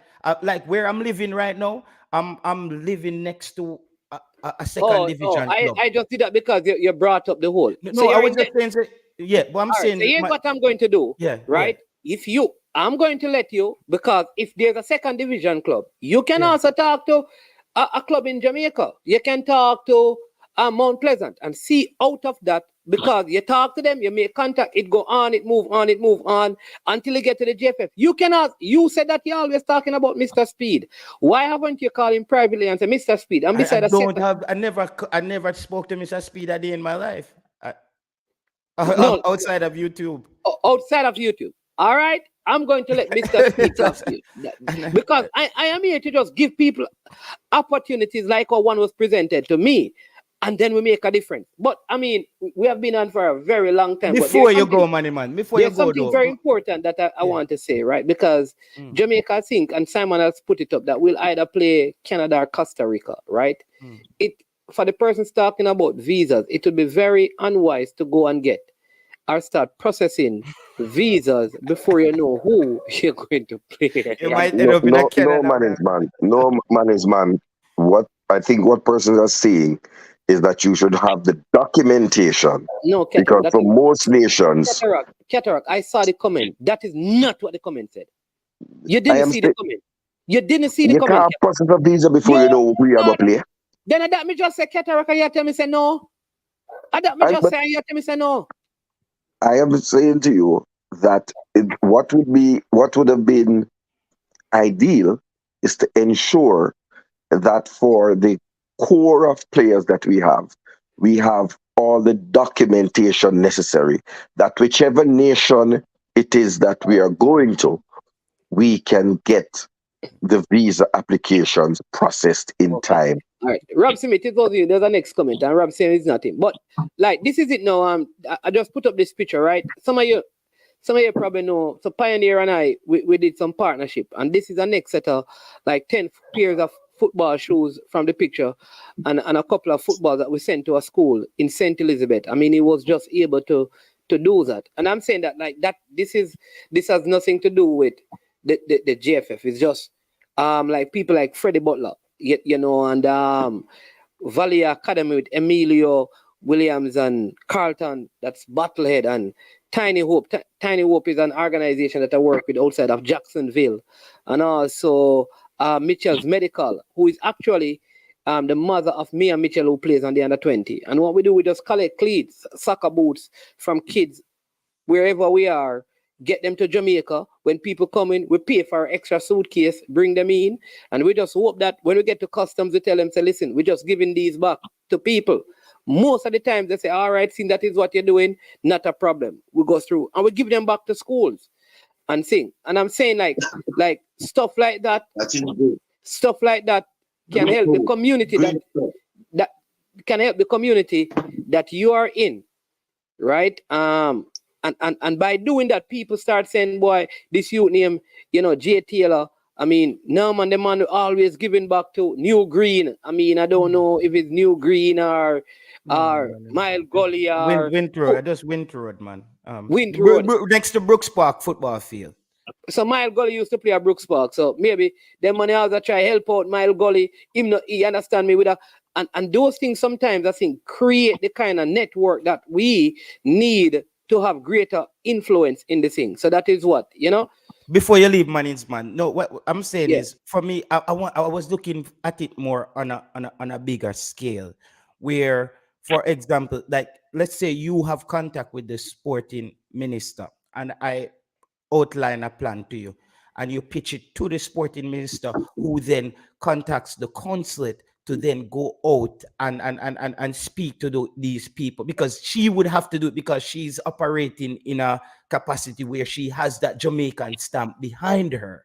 You know what I mean? I can get in touch with the minister. So Soldier, if you want to talk to the minister, all you need to do is talk to Soldier. You have the idea, and Soldier will give you the opportunity to pitch it to her. Because I don't need to pitch your idea. Because nobody is here. That's why I don't do it, man. That's why I don't do it. I will talk to her still and tell her and me not say what me upset for years still, but me can talk to her. Yeah, but man, this is why I'm saying. Then you talking to her, because me not know what me saying. Tell her, and then you and her talk. You explain everything to she. Yeah, it's the because the ladies. When I speak to the lady in the consulate, I say, "What do you do?" She's saying, "Most time I will have one case to help a Jamaican or something." She does nothing.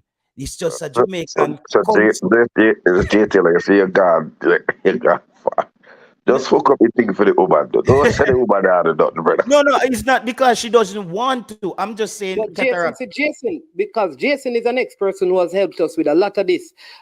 He and Ian Campbell, because they have worked with the PICA, so they have a lot. They know a lot. So he's saying that you have to go through Brussels, J Taylor. Whoever is in Sweden just facilitates.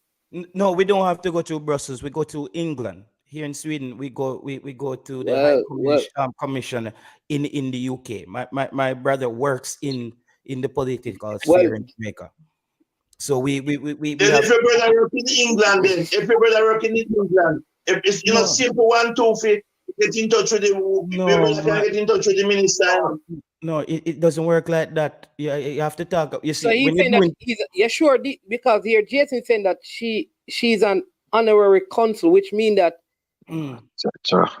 they don't do much. Yeah, that's such.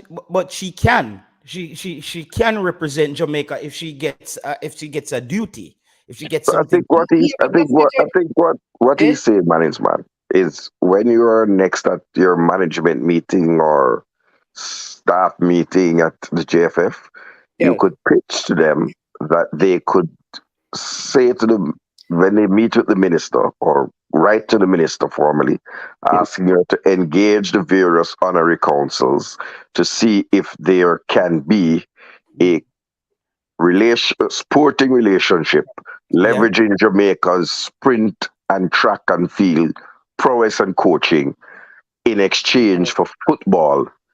And so thinking big picture and not just thinking in a silo. I think that's what he's saying. Yes, it was there in 90. And we did it in Chile. We did it with Chile, I think. When Portia Simpson Miller was the Minister of Sport, and she had the agreement with President Lula, and that's how we got. I think first thing.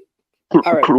other coaches that came after Simoes that came here, and we got the camps that were held in Brazil. So it's a very good idea, Jay Taylor. Right. But I know you're wrapping up, man. It's my only thing to say, man. Is I have to go back and correct something that you said. Oh, correct it. Okay. Because you said that when I'm in my staff meeting at the JFF. No. I said when you're next in the JFF staff meeting. When I'm next in the JFF staff meeting, people, I do not go to JFF staff meeting. I am not a staff of the JFF. Not only staff go to staff meetings. I'm telling. Let me say it again. I do not. Hold on. Not only staff. I do not go to the JFF staff meeting. Okay. And secondly, I am not a staff of the Jamaica Football Federation. Thirdly, my responsibility lies with the senior men's national team alone. Okay, so what he's saying is that for the senior men's national team alone, you can put it to the JFF that they may be able to leverage through the Minister of Sport and the Minister of Foreign Affairs, the honorary councils in various nations in Europe to develop and we have a Swedish assistant coach as well. So John Wall would even know some of the ways that they could collaborate. Our Icelandic coach was Iceland was under the Kingdom of Denmark. They were ruled by Denmark. They were considered Scandinavia in some sense. They speak Danish in Iceland, So I think we have to just. I wish we can just try to think. John is the assistant coach. Yeah, and he's Swedish. And they're the one who took. Listen. Why don't contact January? They call you over there. But I'm suggesting that Manningsman, who works closely with the senior men's national team only. I can't just contact these people, Soji. It doesn't work like that. I can't just. Did we have time ago say we don't like the whole ad hoc business and the whole informality thing? Like we are doing some higgler business. So Mannings, make it thing work, man. I want to thank you today, man, because I'm going to challenge you. You taught me today that we needed to pay for 3 extra players so that we could register a 3rd goalkeeper. I did not get her up. No. Yes, boss. Nobody said that. If you're giving a joke, tell the people you're joking. And if you're telling a lie, stop. Nobody said that. Okay, so people, I was giving a joke, but let me say what the fact is. Management said that you have to have 23 players registered, and that is why we needed to have 23. Ketarak. That's not why? Ketarak. We don't. Become a loss of a clause. No, but Manningsman, you did an interview with a guy, an individual from the Swedish football. Was he from the Swedish football? Yeah. It was so it was informational. Yeah. Yeah. Let man finish the cataract, man. No, but you were answering. You were correcting me in this business about the 23-man squad and 3 goalkeepers. We could have started something serious before. No, but I need to know that because I want to know for a fact. Hold on. So let me give you the rule. Right. The rule is this: if you your team on the match card, you have 23 players on your match card. If you have any less than 23, you're not allowed to have 3 goalkeepers on it. So in the game in Grenada, we did not have 23 players. Therefore, of the 3 goalkeepers that sat on the bench, only 2 could have been registered as goalkeeper, though all 23 could be on it. 1 had to be like an outfield player. I don't understand now how you get that. Me said the reason why the 3 players come from Jamaica is because we had to. How did you get there, brother?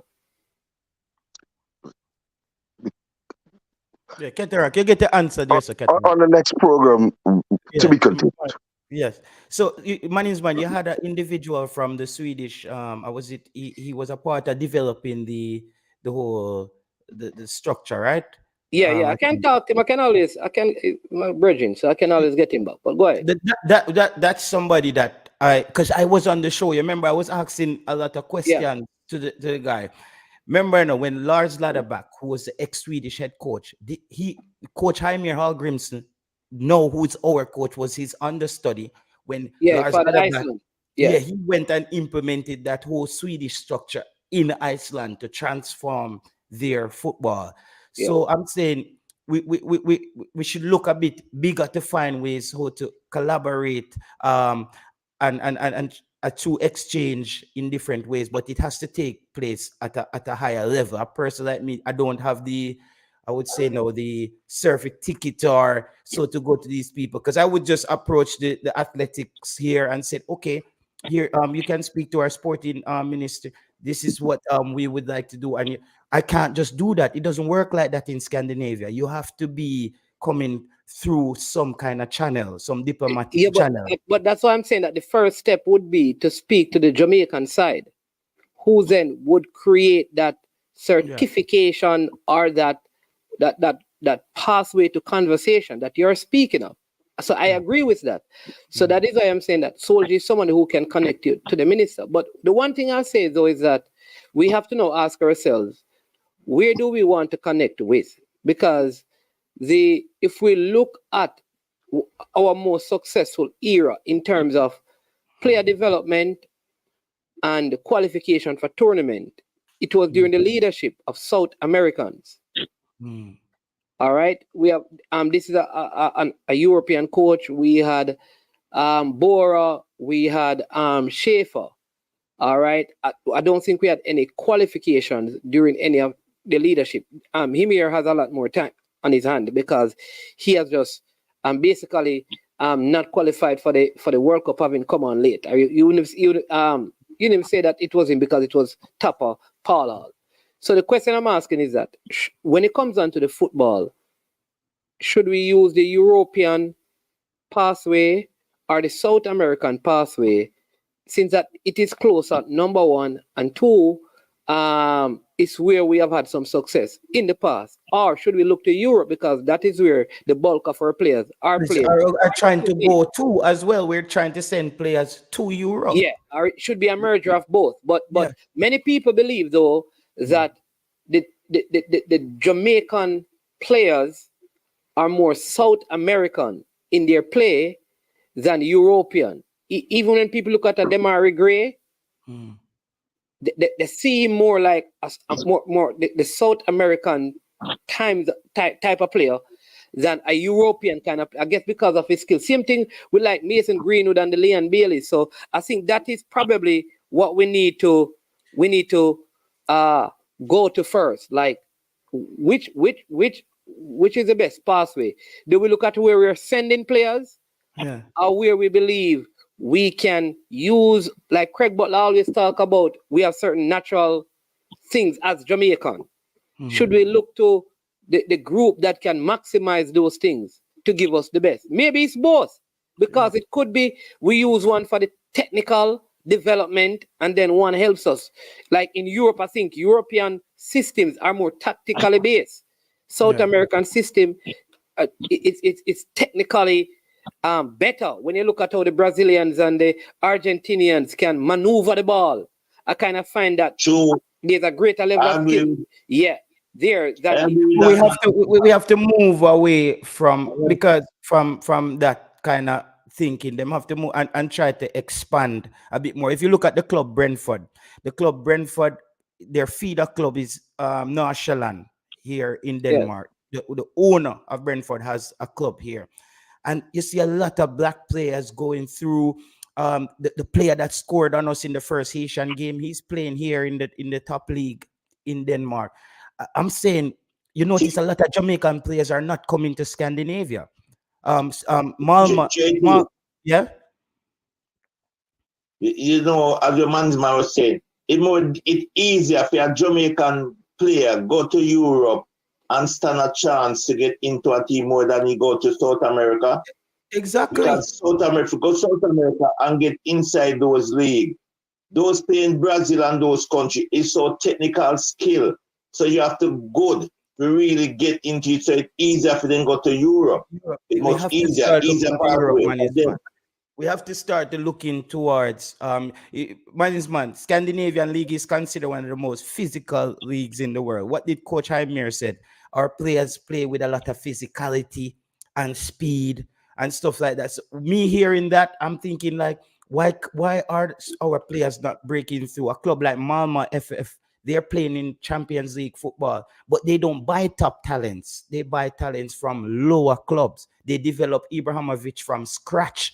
They don't pay. They like to buy those. So I'm saying, why Jamaica doesn't utilize that? We have a whole market that's not open to us. We just always trying to send the players to Belgium or Malta or something, and you have the Finnish league, you have the Swedish league, the Danish league, one of the top leagues in Scandinavia, the Norwegian league. I can't tell you a Jamaican who's playing in any of those leagues. Rudolph Austin was one of the last when he came from Leeds, came to Brøndby, and then he went to Midtjylland.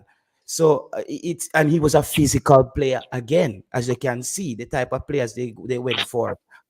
Peter McGregor, he was at the second division.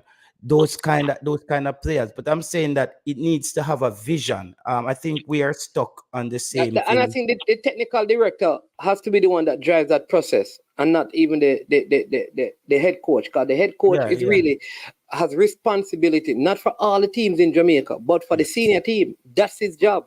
So that should be the technical director. But I have to close. We have been on I've been on, but the Panam games left Jamaica. Panam team, the female team left Jamaica today. Elizabeth Miller, Crescent Chambers, Latoya Dewayne, Sunday Amelie, Janelle Mignot, Akeelia Johnson, Shaini Bannick, Tamara O'Sullivan, Chanel Buckley, Sashana Campbell, Andreen Smith, Kershaw Thomas, Kiona Tolo, Destiny Powell, Monique Price, Ashanti Lewis, Sajane Anderson, and I think this is Tiana Pollock. Those are the players. Wendell Downswell is the head coach. Karen Lumsden is the team manager. Clive Redderburn, goalkeeper, coach, and Tyrese Palmer is the equipment manager. Very small group, and they head out to the Panam Games today, right? But I would say to people, there is an interview. Is there age limit on players for the Panam Games? No, I don't think so. And I think it's you can use senior players. I think this is a senior players team. But there's a press conference on the JFF website with Coach Emir, John Wall, Meron Garden, and the goalkeeper coach. And on that press conference, they talk about the November camp. I would say if you have not watched it, you should probably go and And let me just say this. I don't know if you're aware on the travel issue that FIFA demands from each MA that quotes from travel agency for all airlines to know cost of delegation, players and staff. So normally what FIFA does, you have to present to them, the cost of all of this, and then they determine or make a call on it. So that's something else that we can pick up on in our next discussion, because we have to close. DW, I'm going to deal with that pathway on our next program. But I want to thank everyone for being a part of the show. It has been a very, very, very long one. Happy birthday again to none other than the man called Solji. Man, before you go, we must say, you remember Ruler? You did say Ruler drop out. The guy went in son play for Jamaica under 23 team. Yeah, man. Yeah, man. I know Ruler son. Yeah, man. Yeah. When that happened. Ruler drop out here. His son, them a play football in a California collapse on the field, and them a try to help him. Yeah, man, and him passed away. So they say my condolence to the family, them down that prairie there. Yeah, man. And so forth. So. All right. Yeah, so. Listen, Ketara, bless up yourself. Every time, understand me? Andre. So, Jay, how much more kids are going to add after today? How much more kids are going to add today? So, Jay, bless up yourself, yeah. So we now go down the road. Keep the population growing, you know. Man, before you go, you check out the thing for me, man, the guy at Clarendon. All right, I'll call him one day. I'm going to exchange the numbers and you talk to him directly, all right? Yeah, all right, yeah. Man, all right. J. Taylor, we're going to leave you now. Thanks for passing by. Ketara, bless up yourself, you know. People, thanks again to everyone for watching. If you have not yet hit the like button, go ahead and do so. If you're not a subscriber, you can also subscribe to the platform. It's always a pleasure being with you. I'm always very grateful that you take time out of your busy schedule to be on the show. I am management. This has been I Am Sure Sports. And normally when it comes to the conclusion of our show, we say we are over. And we are O-U-T out of here. Yo, watch about dog, SK New Erdis, the body out there, Sniper King I represent for I Am Sure Sports. You get to me, I say, when you want the latest news and sports and updates and all of that, check out I Am Sure Sports. You know the thing goes in. Remember, you cover the whole island. Remember Kingston, Westmoreland, Galchester, Orchard Race, Galtigo Bay, everywhere. I Am Sure Sports, check it out for the latest news and latest updates. Sniper King I represent. Where them feel like? Ha, yeah. Someone on for the food from we young, from we day, you need height. I Am Sure Sports. Yeah, dog.